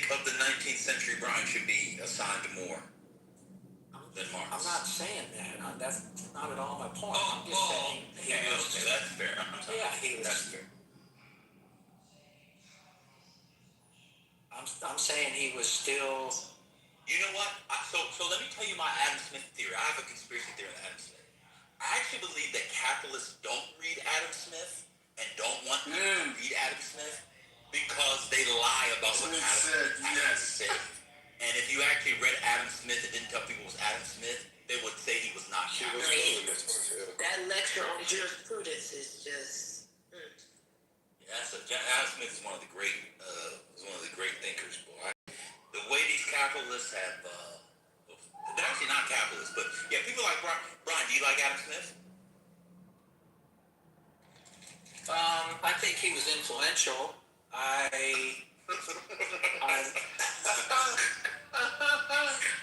Lord.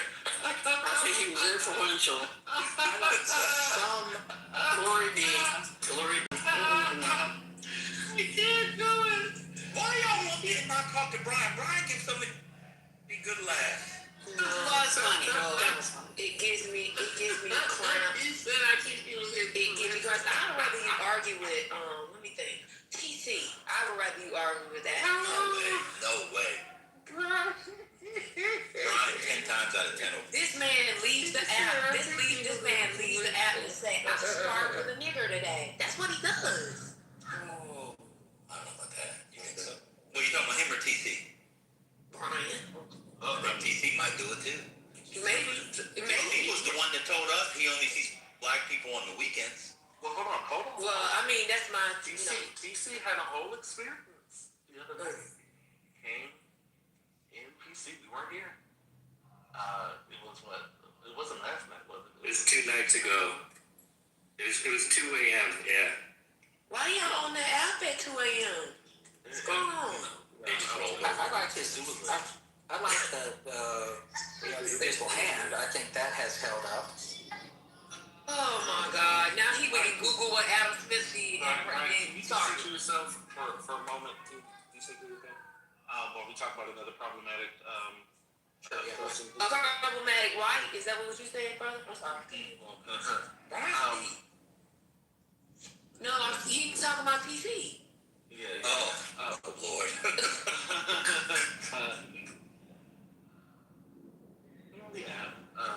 Had to hear this story about how his catering business was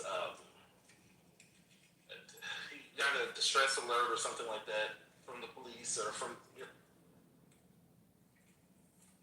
It was a dumb story. It was a really dumb story. It's like the police were the one who tripped the trigger in the first place. It's like, you came out here too long to want to tell us that story? I don't understand what's going on. You can go back there, Brian. I'll go back to the goo. Oh, yeah. I know it's you. Oh, yeah, no, brother, you was I don't understand the story. He just stopped talking and then somebody else. Yeah.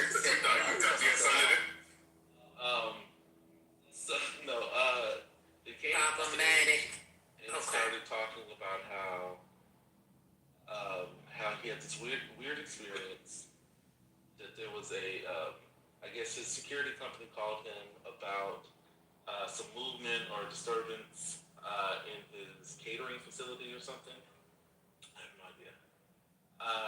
He said that his phone wasn't working, that they called his wife, and he had to keep his phone on or whatever, so he drives down there, and then he realizes that the only person, or he looks at his video camera and sees that the people that have disturbed the alarm system are the cops. The cops are in his facility, and he's like, what's going on? He drives down, he starts talking about how he, in a way, was a little or something because he's a black person, and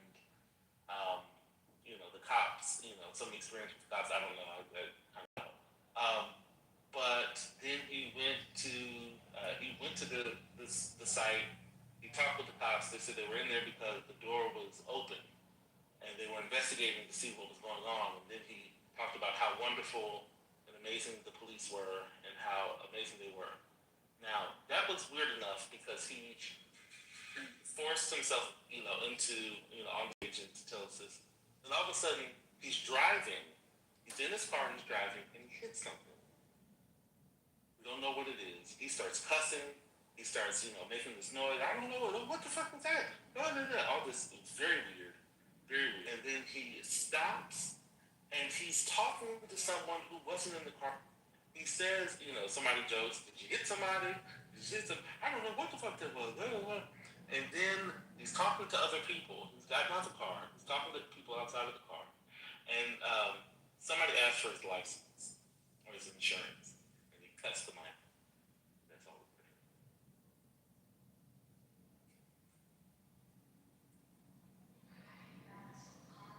Around on Clubhouse. I hope he's in jail. Yeah, that's what I heard. That's all. Was it a person or was it a deer? I hope. Wait. It landed in the jail. Are you talking about the person that I said earlier? No, we're talking about TC. We don't know what it was. We just know that he blew a tire. So Y'all was on the phone with TC? no, TC came at 2 o'clock in the morning, like 2 minutes ago. Politically correct wasn't open, was it? Yeah. At 2 o'clock in the morning? It was 2 days. Yeah. 2 days ago. It wasn't 2 o'clock in the morning. It was early. Yeah. You're telling stories. On the patty? It was 1 o'clock for you, brother. Who hosted the room? Oh, I think Britt. It was Britt, probably. Girl, cause baby, I'm asleep. Wait, now why am I in? Because you've been making modded like the last few nights at bedtime. And I've ended the room multiple times before 9 o'clock. Which room are you talking about? Yeah, I don't think y'all talking about. Yeah, it was politically correct.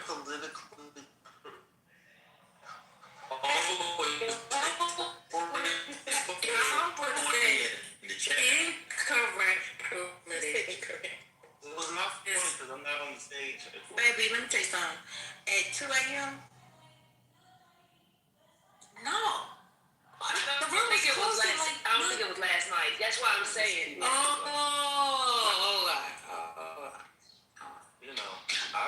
When I'm not clear, I try to be clear that I'm not clear. But when I'm clear, be clear that I'm clear. Okay, yeah, that was clear. Crystal.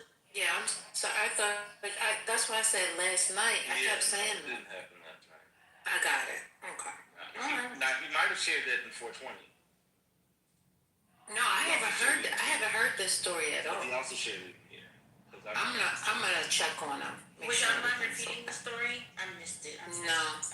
Okay, no, we're not. He told us a story that nobody wanted to hear. No, it's okay. I'm taking after First Lady's leave. You don't hit somebody. What are you That's saying? Hold on. Everybody else is ridiculous. You just had Manfinity talk about the great qualities of Hitler. Jesus. He wants to learn about. My assumption, I believe TC hit someone. That's what I believe. Oh, I thought you were saying it was like a person the way you were talking. But I said maybe it was a deer. I have no. He hit something, and it messed up his tire. I have no idea what it was. Did he get arrested? He cut out before we got a chance to figure out what was going on. So we heard somebody say, something about insurance, or then he cut out. He was talking to somebody who wasn't in his car before that. That's the only reason why I remember it, because I like to believe that he is somewhere sitting in a jail cell. No, he did a room earlier today in IGB. And his Beijing, I'm just telling you what I imagine. So whether or not it's happening. This is what I'm still envisioning in my head. That he is somewhere locked in a jail cell, and his Beijing is fading, and he's left there for an indefinite period. Brother has been acting very spicy. Is it like your birthday or something? Is it coming up or something? Like, I don't know what's going on. I mean, you're so spicy to the point that you've turned in your Clubhouse politically correct ticket to say that you're no longer a part of this particular house. I mean, just continue, carry on. I feel like I have to earn this back. I was banished for a while, so I didn't live up to the quality. Is Concrete here? You were banished. Shall I help you with the banishment again? Because I clearly you were not banished. Is Concrete here? Don't 86 him. Concrete, are you there? No, he's not in the room. Or is he on stage? Oh, he's on stage. I'm tripping. He's on stage. Concrete, can you come off mute, please? Yeah. The answer to the question on number 15 is D. Very obvious answer. I'm done speaking. Let me take a look. Well, it's your PTR. Oh, that's all. Yeah. I just don't remember the answer. Oh, yeah, it's D. That's a simple correlation causation error. Ben has been so helpful today. Look, let me tell you something. I don't know what I did with my life. I have an okay life being on welfare, singing opera, being a loser on air every day. But I really wish I was a little less caring when I was young. I could have gone to law and business school and literally be worth like $100 million by now. It's my biggest regret. It really is. It really is. You still got time. Nah, I'm too old now. I just ate McDonald's. You're only 30. I just ate McDonald's. My innards are probably 87. Ma'am, he's not 31. He just told you. He just gave a story about how he enjoyed a cold Diet Coke. Correct. I'm a middle-aged gay man. What's wrong with that? I'm a middle-aged gay man who has a Gay men wouldn't eat that. They wouldn't drink that. That's a middle-aged white man with a balding spot. And I'll repeat, I'm a middle-aged gay man with a dance studio in a strip mall in the middle of Georgia. Wow. 1, 2, 3, 4. 1, 2, 3, 4. 1, 2, 3, 4. If you want to come to my club, I do hip-hop at 7:30. We're going to Dougie and Stanky Leg. Yeah, y'all know exactly the white Southern gay men who do hip-hop dance who vote for Trump. Y'all know exactly what I'm talking about. That's insane. So I guess we're going to skip over my uncle today and his performance. I guess we'll come. No, let's get right on that. Oh yeah, he's showing his ass. Let's not. I can't believe that. I can't believe that. Your mama, were you here for Ambassador's attention? No, I haven't. No. Oh, your mama missed the holes. I missed the Manfinity. I missed. I don't think she can handle it. Yeah, I can't handle y'all doing it daytime because I can't take the political talk early in the morning. Well, no. There was none. This wasn't political. I wasn't here. What happened? I don't even know how to characterize. Oh, Sherry. Please don't tell Sherry. Brother, it was right there. I'm gonna go and tell somebody else. What's going on? Brother, it was right there with the spirits. Well, can Britt, can you give a proper read? So what had happened was earlier this morning. Can somebody record this? Please don't. Well, John Kitover. John Kitover. Anyway, so this morning, right, there was a minor lull in the conversation. Ambassador, great brother, kind brother, gets on stage and says, "Is Ben there?" Ben was here, but not on the mic to say that he was here.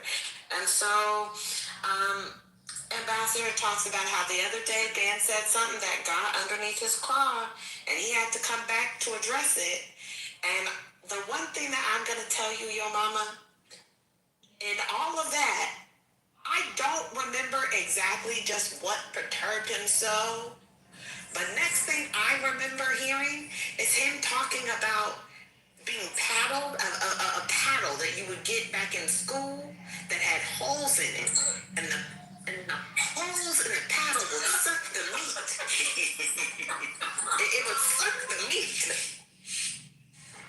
And I was like, my God, we had spirits of enchantment casted down the rods, and now we have somebody was sucking up my meat and I wasn't sucking meat. It was No, he said suck your meat back. sucking meat back. Your mama, do you mind looking at my PTR and answering that question if you don't mind?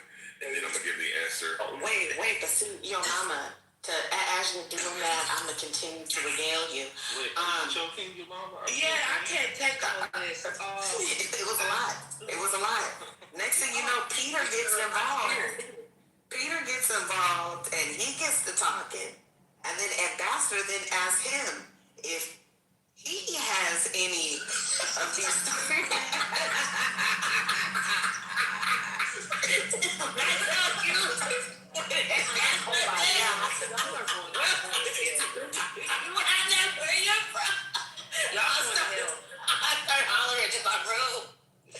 It was bad. I sounded like Brother Messi in here. I was dead. I was Wait, he got kicked down to the goo, remember? My uncle got kicked to the goo. And then it came back. He said, I just don't understand. Stop fucking with my mic. You keep fucking with my mic. Please, stop it. I said, oh my goodness. Yeah, that ambassador segment today was some good content, okay? It wasn't the usual. It was great. Yeah, he was on fire tonight. Did he stay on track? Did he stay on track? He stayed on track to drag. That was it. That was his entire segment, your mama. He dragged band from one corner to the next. He said, and that was it. He got in and got out. He said he was gonna get that paddle and suck that meat back. Oh my God.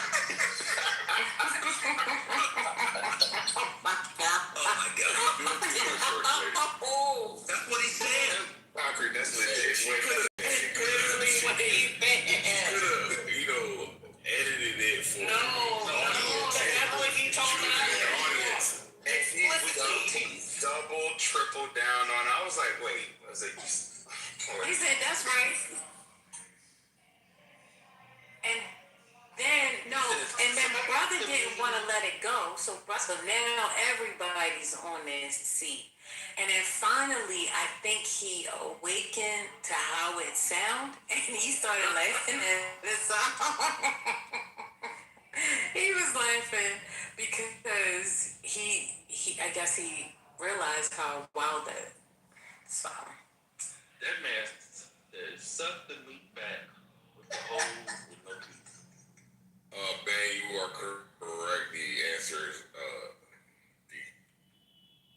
Just real quick, in the chat, before it goes away, that's a new angle of the Cole Allen shooting. It's a much clearer picture of what happened. Brother Trent, before you What do you mean? Go ahead, Charles. No, Trent, I just want to give you your flowers because you gave your submission I'm a about jump, Manfinity. Jump. About Manfinity, and as soon as you left, he crashed. He crashed for about a good 5 minutes at you. So you missed it, but it was very good. You did the Lord's work today. Appreciate you, bro. Today, brother crashed on Infinity. He was broke. How you say it, First Lady? Like broken. I don't say it. I'm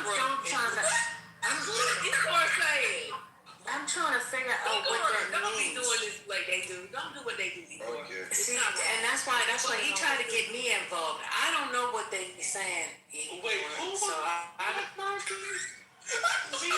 even know. Infinity was butt broken. No, wait. What is it, Manfinity? I thought he said brother at first, but That's what I thought. Brother, No, brother got crashed. broke, today. man. Yeah. Brother, butt broke, Manfinity. Oh, God. Oh, God. Y'all got No. Oh, okay. Really? That's what you come off the mic for? Manfinity was normal today. He wasn't. He was normal.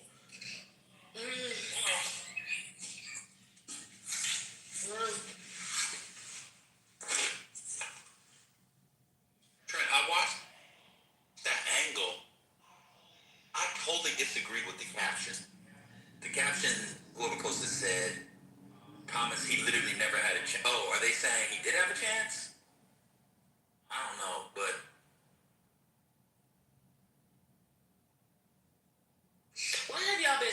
about this? Nothing. We haven't really been talking about it. But did you see the video? Yeah. Let me get a Google. Y'all stop talking about. It's in the chat, but he on the video, he gets past 1, 2, 3, 4, 5, 6, 7, 8, 9 guys, and if he came out spraying, he could have sprayed all them. Right. I'm sorry, yo. He could have sprayed. If he came out, he could have sprayed all of them. Cause he was goofing off. Did you see them? Yes. Like, minutes before leading up, like they were scattered. But let me shut up. Yeah, I disagree with the person that posted maybe a mag app like, hey, he didn't have a chance. If he came out, he definitely would have had a chance. They had that back turn. They would come from the other side. One guy was filling the thing. 2 of them was taking the metal detectors down.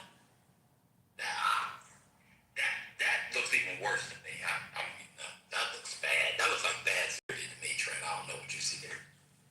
And how did he not get shot? How did he not get shot? How did he fall? They tackled him? Yeah. It's really sad, y'all. Y'all have no idea.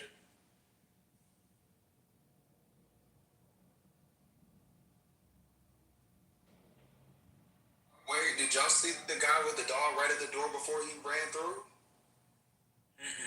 That's on the video? Yeah.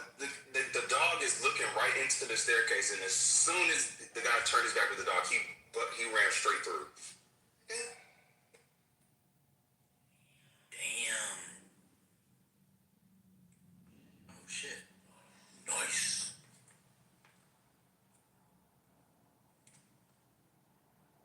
What y'all think about that video? None of it's real. Oh, no. Not you, that. No.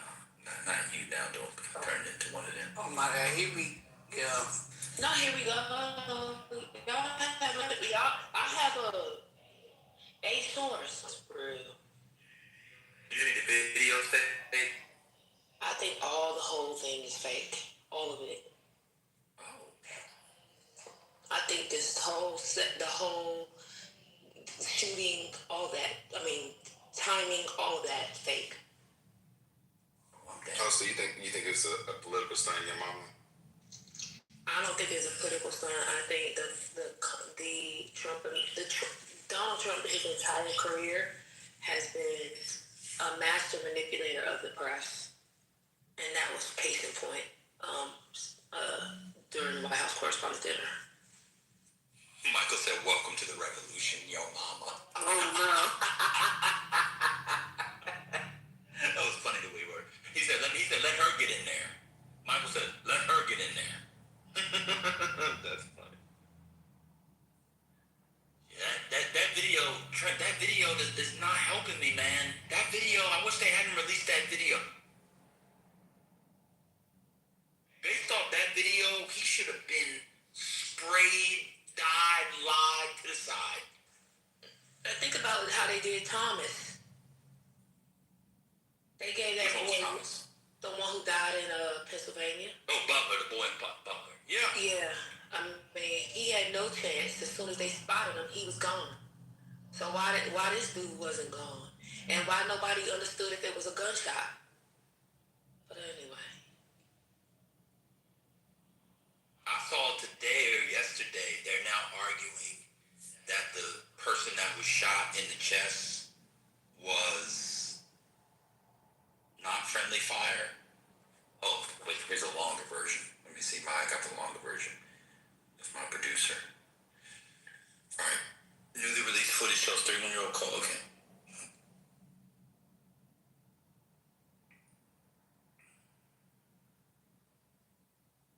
Wait, is that from John Ross?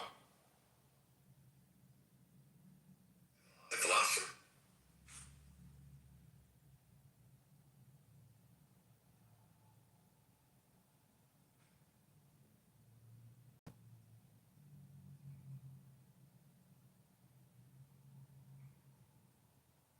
I keep getting kicked out of the room.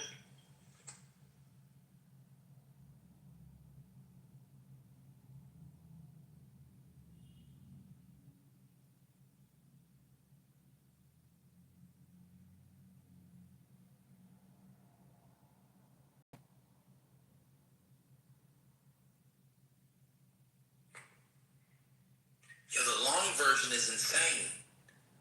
Because he goes into that gym area. Wait a minute.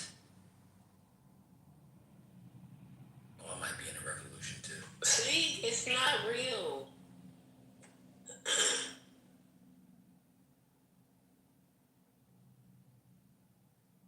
This is about as fake as Dr. Fauci.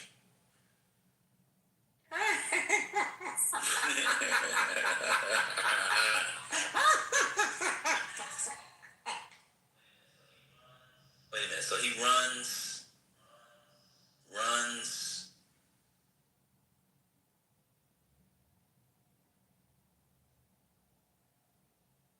Wait a minute. That person didn't shoot. They run right past them. Well, do you see one of the enforcement officers pull out his gun? Yeah, when the slow down version, he shot. Yeah. He shot and missed. I don't know why the MAGA people are like, oh, he never had a chance. He literally did. He got and Yeah, they missed him. Yeah. But I am with your mama. I think it's fake. So.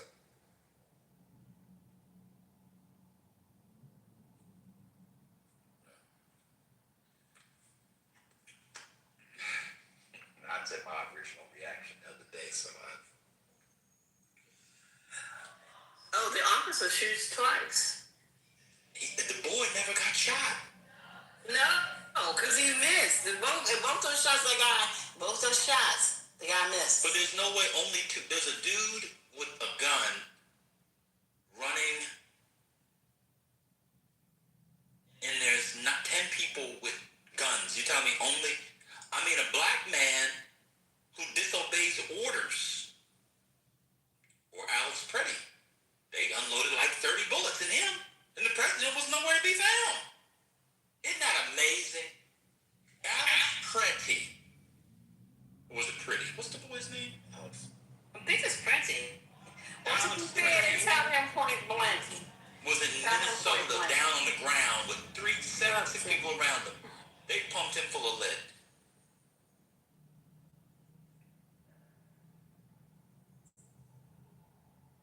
And did he have his knives on him? He didn't. They were in the room.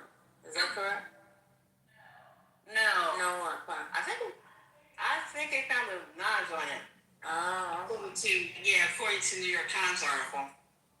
I thought it was on him, like in his room. So he had it on his person. He had that and the other gun, plus the shotgun. Yeah, the shotgun you saw him with. Yeah. The shotgun. I didn't see him with anything. The shotgun Leslie fell. He was a goof. Yes, he was. Oh man, he's got to be the goofiest person ever. I mean, it's like watching a Monty Python video. It really is.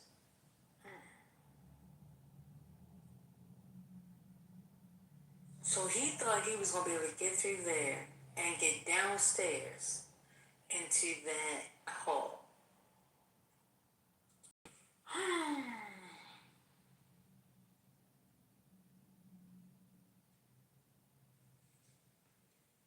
How he even get in the hotel? Unless he had. He was living there. I mean, he was there overnight. He was staying overnight. But this is the thing, First Lady. Secret Service please has a don't list. take me down this road. Oh, we are on Sunday. Go ahead.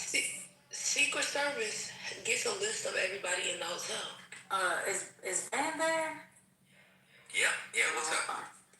She said Secret Service gets a list of everyone that is in the hotel. Yeah, and they put him in the hotel. He was on their list. Yeah. Welcome to the revolution. What? Yeah. I said it before. You had a black boy, albeit a sepia-toned one, who had fired off shots with the president, the vice president, and 5 of the 6 in the line of succession. He didn't get a scratch. Oh, I guess police now are treating black assassins with respect. I said it the first day, but nobody want to hear me when I say it.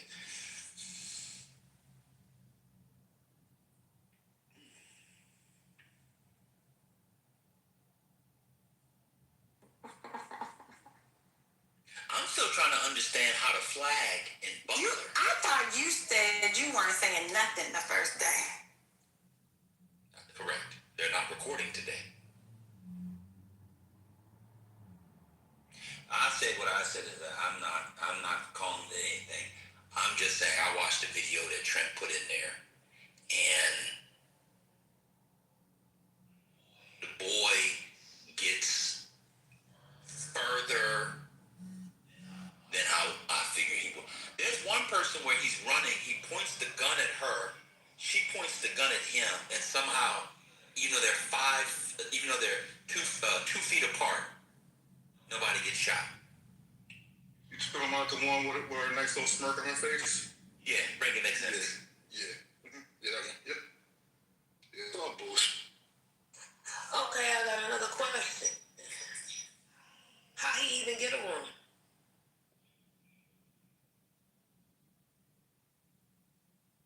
It was free. Government travel card. I don't know. The story was a little shaky on Sunday.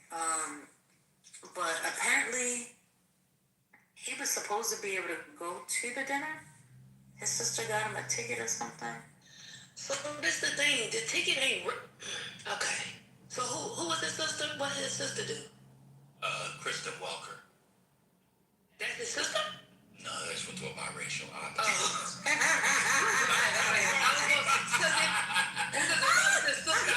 Okay, he legit got him a ticket. So, I'm gonna tell y'all a story about a friend of mine. Let me say, a friend, somebody I know, not a friend, somebody I know, right? Somebody I know actually went to the dinner, and their +1 was supposed to be one person, but at the last minute, their +1 couldn't come, right? So they asked the outlets, the newspaper out, they were sitting, they were invited guests of a particular news outlet. And I say that because they're non-transferable.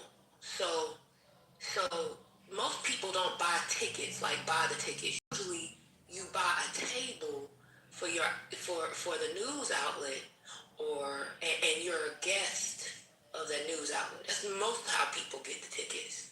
So how was he gonna get a ticket? And if he got the ticket, then he definitely would have been on a list of people, not just staying in the hotel, but who was going to be in the room. You know what I'm saying? Yes. That's what we said. That's what we were saying. That's what we were trying to say on Sunday. Because it's like he was like a regular guest. I know Divine home to your mom. Do you know how he apparently got to from California? Did you hear about that? Sure. This is now I'm gonna be honest, and I'm gonna leave it here. This is when my antenna went up. Apparently, he took Amtrak. Yeah, supposedly it was the train. That's what I thought. But the train from where? Across California. From California. That's absolutely insane. Right. And I said, yeah, you can take us on a train, but who the fuck is taking all that on the train across the country? That's when I started saying, you know what? Let me go in here and get another COVID shot. Fucked up, dude. Get it.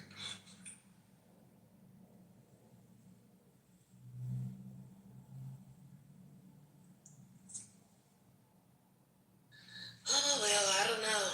But this sounded crazy. And also, how many, we had all these assassination attempts earlier in the presidency, and this man get 3? I don't understand this. 3 out in the open for everybody to know about. And never get hit. Right. I'm not saying he should. I'm just saying I don't get it. I mean, I don't understand. And I Go ahead. No, I was saying, hey, Mel. I don't understand.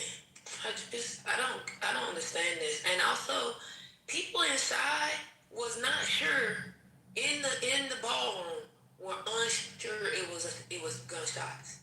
But didn't they were unsure. People were still eating food, still chewing. Like I don't understand. Yeah, I don't understand how hell. I said, well, it was they couldn't tell what it was. It was like a sound in the stand. They heard a sound, but they didn't understand the sound. Doesn't mean it was upstairs. And I don't care. It's open. That place is open. It's not like it's closed. Like you can't hear. It's for a large hotel, as you probably know, it's large. But I don't get how you would not know if people did not understand it was here. I don't get this. I really don't think I don't think a shot was. It was that the other Secret Service person got hit by Yeah, it was a noise first lady, but it didn't sound like a gunshot. But now that's all right. So the guy comes with a shotgun, right? He comes with a handgun and knives.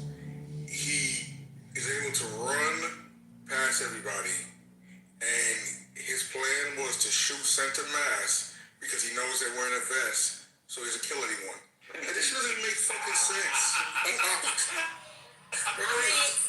doesn't even make sense. You know why he wanted an audience with the president? He wanted an audience? I don't know, but 2 shots. At least we know 3 shots were fired because you see it in the video. You see the one officer fire off. Oh, don't forget that officer. He got down in a great prone position, slow motion for students watching.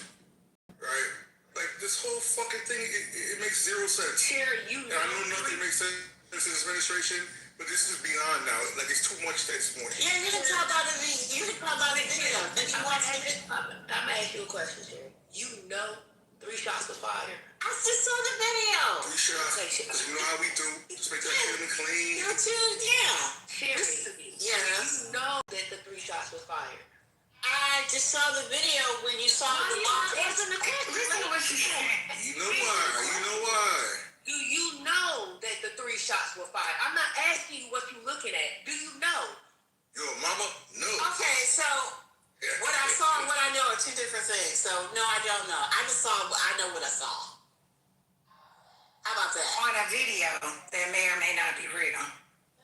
Look, that's all I have to go by. So that's all we have. All right, so is this the one that came in from Trent? No, it's the one that Maya had. Okay. Maya showed the longer one. Yeah, it was the one. Same thing. Yeah. Oh, okay.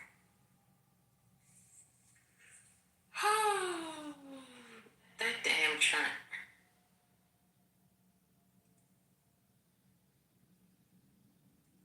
He dropped it and left. Exactly. That's what I'm saying. Because he was saying how crazy it was for people to be saying this stuff, and he just saw that video and he's just letting you know maybe it was not so crazy. That's why he left. Yeah, and I just saw the one that Maya posted.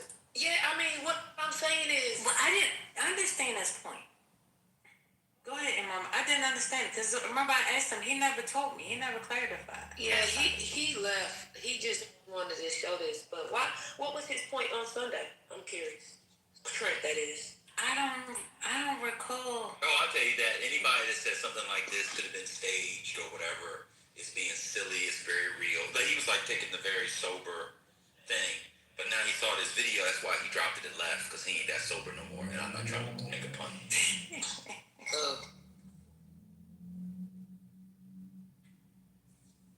Y'all better just get y'all a little money you got. Take your family on vacation. Get a couple cigarettes. I recommend some Camels. Smoke them and die. There's no, the absurdist had it right the whole time. Y'all gotta get it in French. It's all. He's doing this for me. Thank you. I appreciate it. Thank you. Well, I also found out there was something about ENESCO yesterday, which was very exciting. So I have the absurd 2 days ago on the absurd. What's today? Thursday? 3 days ago. Somebody told me something about ENESCO, so I'm very excited about the absurds. But yeah, it just get your cigarettes. Y'all want anybody who likes Camels? Anybody want to smoke some Camels? Have you ever smoked a Camel before? Lord, I have in the past, and I hope to do so very soon again. I like Salem's. Y'all don't like Salem's? Oh my God. Newport's the nigga cigarettes. I'm I'm probably gonna run out of PP, but I'm gonna go ahead and smoke it. I'm done speaking. Now, when you were saying that before, I thought you meant like urine. I know. But running out of PP is fucked. That's what he. That's what he said. Your mama, that's right. And every time he was saying running out of PP, I'm like, this nigga act like he old and he leaking. What's going on? And then when I found out it was PP, I said, not that Johnson is being enhanced. This is That man's a Hall of Fame. Well, he didn't make the Hall of Fame, but near Hall of Fame football player had to get his PP enhanced. Wait, was this before Evelyn? Because we No, it's after. So we don't know if it's Evelyn or somebody else. Yeah. The interview was last year. She whispered. He was inside. She said, "Go deeper, go deeper, go deeper."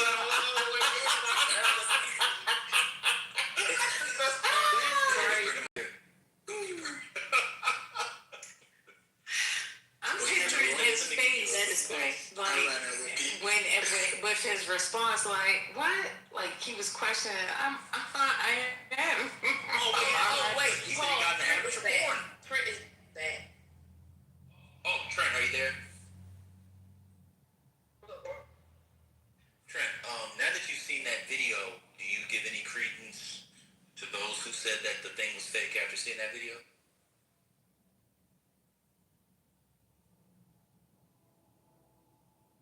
He probably out. No comments? My finger slipped. Why would I? Did I miss something? What did y'all see? You didn't see the slow down version when he was right in front of the cop and the cop was right in front of him and they just happened to not hit each other 2 feet apart? Oh, yeah. That was crazy. This man got a shotgun. It looks like a shotgun. And he's point blank, and it looks like he shoots it. And I guess that's the cop he hit. I don't know. But yeah, that man was point blank. How he didn't hit him is beyond me. Trent said, it looks like he shot. How come she didn't hit him, Trent? He was right there.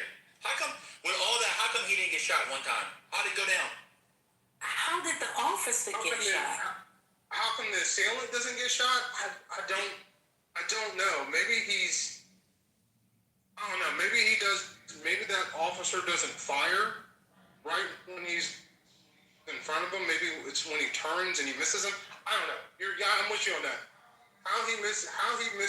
They missed each other. Because that's a shotgun. It should be dead or buried. Dead. But wait, how did the officer get shot? I think the officer, this is just my take on it, First Lady. I think they're going to find out that officer got hit by one of the other officers' bullets. Hello? Yeah. I don't think today they came out and said they didn't. Give it a few weeks, they'll change it. Yeah, I don't know. Like, I think that was a shotgun in his hand. It was. Yeah, and he's that close. I don't know how you could, just the way a shotgun sprays. She didn't fall back. Yeah. She just turned around in the same position and started shooting. Yes, and also, he didn't, move. Think about it. Look at it. When you fire a shotgun, unless you've been shooting every day for I don't know how long, your body is going to move. Do y'all think this guy was that good of a shooter that he couldn't, no reaction, just shoot the gun? That's it. This is a lie. Well, maybe he got surgically enhanced. I don't know. Oh, God. Look, your mama, why don't you investigate? Go deeper.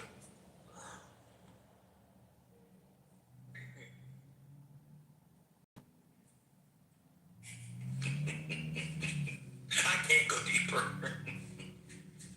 Well, my jokes are big enough, so I don't understand. There you go. I guarantee that you probably got me by 2 inches.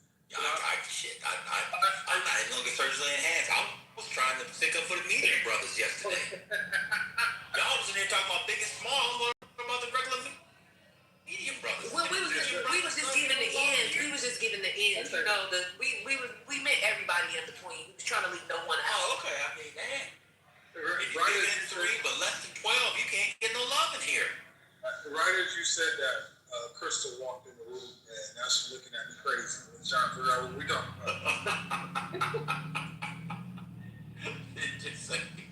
Just show the What's funny is, it's exactly what she is. If I ask her, have I run out of PP, baby? Have I run out of PP before? Oh my God, yes. Can we please not hear? This is insane. I'm all right. I'm all right. That is insane.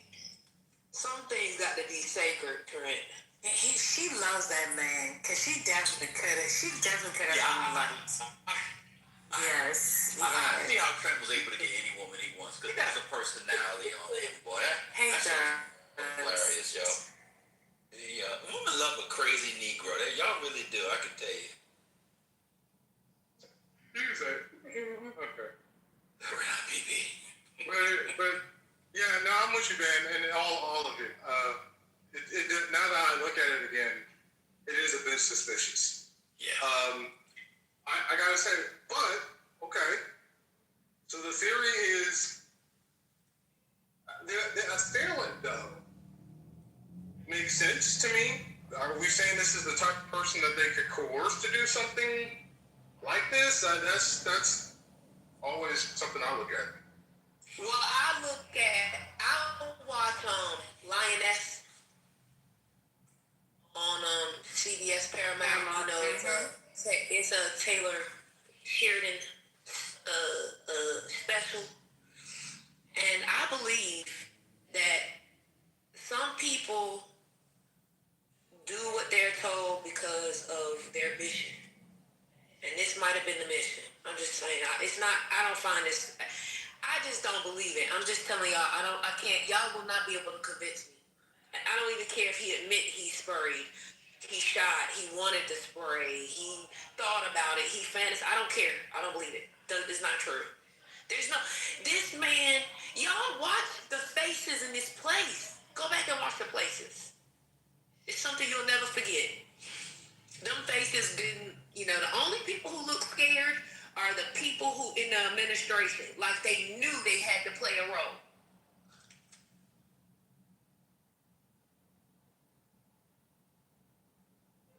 Except Trump, because they didn't tell him what they were doing. He was like, what? No, otherwise he would have told everybody. Yes, it's a weird thing. Anyway.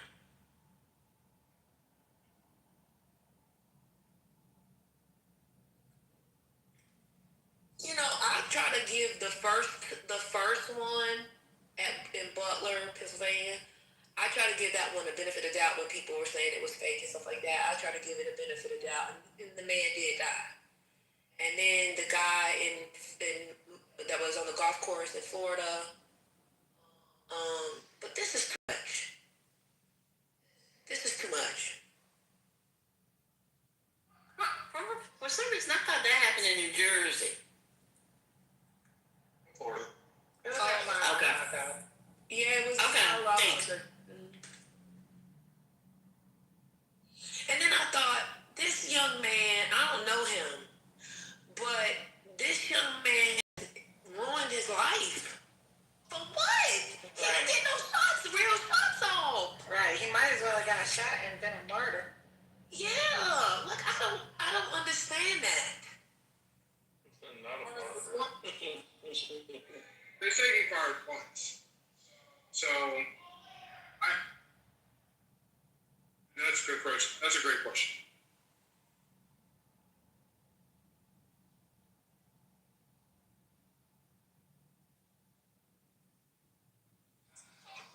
I just saw somebody tweet. Was a pretty big following. Graham Plattner sucks, but he's a nominee, so I'm going to vote for him. There you go. We about to have a Nazi. Yeah, he wouldn't be the first, won't be the last. Hey, what happened to Pastor Ben? Y'all know Pastor Ben? Pastor Ben? The black guy, I think he was on TYT for a while. No, I don't know Pastor Glenn. Oh, he's going crazy online leftists.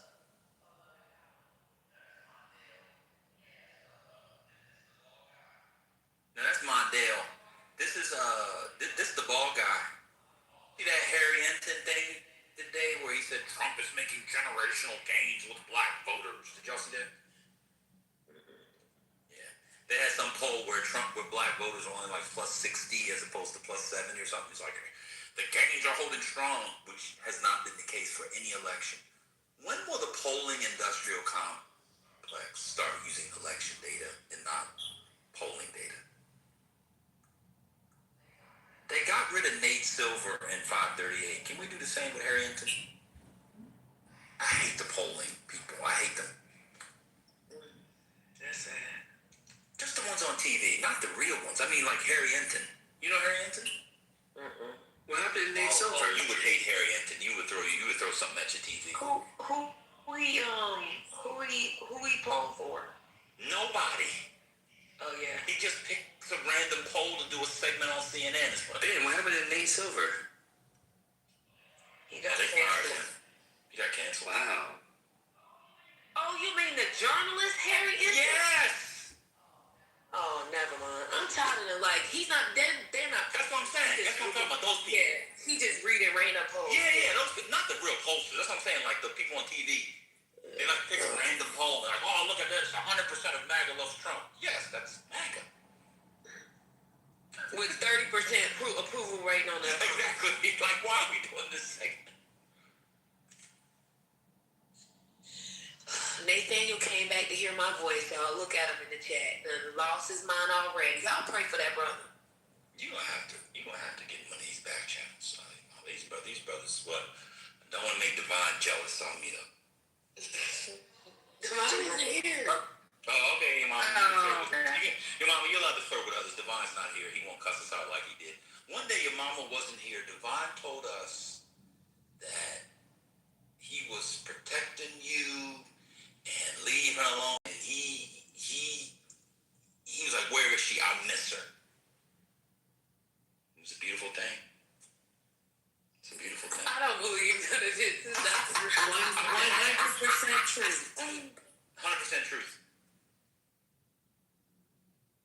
I was like, oh, don't you hear me say? I said, he really likes you, your mama. When you was here. I thought you said that, to be nice. No. When you wasn't here, he was like, where your mama at? I was like... He did? I don't remember. And then when he came back here, he told you himself. Oh, He said he helped you get your bag. She put so many hearts on you. Oh, yeah, he did say that. He did. I appreciate that. Because when I had left for a little bit, when I came back, the badge was gone. So really, I learned my lesson. So no exes today. Is that male? It is male. Yeah, I asked you the other day, how did David go? Oh, I saw it, but I'm saying I'm not realizing. Yes. Pretty well. Is she with the boy? It's a good lady. Oh, yeah, he's only black. Is she with the Japanese boy? Yeah, you have a chance.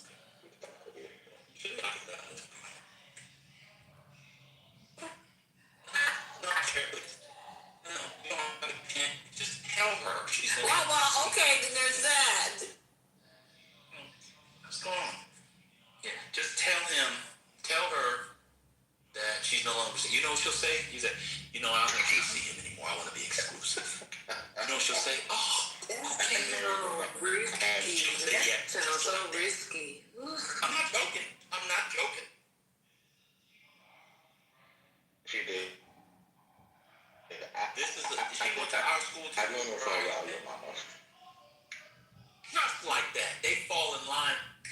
like that. That's the only way you can get in that school. It's the most conservative school in America.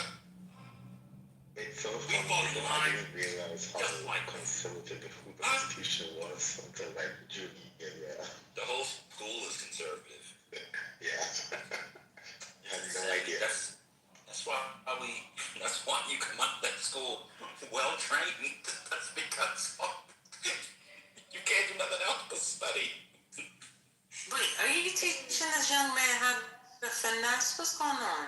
No, I'm that the girl thinks she's not exclusive, and he needs to lock it down. And when he tells her it's locked down, she'll say, "Clunk, the code is 5489."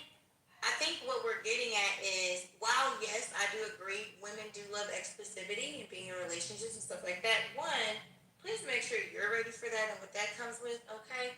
And two, it's not I'm telling you you're gonna fall in line. It's baby, I can't think of any other woman other than you. And I really am thinking that we're ready for the next step in our relationship. You saying how you niggas don't, god damn. That don't work. Tell a woman what we want. I love this segment. This my woman favorite has segment. been socialized through an institution where the people that go there want to be told what to do. Wow. I went to the same institution. I went to the same college they did. Is that you? No, that is what we signed up for, and we loved every minute of it. Get more with women being romantic. Ladies, am I tripping? Every lady's different. This girl has been disciplined. But you don't know this, but no, there's a backstory. Like they have dated. This is a rekindlation. Yeah. So it's not all of that. I be dating somebody else too. Shit, you fumbled for the first time. You got me fucked up.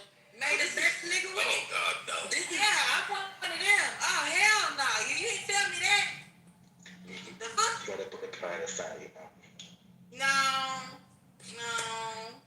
I'm gonna be honest. Now wait a minute, Mel. Don't be saying that. Now you went too far. Now I was on your side. That's the reason why I ain't saying nothing. You went too far. We're talking about put your pride to the side. Ain't no goddamn pride. You put her to the side. What's going on? You better cherish the fact that you got a second chance. What's happening? What are you talking about? That girl. She better cherish. That's the real conversation. Wait a minute. She better cherish what? Wait a minute. Hold up. What? She better cherish what? His ass first. I just want to say that this is an interesting take on the school. I only know because what Mel said. All the tech people I've worked with back in the years, I can now see that might be true. And most of them don't have pee-pee, and they don't get no pussy. No, but they got billions. They do. They got money. But these are all blacks. These are the black. I'm specifically about the blacks that go through there. Oh, okay. But it is true for them. I do know some blacks who gone through there. In fact, if you Google the Meta case with in California, the social media addiction case, their spokesperson for the litigation, she went there and she's like that. That's why she is. I mean, it's a high stakes, but she went there. Yeah, I think if it's the same school that I think. I don't know. Yeah. Okay. Yeah, she went. She's like that. So it's not surprising now that you've mentioned it. That's how they get the billions. Yeah. This is it's a disciplinary regime, and you just get yelled at from day one, and you just take it, and you like it. Oh, Mel, like I said, okay, I'm going to say the both of you should be happy that you have given it a second chance. Okay, it's not just one side or the other. Even though you have made a choice not to move forward, because she was ready, according to you. You weren't. So, ain't no need of stalling this time around. I'm with Ben on that. Get to it.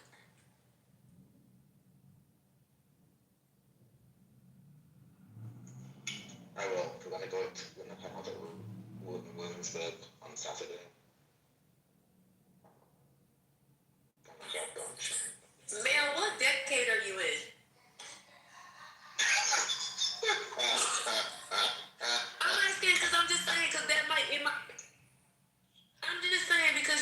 You might need to press the gas. You know what I'm saying?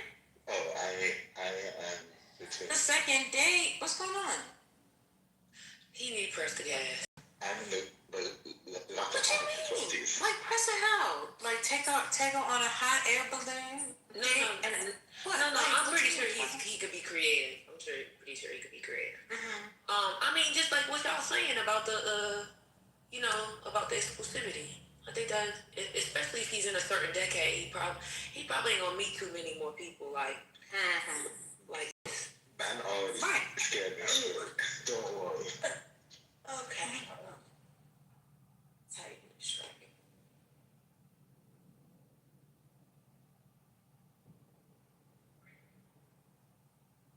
Now, are you older than 35?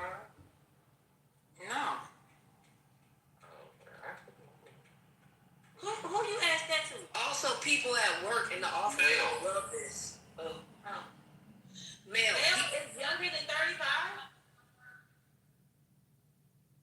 Perhaps. Male, the people in the office are gonna love it. They're gonna love it. You probably get a raise. You probably get a raise and a promotion. You probably get a spot bonus. Like at the least, you're gonna get a spot bonus. You're seriously dating. Oh, you're about to get married. Here, take this. Take one last trip to Thailand before you do it. Here. I would hope so. Like the funny thing is, like, I'm the youngest person, like, the firm, and everyone else is like married and has kids. And sometimes it kind of feels like I get the like the extra work because people are taking care of it.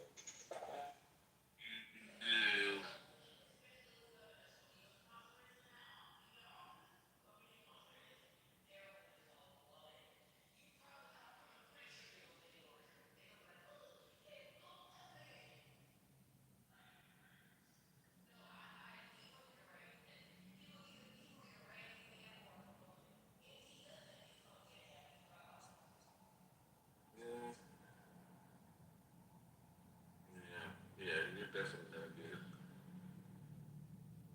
rewarded.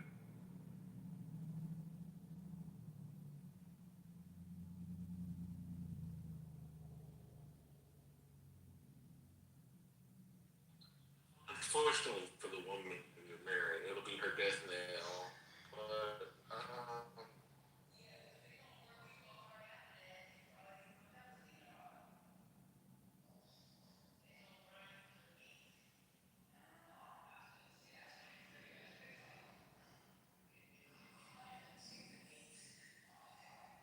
that's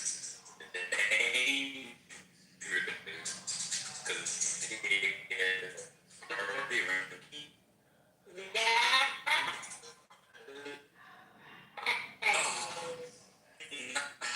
Oh my God.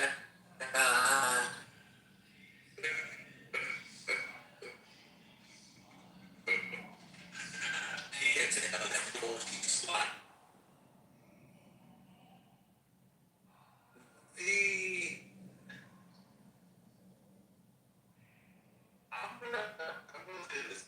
This was a moment when Dan was doing this thing. It was a while ago, and he was doing, this submission that was going on for a while. I don't know whether he was speaking Latin or I have no idea.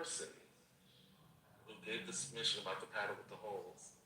I think something broke in that conversation, and then he started talking about Donald the Duck, and he also started repeating things. I don't think we've recovered from that moment. I can't remember what Ben said, but there was a moment that we haven't gotten back from. And I see now how far we've gotten with that person. Today's submission was absolutely insane. Absolutely insane. I mean, it wasn't that bad.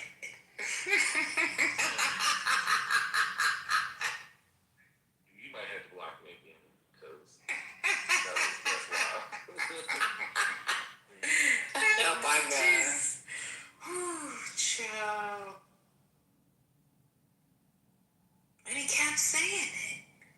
Did you guys talk about the lawsuit against the JP Morgan executive director today? Oh shit! Which director?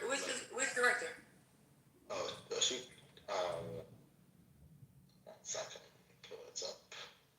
Her name is Lorna Hajini. You're talking about that sexual assault case where she was talking crazy about that man's wife? Yes, his wife. Was it real? I don't know. Like people are kind of, you know, debating over how the claims are even, possible.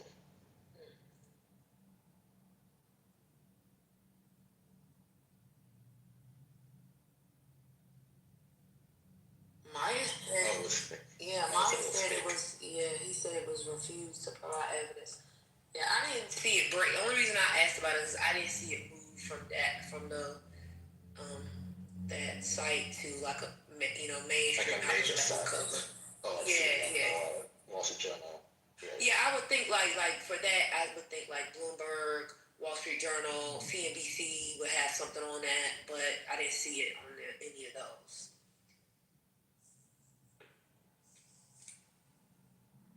It's pretty insane. Like, I kind of wonder, like, her reputation is kind of tattered, even if it's all proven to be false. Her face is all over the internet with all of these wild statements.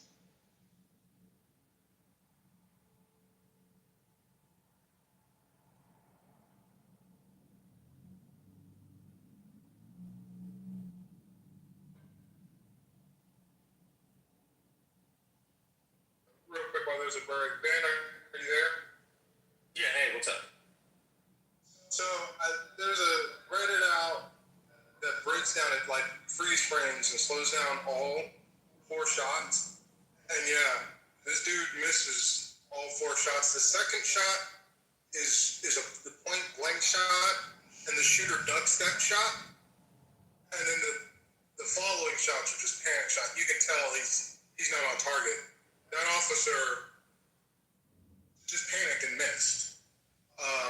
But that second shot is the one that he really should have hit, and it looks like the shooter ducks that shot just barely and doesn't hit him. And then somebody else said, which I actually have to agree with this, if it was a conspiracy, all right, if you're going to go with conspiracy,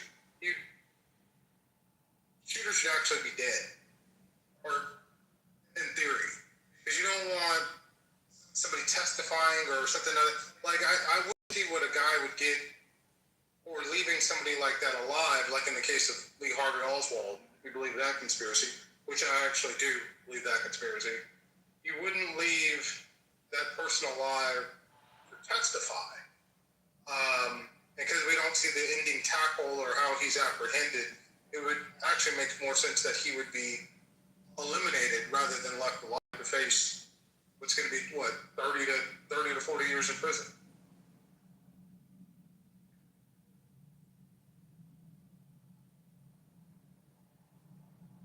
Yep. I don't know what's going on, man. It's crazy.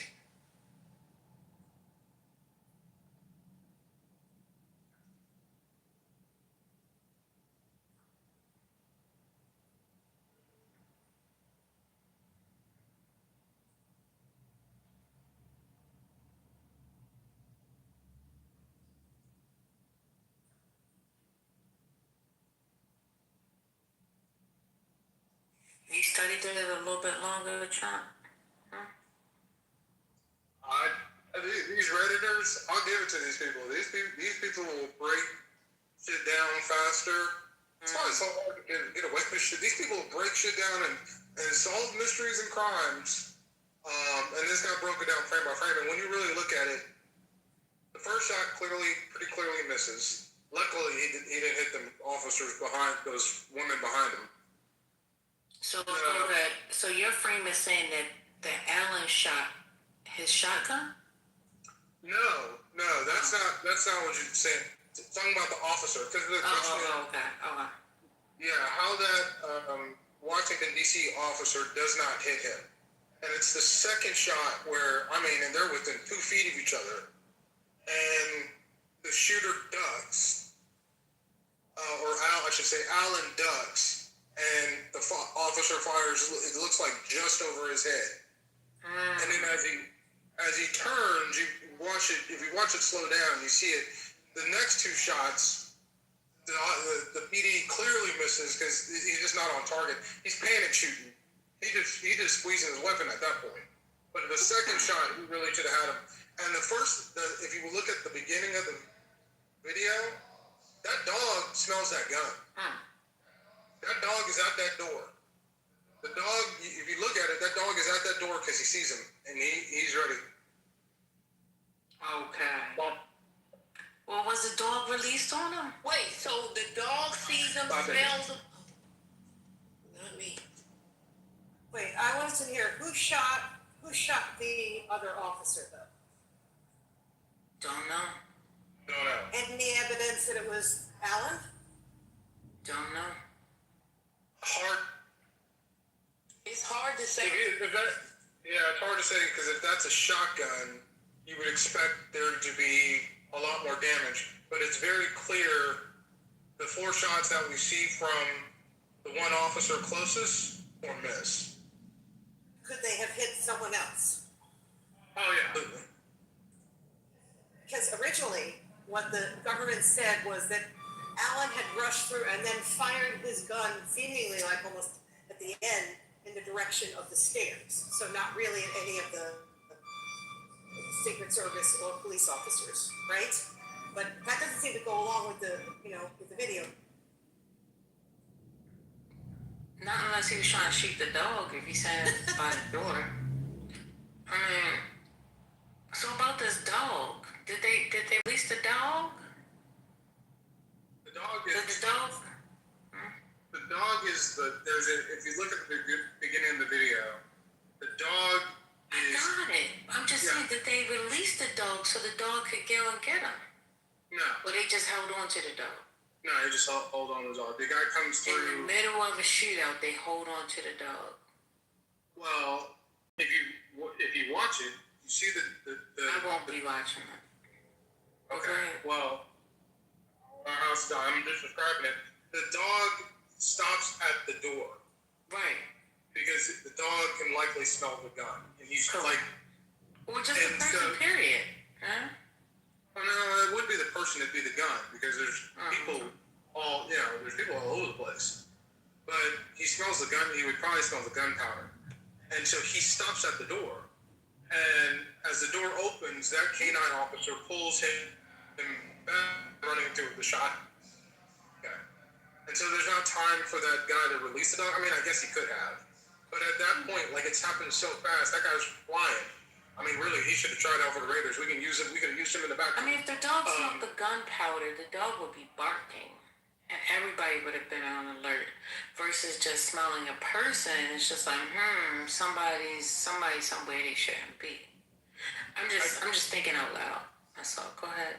I can't say for sure, but I would imagine that dog is trained to smell explosives and gunpowder, which is why it was sitting. You see it sitting at the door. And can't tell if the officer opens the door or he opens the door or if he fires into that. It's kind of unclear. Do you think the officer opened the door for him? Let me shut up because I didn't watch it, so I don't know. Keep asking. You gotta watch it. That's good. You know.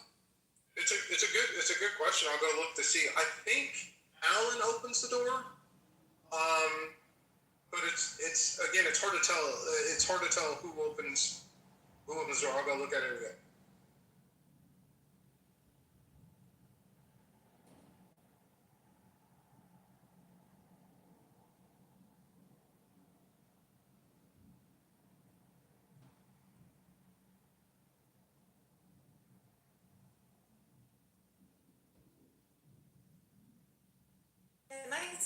I'm still confused because the government's theory seems to be that as Allen was rushing through, he somehow fired his gun. Is there evidence of that in the clip?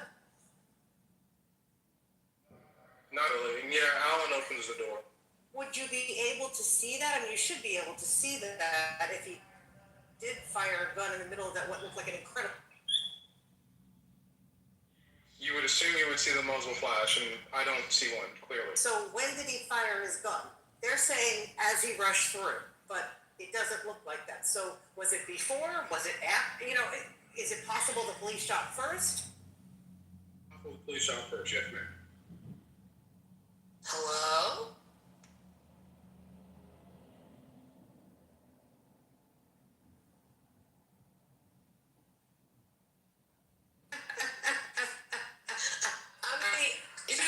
I'm watching this shit on TV.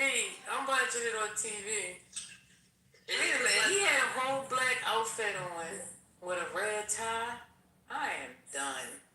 I am so done right now. Did you see his outfit? Yeah. Before they took his before they wrapped him up. Yeah, struck them. Yeah. That is about It's getting the more information that comes out, the more confusing it is. And the more unbelievable it is.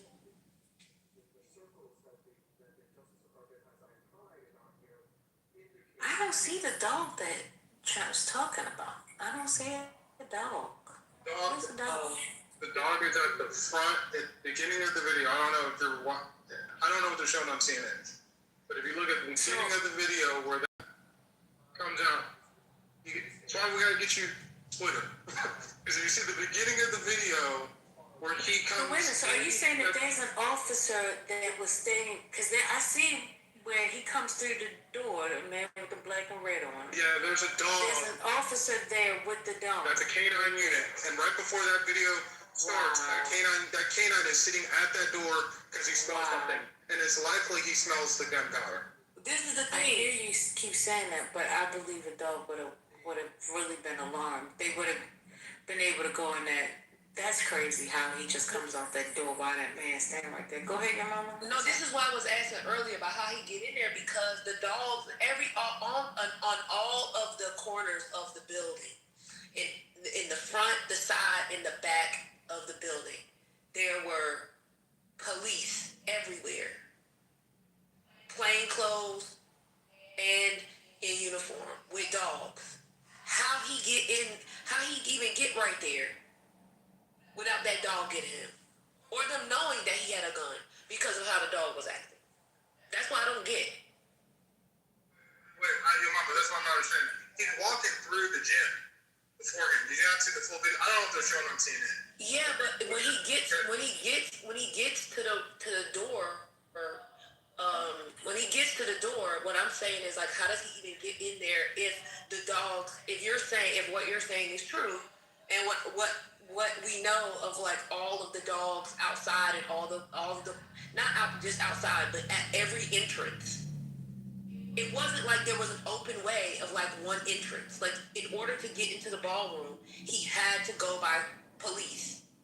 He had to. Have you seen the video? Have you seen the entire video? Yeah. I've seen more than the entire video. Okay, so you've seen where he comes out the gym, he goes and retrieves something, and then he goes into the area where the ballroom is. So that's it's an open hotel. So that's public. It wasn't that night. It wasn't. It wasn't that night. He comes through the gym. It looks like he retrieves something out of his coat, right? There'd be no reason for me, right? I don't know if they had a magnetometer at the entrance of the hotel or not, but it's possible that he'd already stashed the weapon. I think that's what had originally been reported. And then you see him go into the gym and retrieve. It looks like he gets something in his coat, and then he goes into where the ballroom is, where they're breaking down. They're actually breaking down the magnetometer right there because they think basically everybody's already inside the ballroom. But the gym video was from the 24th. The dinner is on the 25th. Say that again. I said the gym video is on the 24th, and the actual dinner is on the 25th. when he's in the gym, he has jeans on with a black shirt. When you see him walking the hallway, that's all on the 24th. Yeah, that's what I'm saying. So he stashed the weapon beforehand, yeah. Yeah, so that's what I'm saying. The night of the night of the dinner, there was no way. Even at the bar, there were police there.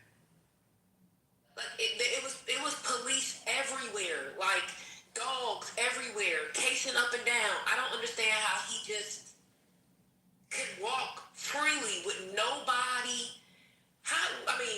With nobody even no dogs jumped out of him. None. Like, what's the purpose of the dogs if they not gonna act? Right. And they're not gonna be silent like that. That's what I'm saying. If a dog smell gunpowder, they're going to alarm everyone. No, ma'am, they don't. Anyway, okay. One second, sir. One second. I just got a quick question. So this stairwell that he comes down to, you mean tell me there was no dog at the top of the stairwell? Perhaps there wasn't somebody at the front? Huh? Like Maya's saying, there's two gym videos, so maybe we're talking about two different things. But I'll go back and look at it one more time. But I do want to say something. The dogs, like the dogs at the border, when they sense drugs, they don't start barking. They actually sit.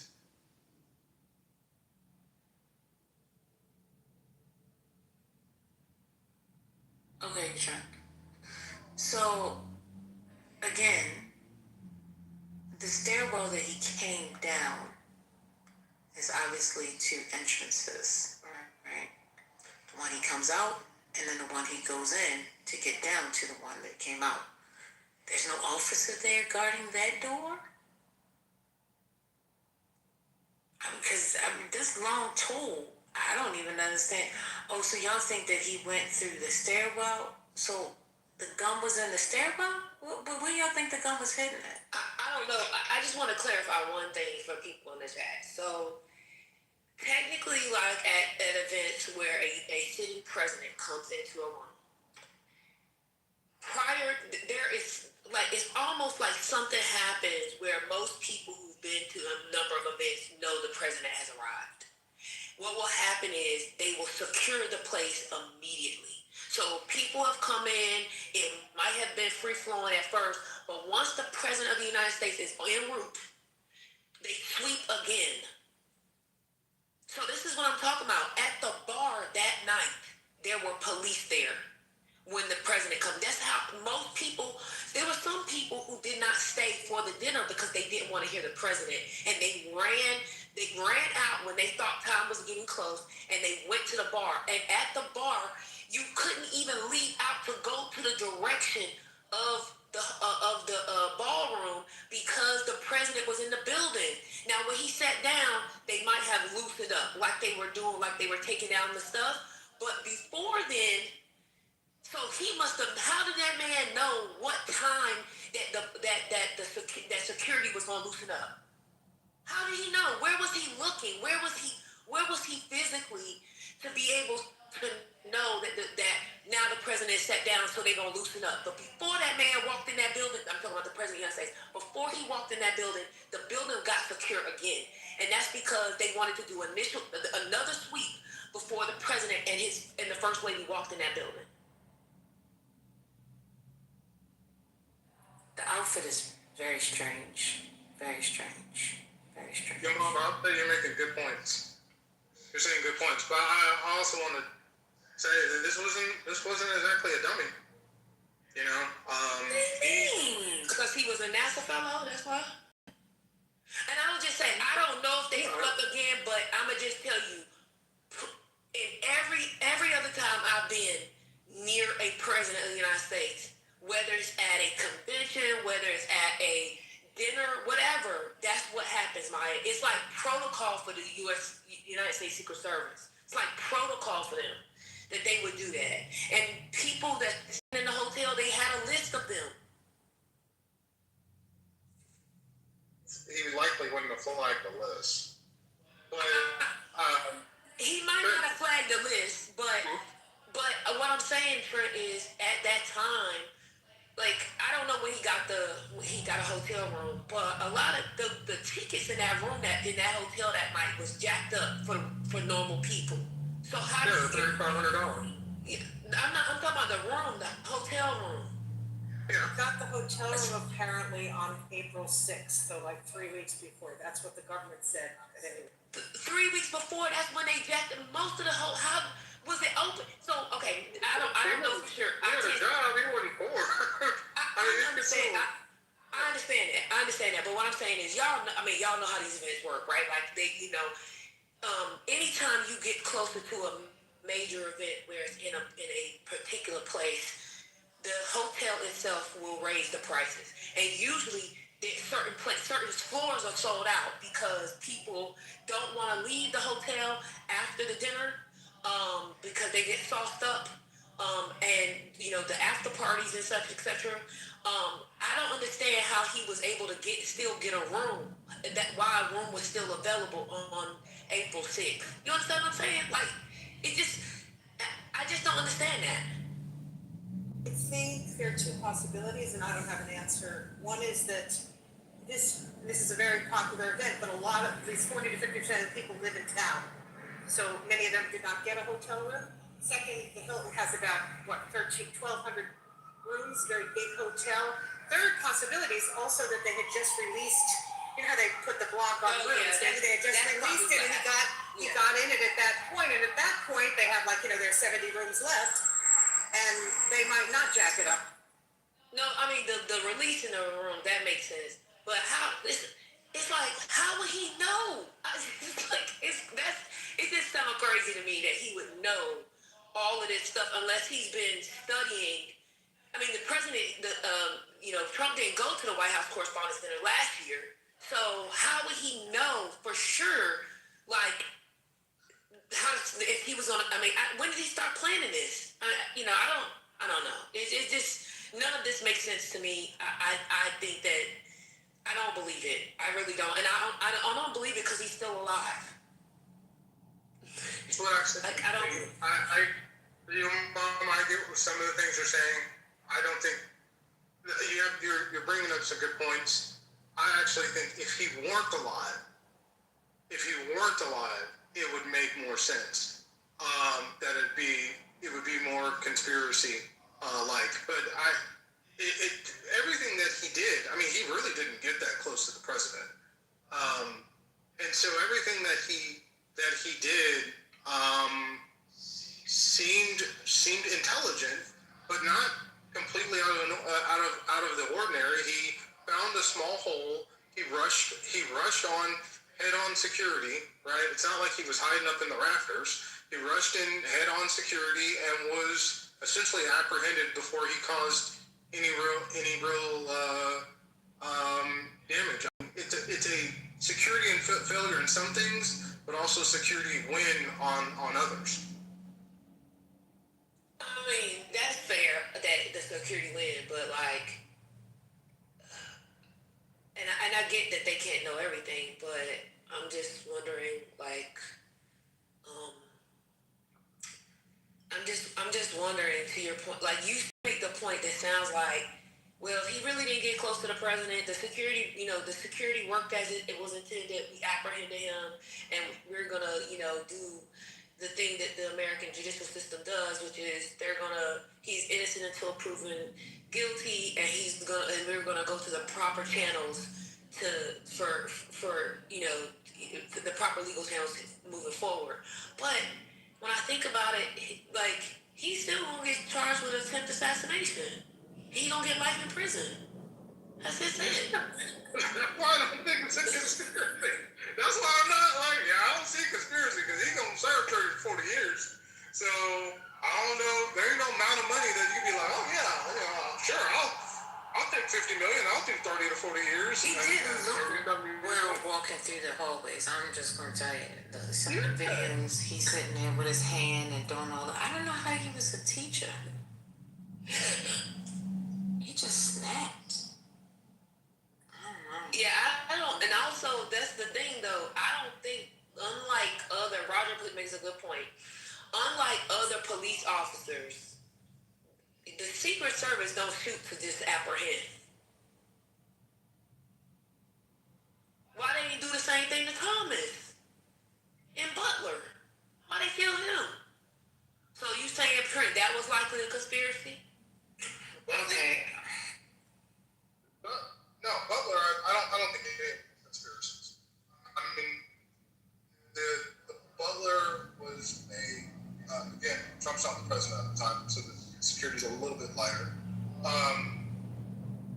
But Butler was a failure of imagination by the protection that he was afforded to.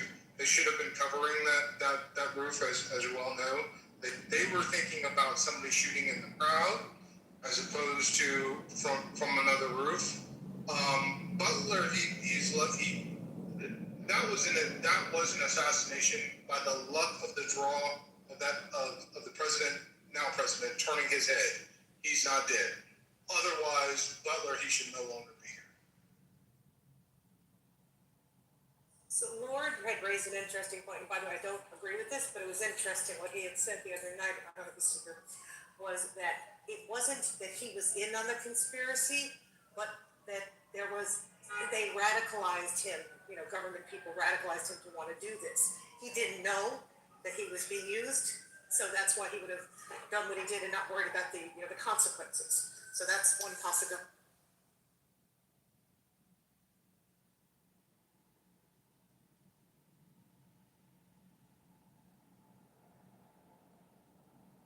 But I still have not seen anything showing that he fired a shot. Has anyone, what am I missing? Showing that he fired a shot. And I'm listening to the Redditors, they said they don't see that either in the videos that we see.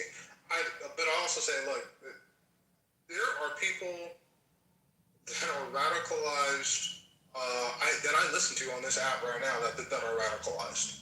Right? Whether they recognize it or not, on the left and right.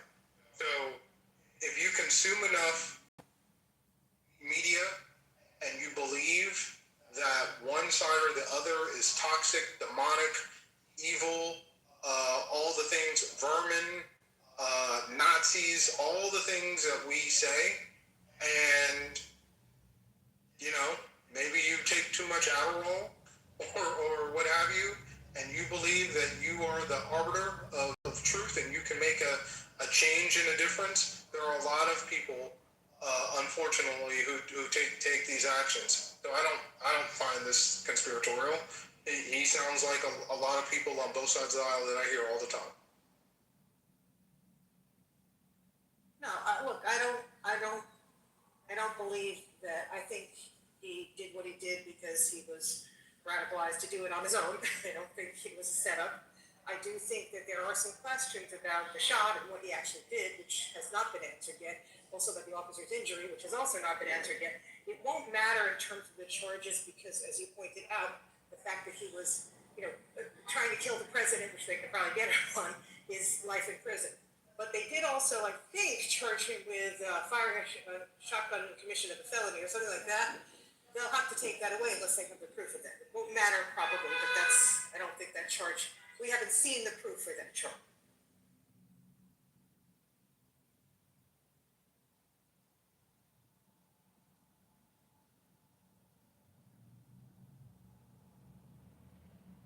Matters whether or not he fired the weapon.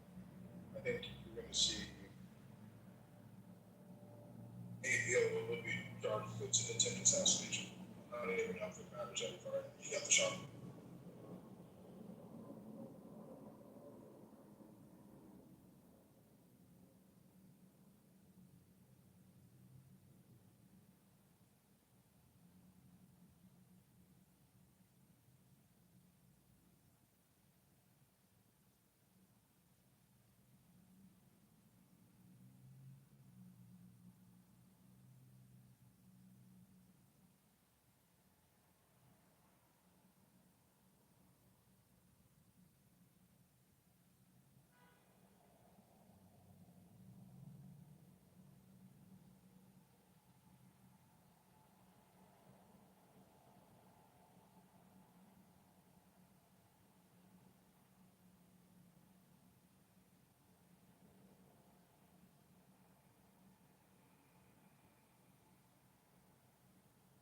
trying to see if they're thinking that he put the gun in the gym. I wonder if that's why we're seeing the second video. That's what I can't entirely understand.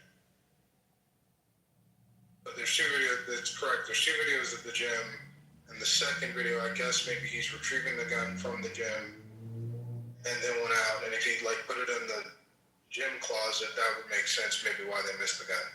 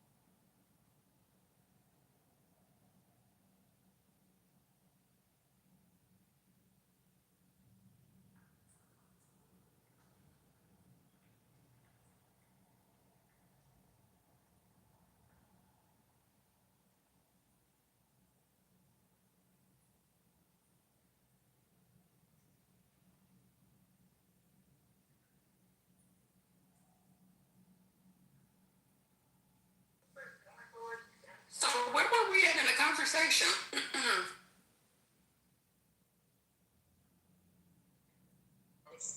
I was looking at some of these reports. He was armed before he went downstairs.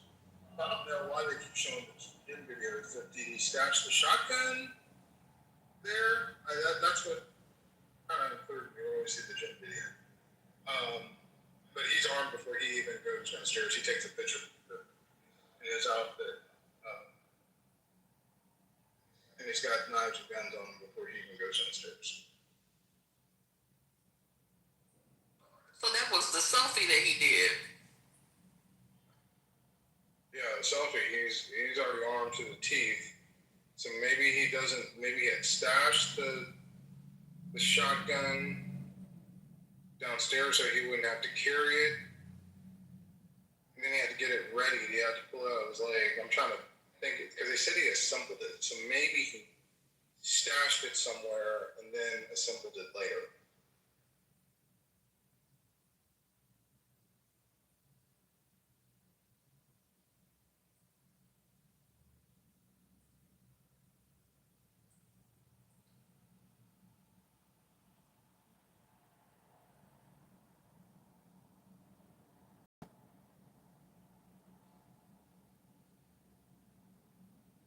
Me know why. Knock it off in the chat.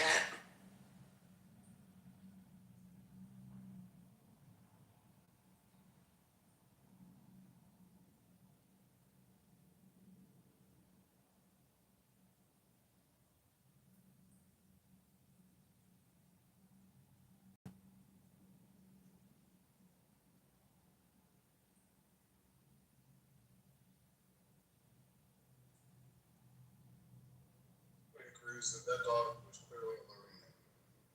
And that should have been first. That dog was on it. Like that dog was like, hey, there's somebody right here with a gun. I mean, I don't know if these people are experts, but they're saying that dog smelled the gun, and that's why that dog was sitting right there.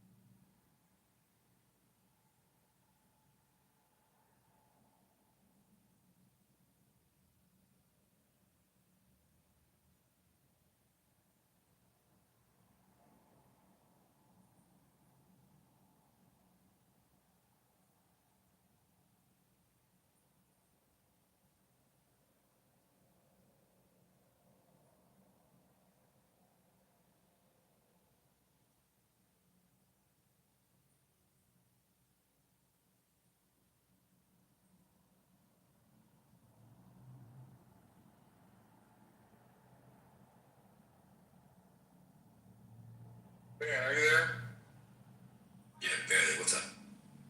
Yeah, I think looking at what somebody else has said, these are Redditors, but that second shot from the officer may have been what hit the Secret Service agent. He's right in the line of fire for it. Looks like the Cole Allen ducks. The bullet goes over his head and hits that officer. Or if not, I don't know where that bullet. Can't tell where that bullet goes, but it's right at that Secret Service agent standing. Yeah, I'm gonna look on that. I'm gonna look on those things on the what you call it, the threat.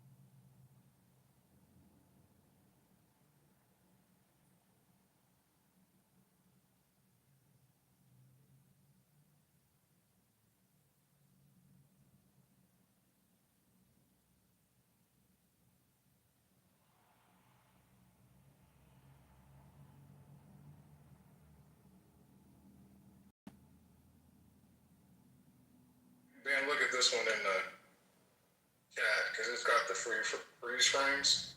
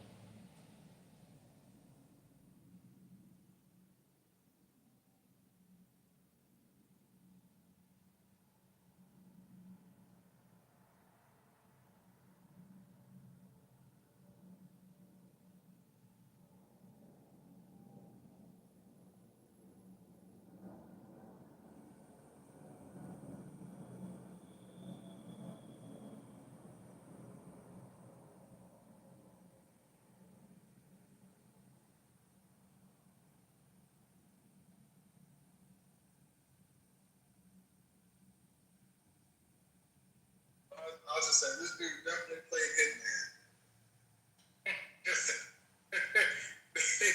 He put on a whole Hitman outfit. So he got the shit. Okay. I want him to put on a Commander's jersey. We need a speedster. We need a home run hitter. We got a bunch of bruisers, but we need a home run hitter. The way that boy was trucking through there, he get past the linebackers, he gone, bro. I'm like, wait, are we sure that wasn't Daryl Green? Somebody find out what Daryl Green. Yeah, that boy was, goddamn, looking like CJ2K. That was crazy. That was crazy. Yeah, that was crazy. I was like, how is he so fast? How old was he? Was he 30 yet? 31. Oh, he should not be that fast at 31. That's crazy. Wow, That's crazy. That boy's like a movie. Wasted his time at Caltech. Should have went to USC. That's what he should have done. Wasted his time at Caltech. God damn. I was never that fast in my life. I was never fast, but I was never nowhere like that. Boy, yeah. Hey, I don't know how they missed that boy though. That seems a little weird to me. Everybody missed. Everybody and nobody else got hit. That's what the crossfire should have hit one of the officers on the first shot, and then on the second shot, it should have hit that Secret Service agent. So I'm like, I'm a little weird. If you tell me that nobody got hit by that officer's wild ass firing, then I'm very confused.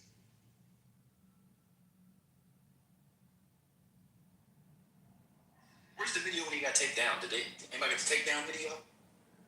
There is no takedown video that I have seen. So the idea is what, he got tripped or something? I think they said he fell and officers jumped on top of him. I think, don't quote me on that, but I think that's what has been said, that he tripped on his own accord and officers apprehended him. But I have to admit, it is, yeah, and he might have been tackled. Yeah, I've heard two different stories. But yeah, it is weird that, why don't we have a video of the door? I mean, that is a little strange. I have to admit, I'm not going to sit here and say, oh, this is all on the up and up. I don't see anything weird. A Washington Police Department officer should be ashamed of himself because he had a perfect point-blank range and got off 4 shots and missed all 4. And then what were the other guys doing? I mean, by the time... And then she shot, or he shot, there was like... I don't know. There was like 3 Secret Service guys. Took them a while to get their guns out. The other thing, I'm going to tell you when... I don't know if you saw the report in Washington Post, but Washington Post reported that the level of security was not the highest level of security. Something's off. Yeah, something's off. I have to agree on that. Like, it does not make sense that he was able to, at some point, because he was armed apparently in his room. Yeah, he took the selfie. You see the selfies? Yeah, he took the selfie. He was armed. I don't know if that he went and got the gun in the gym. I don't know that happened. But he was obviously armed in the room, came down from his room, I guess came down the elevator or the stairs, fully armed, and, you know, like, they're lucky he didn't take out other people in the, you know, there are a lot of people in the, you know, in the area. He would have obviously had that opportunity had he been a mass shooter instead of targeting the president. So, yeah, there's a lot of things to ask questions about, but this is a problem when we allow everybody and their mama to have guns.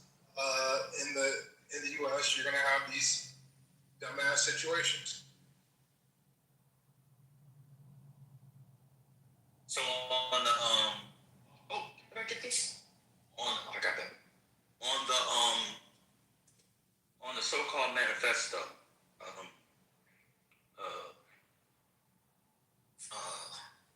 he said he didn't want to injure other people, and so he picked certain rounds, and I guess that's why he wasn't firing as he ran through there. But what person in their right mind thinks they're going to go and get government officials, except Kash Patel? I'll never understand that. No one will ever be able to explain to me why he would want, say, Mike Johnson, but not Kash Patel. That makes no fucking sense to me, and it never will till the day I die. That was the weirdest part of a manifesto I've ever seen. Everybody, except Kash Patel. That was very strange. Remember Johnny Reacher when the guy was like, why didn't he drop the quarter? Like, why would he put the quarter in the slot machine? Right? Like, it's like, yeah. Yeah, it's just insane.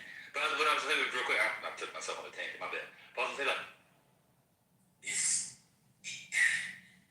who thinks they're going to get to the president of the United States? Doesn't matter who the president is. Donald Trump, Trent, me, Arthur, anybody. Who thinks you're going to be able to get to the president from the gym through the outside, through, there's another anteroom you have to go into before you get into the ballroom, I believe, without taking some people out? You know what I'm saying? You don't have to take out Wolf Blitzer and Rachel Maddow before you get to the president. Like, something's off. It's a little strange. I don't know, man. The video's not helping. I don't know why I guess they had to release the video because the hotel had it, but the video actually makes the whole thing more suspicious to me because I don't know how you miss. You don't have to be the best shot in the world to get somebody that close. And how he missed her is he must not have fired the shot. Fired. But they said today, I think Janine Paris said today that he fired the shot. With what? I don't know. I guess they got to do ballistics testing. I mean, point blank. What's up with that shot there? Like, that person's not there. I mean, if he fires a shot, and we see the muzzle flash, it does not look like he fired the shot. Yeah, I'm not a gun person, but I know if you're that close with a shotgun or whatever he had, you know, that you're not gonna miss. Like, it's impossible. Maybe you could. No, not only you not missing, that person is. I don't care what kind of vest they got on. They're dead. Yeah, they are going to the emergency room immediately. Yeah, that person just turned around and kept shooting. It was almost as they were shooting blanks. But I'll leave that to the other people to come up with later. Oh boy, they didn't want a conspiracy, they got one. That's the wild thing. Why do you think he said everybody but Cash Patel? That's weird. Maybe he likes the dance. What's he like? Who likes Cash Patel? Break that down. That shit was weird, yo. It was like, Igor, you're far from the phone, brother. Can you hear me? Yeah, that's better. Can you make the link to see the video? Oh, it's in the chat. Just scroll up. There's a bunch of videos in the chat if you got Twitter, yeah. It's gonna blow your mind. Man, I want to know if he was on Adderall. That's my suspicion. Do grown men take Adderall like that? Oh, fuck. Yeah, Adderall, especially people that went to Caltech. Adderall is causing extreme psychosis in this nation. It is probably one of the worst drugs, especially when it's abused, and it causes psychosis. And we don't want to talk about it because it's our legalized speed. But that shit will cause you to, because this was an intelligent individual, that will cause them to make, like you're saying, say irrational things like I'm not going to hurt Cash Patel, and then, try to have regard for others when I'm storming the ballroom. Like, you're right. You know how it doesn't make sense? Because this person is extremely intelligent, but not in the right mind. Well, that being said, I mean, he would have fired off something. I don't know. All options are on the table for me. I'll take anything. Your mama said the thing about Tom Blanche. Yeah, the Tom Blanche thing was definitely true with the James Comey indictment. I can't imagine a judge even entertaining that case. That bitch gonna get thrown out like a 265-pound running back. That was the crap. Have you seen that case, Trent? They charged James Comey for 8647. I'm the one who said the reason Bondi is being removed is so that Obama and others can be indicted. That is what Trump wants to see, and that's what I expect to happen. If the Justice Department indicts Barack Obama, Republicans, that would be the worst. That would be the single worst. But that's the one they probably shouldn't do. If they try to indict Barack Obama, that will get blacks voting who was off the Democratic plantation in numbers that you had never seen before. So I hope they do it. What was I going to say about the 86? Did you see Trump's explanation?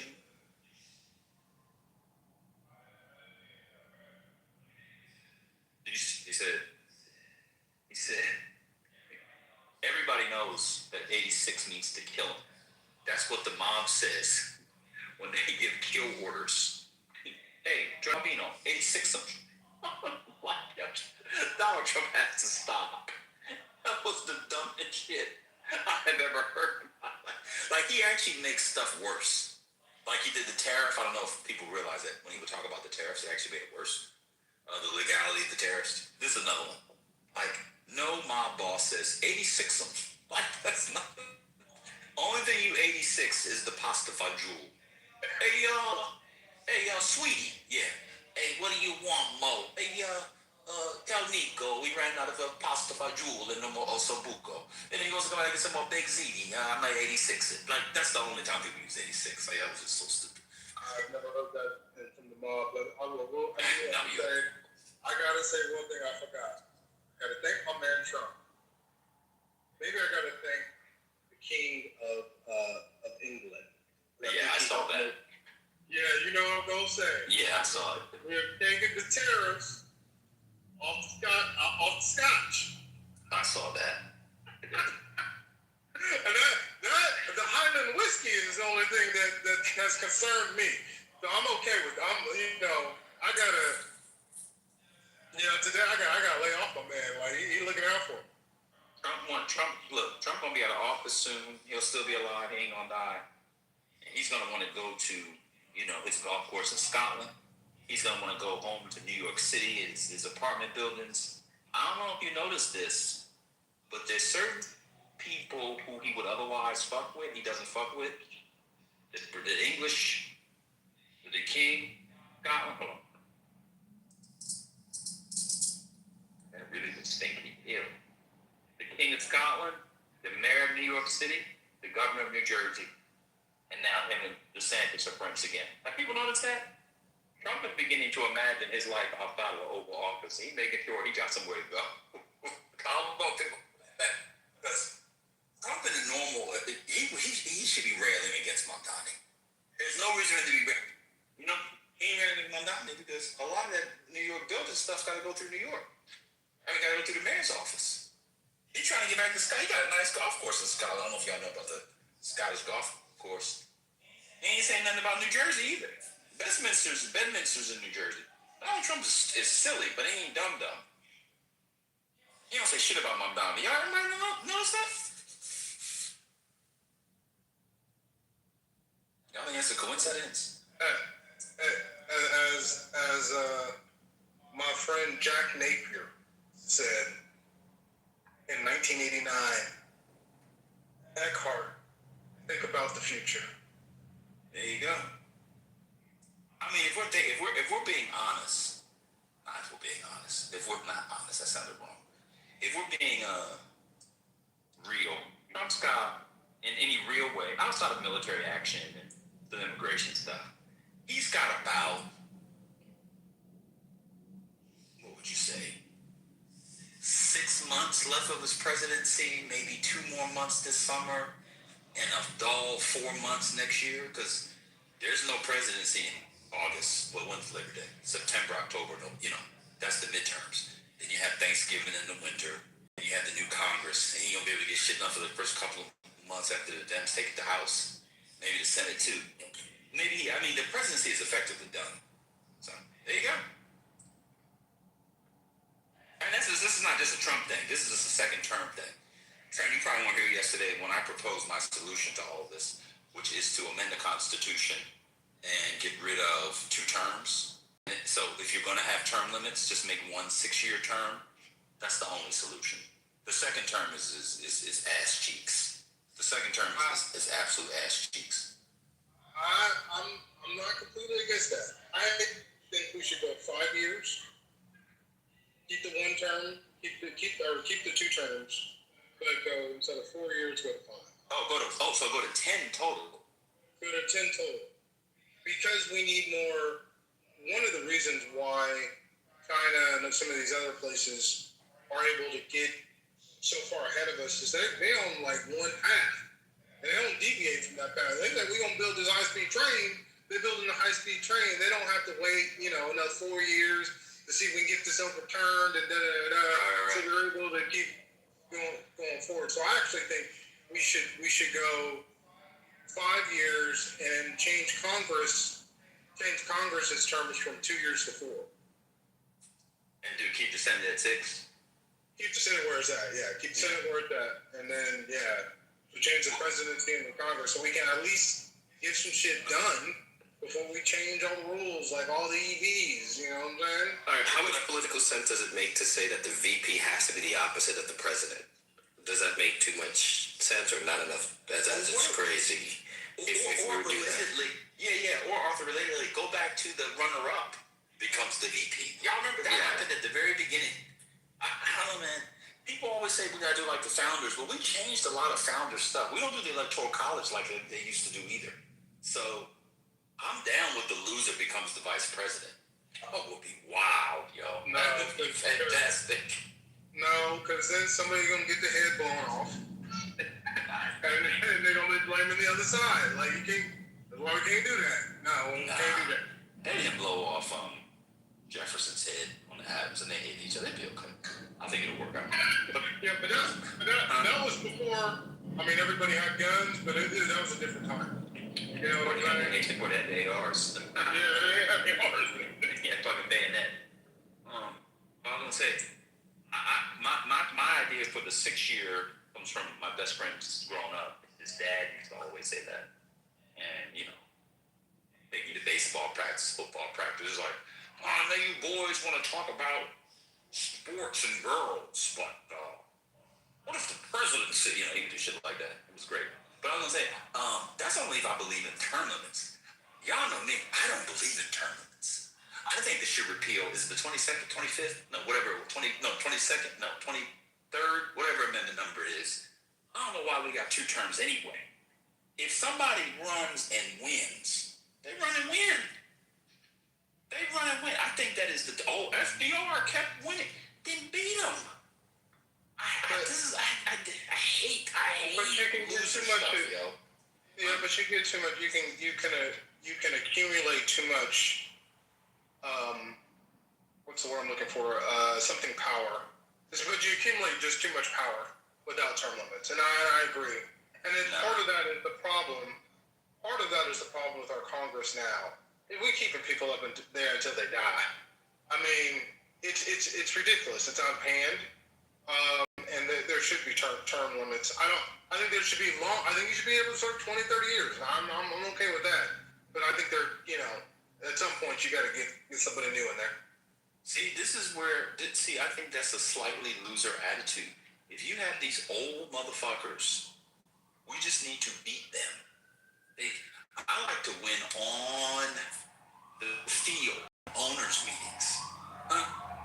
If you don't like the tush-push, don't hope the league is going to change it. Just find a way to stop the tush-push. And teams are increasingly stopping the tush-push. I don't know if people saw, but the percentages went down. No, your mama. This is the real world. I want that motherfucker repealed. I want to go back to FDR days. I want it repealed. Term limits are for losers. The Democrats. We gotta pack the court. They don't have to pack the court. Just win the presidency and appoint court members. There you go. Look at Ed. You have the Commanders. And when was the last time the Giants won the NFC Championship game? I'll wait. And when was the last time the Giants won a playoff game? I'll wait. People like to come after the Commanders. We were in the NFC title game 2 years ago. The Giants are looking at a boy named Jackson Dart and Cam Scatterbo. Imagine that you're going to win a Super Bowl in 2026 and your starting running back is a white boy. And what Philly did to Pittsburgh on the draft was dastard. Yeah, that Philly should be with the Cowboys. They should be in prison for what they did to the Steelers. That was nasty. That was that. When I saw that, I actually didn't believe it. I'm not exaggerating. I read it 3 times. I was like, there was no way they had this boy on the phone. And the Eagles. I read it 3 times. Let's get into it. now that let's see, we can have a real fun room. I was gonna be doing work tonight watching the game, but the score of the game right now is Knicks 109, Falcons. Oh my God, I said Falcons. Hawks 54. It is the Falcons. I'm pretty sure it is the Falcons. You got that right. Oh, put the wrong team out there. What the fuck? And the Knicks, the Knicks, fuck, I said it again. The Hawks were up 2 games to 1. This is a wild thing, man. Minnesota might lose tonight. I mean, Denver might lose tonight too. Y'all gonna be really shy when the Rockets are serious. I'm not. Jordan is back. Half to Minnesota is hurt, so I think. Okay. Are you gonna stay home and watch it? Yeah, that's right. Oh Lord, you sound beat already. I'm half dead, yeah. Imagine being No, continue, sir. Now, imagine being a Nuggets fan in Serbia. It'd be one thing if they were Philadelphia, at least you're on the East Coast. But Denver's another 2 hours behind. It's crazy. It's 9 hours, yeah. Yeah, that's crazy. No, I want to say about presidency. So France have interesting approach. They have 5 years, 2 consecutive terms, and when they make a break, you can come back to be a president again. So that is kind of interesting on the story we talked about. So 10 years in total and 5 years break, and then you can come back. Is that what Jacques Chirac did? Yeah. Yeah, I feel like maybe Mitterrand may as well. Macron, yeah, I mean, he's young, so he No, Mitterrand. Did Mitterrand? Wait. You either 10 consecutive years, then a break, and then another 5, or 5? No, 5. It was 7 when Jacques Chirac was. Now it's 5 from, I don't know, 2015 or something. So 5 plus 5, and then you need to make a break, and then you can go again 2 terms. I don't know about that. Just give me 10. But Just give me 10 years.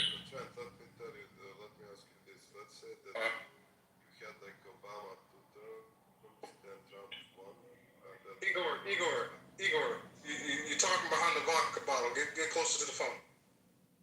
We can hardly hear you, brother. I'm saying, like, if You should just rest up.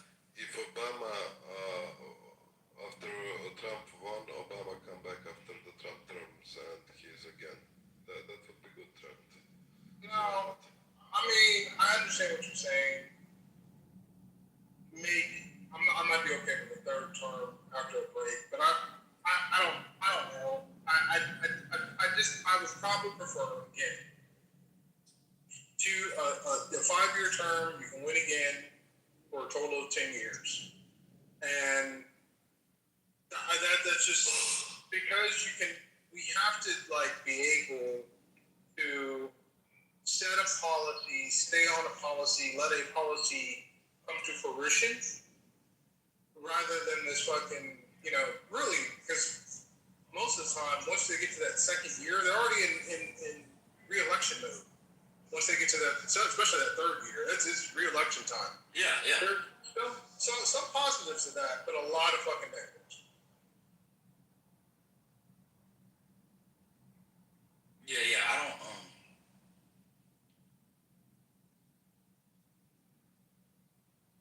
I mean, I don't know, the term, so the thing on term limits, term limits came up literally in response to one guy. And they put term limits on one office and not the other office. I don't like term limits, but if you're gonna have it on one office, why don't you have it on the other offices? That doesn't make any sense to me. I don't get it. Now, like, Yeah, I agree. You shouldn't have these 50-year. You shouldn't have these 50-year senators. I'm with you on that. Like that does. I agree with you on that, Ben. Like I think you have term limits. You should have term limits. I think it should be extended. Maybe 24 years, probably the max for a senator, something like that. But there needs to be term limits on all offices. I'll agree with that. The reason it won't change though, Ben, is money. The amount of money y'all giving, shit. I don't know. Like some of these people, I mean, shit, you leave, you make real money when you get the fuck out of there. But I want to go back to something more important. So, last night I was going to stay up and watch the Rockets game. And I said, well, that thing happened where the team goes up 3-1. And then they slack on the fourth game on the road. And, the Rockets won. But I said, nah, I'm going to go to sleep because I'll wake up in the morning and I'll see that the Lakers won at home and everybody's rested and waiting for Luka to come back. And I saw the Rockets won by like 6 points, I think it was, 99-93. And I'm kind of there with you. They might win 4 straight. So.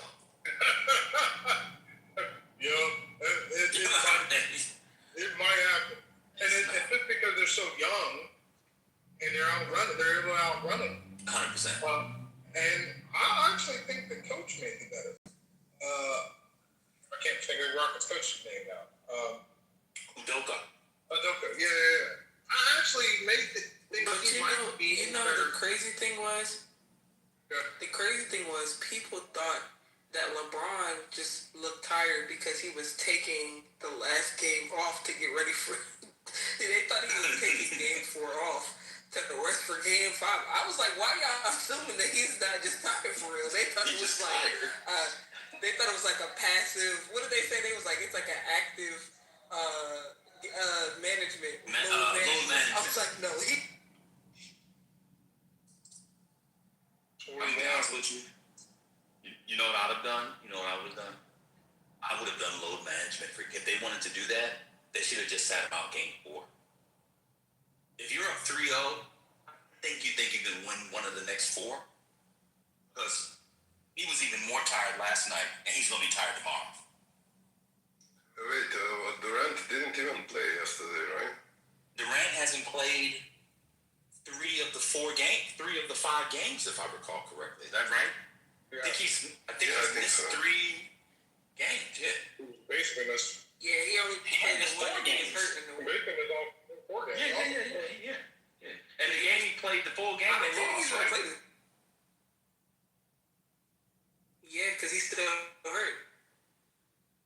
I have a hot take on Durant. Y'all not ready for this, so. I am. I just got some. All right, well, hold on. I'm not ready yet, so I'm going to sit down. I just got some ice for my Diet Coke because I'm going to stay up and watch the games tonight. Y'all not ready for this. I'm going to go ahead and say it. I'm going to say it after I open my Coke. My Coke opening will be your trigger warning. There it is. Are you putting peanuts in your Coke? If you tell me he's dirty, I'm gonna tell you I already know, but go ahead. No, it's not that. Durant is just stealing money at this point. There is no world in which a team that Durant is on will get to the finals. He's not clutch anymore. He costs too much money. He requires the ball too much. I agree.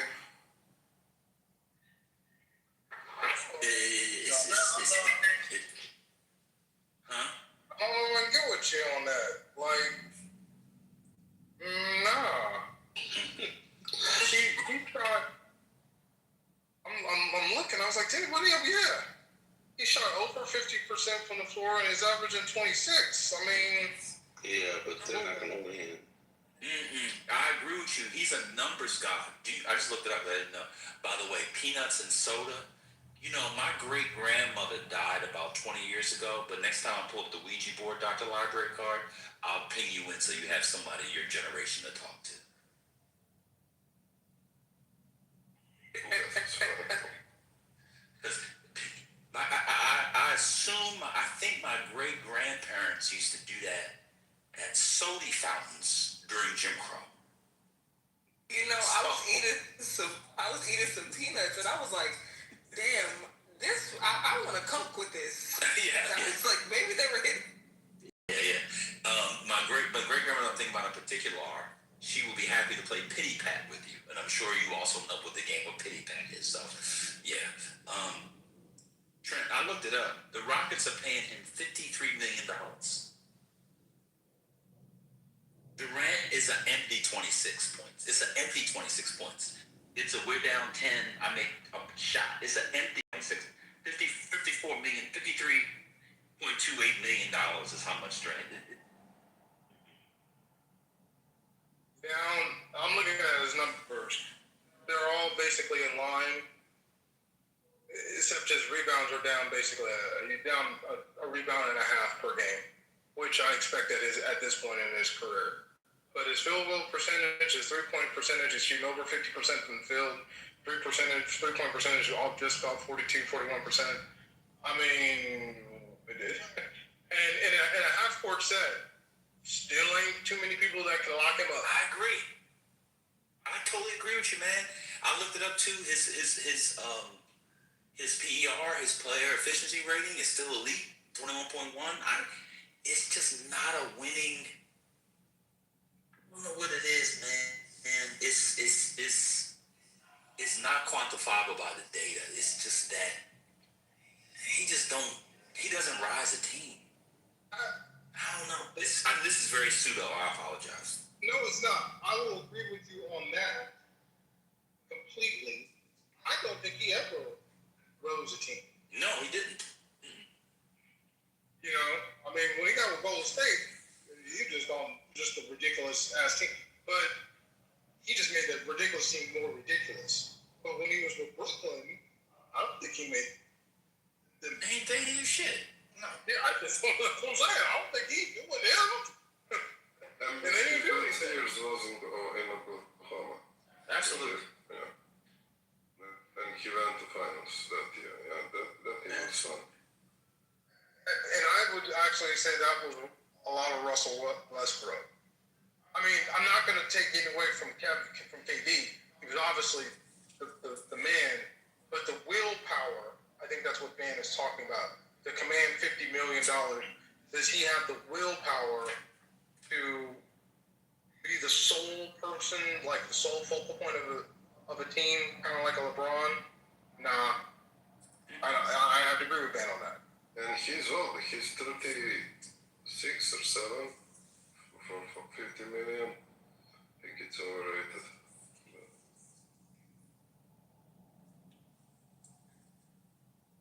Is Doncic coming back for playoffs or he's out for the season? Yeah, he'll be back in round 2. Okay.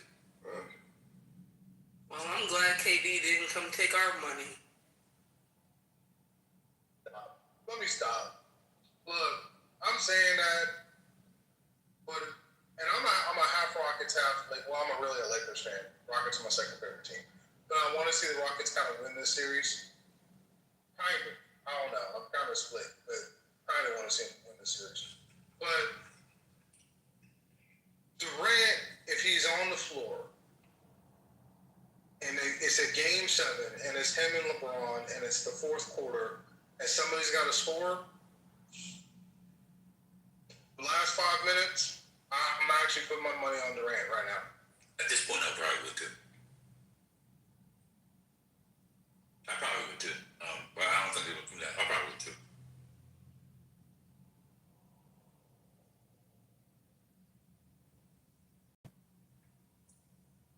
I saw somebody. Oh, damn! It was this morning in a wrong. Daryl was crashing out as per usual, and he said that Kobe was the number 2 player. I forgot how he got there. Oh, he was making some link between Michael Jackson and Samuel Jackson. I can't even remember why I'm telling this story. Fuck it. It has to do with Kobe and basketball. I can't remember. Anyway, I can't remember. Anyway, who y'all think coming out of the East? Damn, I forgot why. I'm getting old. What the fuck was I telling that? But who y'all think coming out of the East? Y'all like the Celtics or the Cavs? If the Sixers win tonight, I don't know if I like the Celtics. It's actually a close game. I'm watching. Yeah, it's 58-49 Philly at half. I'm watching the other game. Let me switch over to that one. It's on NBC Sports or Peacock. Does that come with NBA TV? Yeah. YouTube TV? I think it's on YouTube. Yeah, I got it. Hey, I heard the Cowboys weren't going to get Pickens a long-term deal. What's the point of that? They said they weren't. I don't know if they. I'm not gonna lie. If I'm being 100% honest, I don't know that they should just yet. But I think he might need to do it again, just because of, you hate to say it, but the players that are not good character guys, when they get a deal, like who you gonna be, Brandon Ayuk? Like, you know what I'm saying? So it's a lot of risk there. That's all I'm saying. If he'll play on the tag, the $30 million, if he does it again, then give him a deal. But I think the Bengals fucked that up for a lot of wide receivers. Like, a lot of teams are not going to give. Yeah, with the T. Higgins thing, I feel like a lot of teams now are like, I'm not doing 2 long-term number 1 wide receiver deals, because the Bengals are ass. Like, I don't know how they can ever improve their defense with the cap situation they had. What is Brown get 55? What, they got Dexter Lawrence? Yeah, they just got Dexter Lawrence, yeah. But they don't have, that's what I'm saying, they only have 1 player, so they traded, pretty much, the trade-off was, we don't have Trey Hendrickson, we got Dexter Lawrence and a bunch of rookies on defense, and that's it. Well, the problem,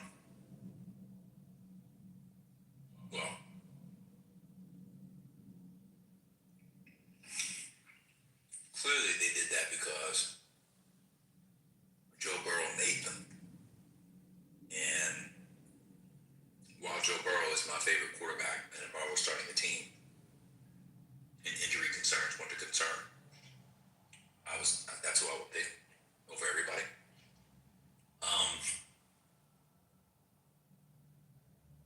He's not a good GM.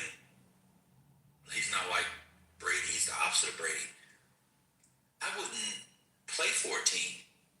If I were a quarterback, I would not want myself. So between him, Higgins, and Chase, aren't they like a third of the salary cap? Something crazy like that? Just a 3 of them? That's insane. Although I actually believe I think the NFL, if I had power, I would call up owners and GMs and Roger Goodell and other executives of the NFL. I think they should do a quarterback exemption. I think that essentially, because quarterbacks are essentially getting what they're going to get when the rest of where they're drafted, nobody goes a free agent. They should just have a number for the quarterback or one position. It could be up to this much, and it doesn't go against the cap. I just think the quarterback's just taking it's too much. Yeah. It's a lot. I agree. That's a big ass cap. And you can't get rid of them.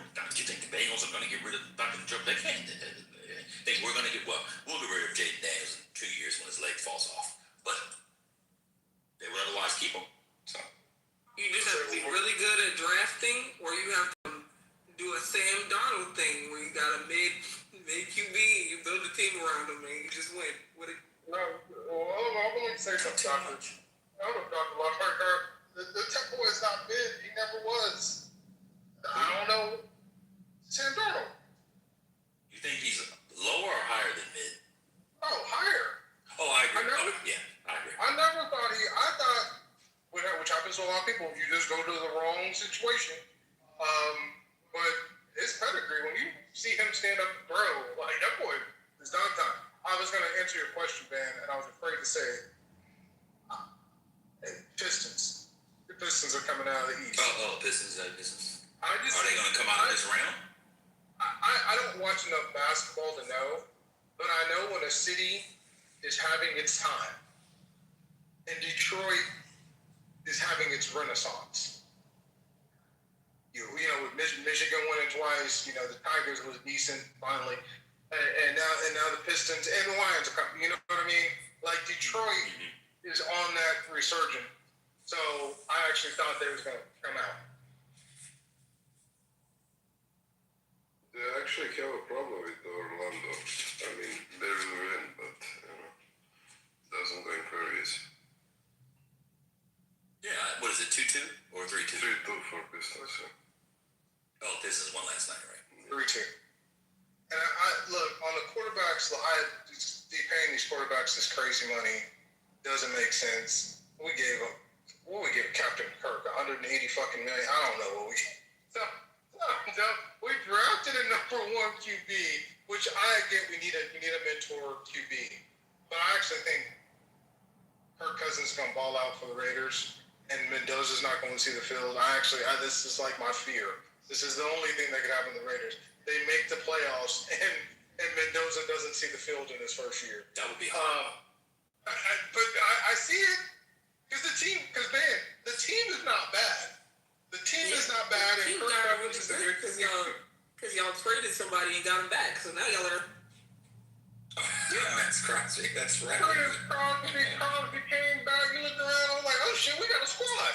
Like we need a lead receiver. We need a lead receiver. But the quarterback situation is out of hand because you got to luck up and get like a Purdy. You know what I mean? Somebody that can play out of the box and you can get them cheap for the first 5 years. And that's how the 49ers could load up. But otherwise, drafting these high-ass QBs, they eat up too much freaking money. Look at the Browns and their situation. I don't know if exception is the right thing to do, but we got to do something about quarterback play because it's out of control. That's what I meant. Sorry, when I was calling Sam Darnold mid, I didn't mean he's mid. I meant like you have to have a quarterback that's perceived as mid so you can get him on a mid contract. Like that's what you have to do to be able to build a good team. I don't know what's wrong with the Bucks. They should be able to build better around Baker because they ain't paying him that much, and he's like serving. I don't know their cap situation at all, but they should be better. I actually think Todd, what's his name, is. I used to defend him as a head coach. I think he's probably mid S. Yeah. Todd Bowles, that's his name. Yeah. He should just go be a defensive coordinator like the guy in Philly. Fangio. I don't get all of. Why are you all talking like that? They underachieve. Every year. Yeah, they underachieve. Where did they go last year? Did they make it to the conference finals?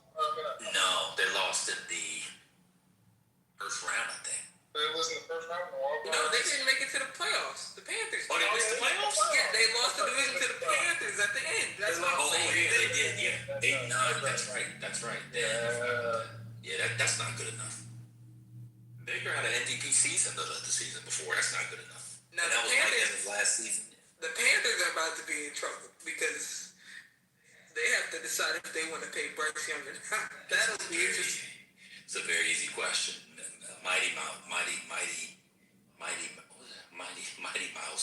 That boy is like 5'7", 180 pounds. I swear I was his size in 11th grade. Like I was taller than 5'7", 11th grade. Like that's a small guy. But if he plays well this year and they win the division again, they're not going to have a good enough pick to draft a replacement. There's no who would they sign? That's what I'm saying. They're gonna be in trouble. They got to decide. They're gonna have to hope the Raiders give up Kirk Cousins.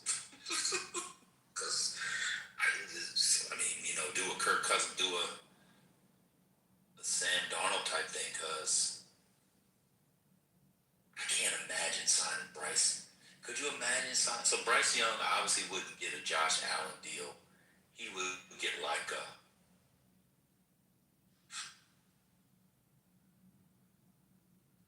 You giving him Baker Mayfield money?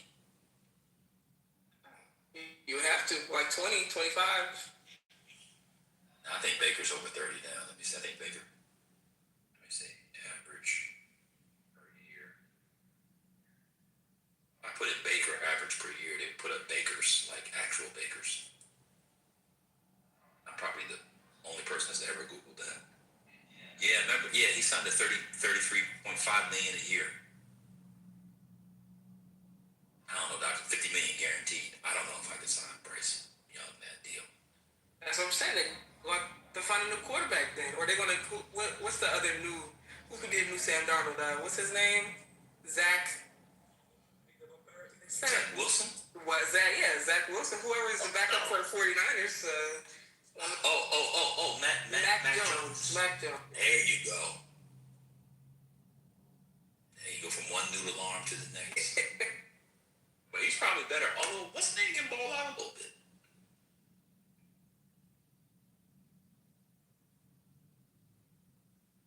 Anyway.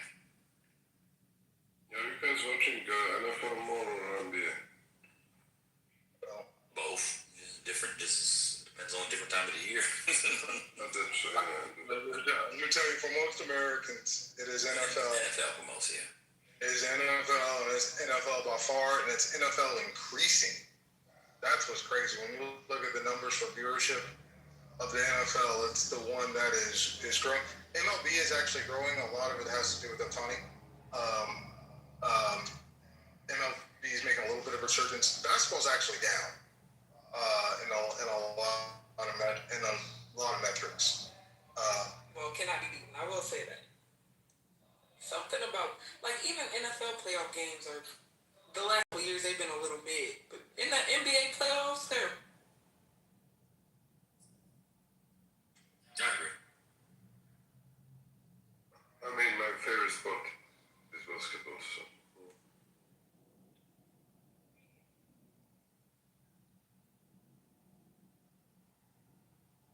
Have you ever been to the U.S. to an NFL game? Me? No, I've never been in the United States. It's an overrated experience. Don't listen to that man. Don't listen to that man on that. The NFL experience. Now look, I actually prefer watching it on television. I do too. But the energy in a stadium, especially if it's an impactful game, doesn't have to be a playoff game, but if it's an impactful game, the energy in the stadium is unmatched. Anything outside of a major playoff game in the NBA, which can be great. Cowboys, Eagles, and Dallas is crazy. Oh yeah. Don't go watch it in Philly, but in doubt. Okay, damn, we gotta apologize to the Knicks fan. Me or? Hey, this shit crazy, man. You said me or we? You were the main one? We. Oh, okay, yeah. Well, you know, I'm a secret Knicks fan, so if they end up winning the East, I'm gonna act like I was rooting for them the whole time. Oh, you might want to set those tickets for my boy. I forgot about that. Oh, shit. Oh, let me put the other game on. Oh, yeah, I got the other game on already. Wait, well, hold on. Let me ask Dr. Lambert a trending question. Do you think a rockin' NFL game beats a rockin' college game? So do you think, like, Michigan, Ohio State beats Eagles, Cowboys? Or Yeah, it's close. If both teams are good, yeah. Yeah, both teams are good, yeah. Like a LSU Bama or something like that. So, most electric I've ever felt inside a game was the Rose Bowl. Was Ohio State, Oregon last year. I mean, it is different. Mine is Rose Bowl too, by the way. A different Rose Bowl. Yeah, Rose Bowl. It's just different. I would imagine. I've never been to Michigan, Ohio State. Surprisingly, I imagine that's been fantastic as well.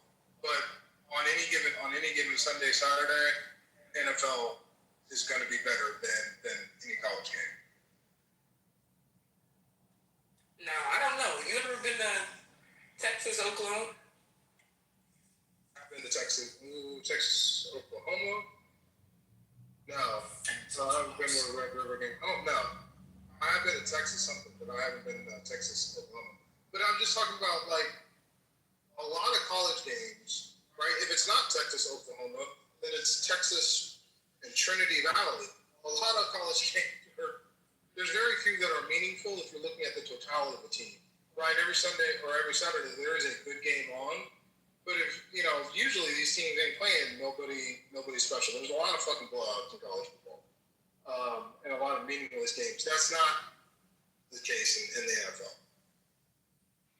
Trent, you just Google Serbian basketball game just to get the idea of what's going on here. I will. Like, I'm not even kidding. When did that start? Who's the best player? Who's the best player? Jokic. Jokic, yeah.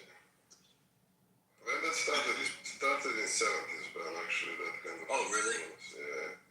Oh, wow. It's insane. I remember Stojakovic. He's Serbian, right? Yeah. I remember him. Turkoglu was Turkish. Who was some of the other? Divac is Serbian. Oh, of course. Oh, yeah, Vladdy Diva.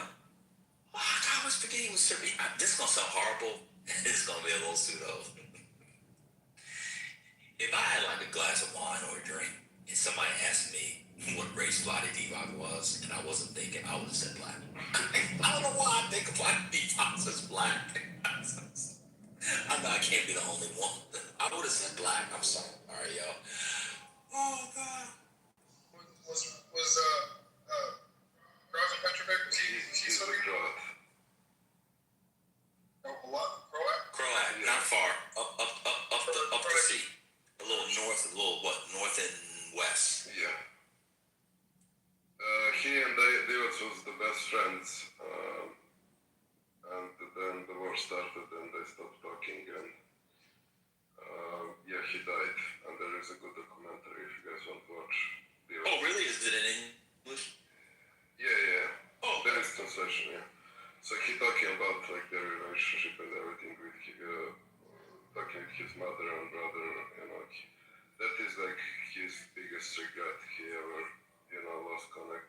Because like Vlade Divac was chill, he was smoking, like making the mess. Drazen Petrovic was insane worker. So in the national team, they were putting them together. So the idea of the coach was like to push Divac to work out and Drazen Petrovic to relax, And they had a great relationship, and then war started, and then everything blew up. But yeah, it's a good documentary actually. So I feel like one reason the Serbian players, one reason why we know Divac is because he was on the Lakers, but a lot of the other ones who were good weren't on as good teams. Yeah, but Stojankovic and Divac made a good run in the Sacramento. That was, I think, a peak of their. Yeah, they were in the Kings. Yeah. I think they might have got to the Western Conference Finals one time. Yeah, I guess. Chris Webber was on that team, right? Yeah, Chris Webber and what was that play? Bold one, the small one. He was good. Bibi is what he's like. Yeah, I forgot. Yeah. Mike Beebe? Mike Bibi, yeah, that was Webber, Divac, Stojankovic, Mike Bibi, yeah. Do you remember Jaric? He was playing in the Timberwolves. He was really good for our national team, but I don't think he was married Adriana Lima, the supermodel. Let me see. He was like decent in the NBA, but he was like very good in national team. Yadic? How do you spell it? Tadic or Yadic? How do you spell it in English? I don't remember Yadic. You remember Yadic? I wrote in the chat, right? Not okay.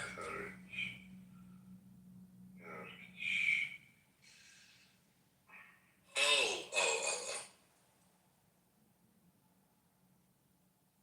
I low-key remember him. He was a point guard? No, he was a shooting guard? He was a playmaker. Oh, he was a point guard, yeah. Oh, he was a tall point guard. He was 6'7". God damn. Yeah. Well, Bogdanovic now, he's Clippers. He's decent. In Miami, also Jovic. So, yeah. Oh, yeah, Bogdanovic was kind of nice, yeah. Man, y'all had a nice run. For a small country, y'all do produce. I mean, Yugoslavia had like a great school, and we are the second best people in Europe or third. So, do you remember Darko Milicic? He was like a second. Yeah. Of course, yeah. He's the biggest fraud ever. He was the second pick, and he was just like a little bit. Was it the Pistons? Yeah, and he was in the draft with Wade, LeBron. LeBron, yeah. Carmelo Anthony. Yeah, and he ended up second pick, yeah. He's not doing kickboxing, he's fighting in the ring. Yeah, he's not alone. Is he good at kickboxing? Nah, he's shit. Oh.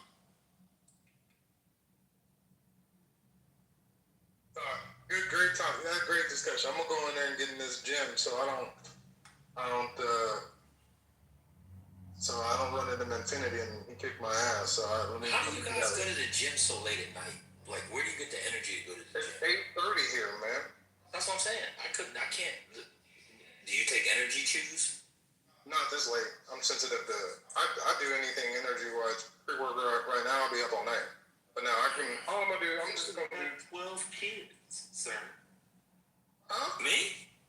No, Trent doesn't have 12 kids. You have Yeah, no, but I never could. But even when I was in college, like, people would go to the gym at night. I can only play basketball at night, but I couldn't lift weights at night. I don't know how y'all do that. Did y'all lift after football practice, brother, or do you guys do it in the morning? I could do it in the evening. No, we normally do everything early morning. So we would get up at 5 and be at the gym at 5:30. Yeah, I could do that before night. I hated that. I can do evening workouts. But I mean, I just have to do it. I keep up with myself. Yeah, let me give you some luck, because we about the same age, man. Get on that leg press late at night. Ain't got to be heavy, okay? Because when it's time to go to bed, you be ready. She'll be ready for you. I'm just telling you that you That's only. a good idea. Yeah, I'm trying to tell you. That's what gets when you get that lower blood flowing. Keep you off the hinge. Keep you off the jealous. That's a good idea. Anyway, I'm a boomer too. See y'all. Real good. God bless.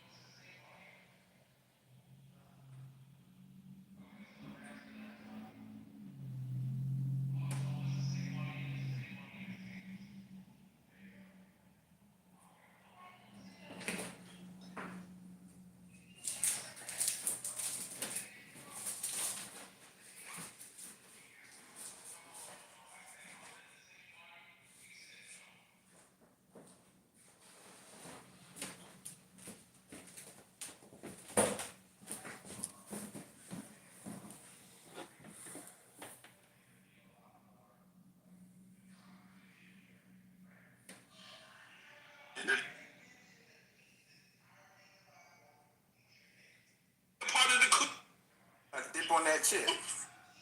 2001. But I'm not really sure what your position. And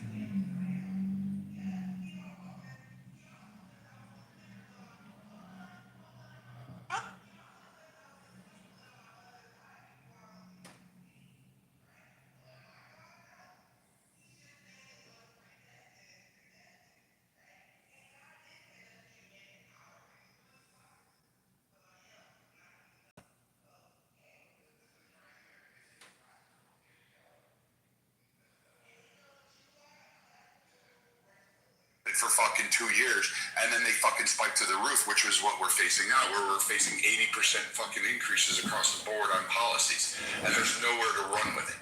So these long-term effects of Democrats can be laid on there and saying, hey, there's pain coming around.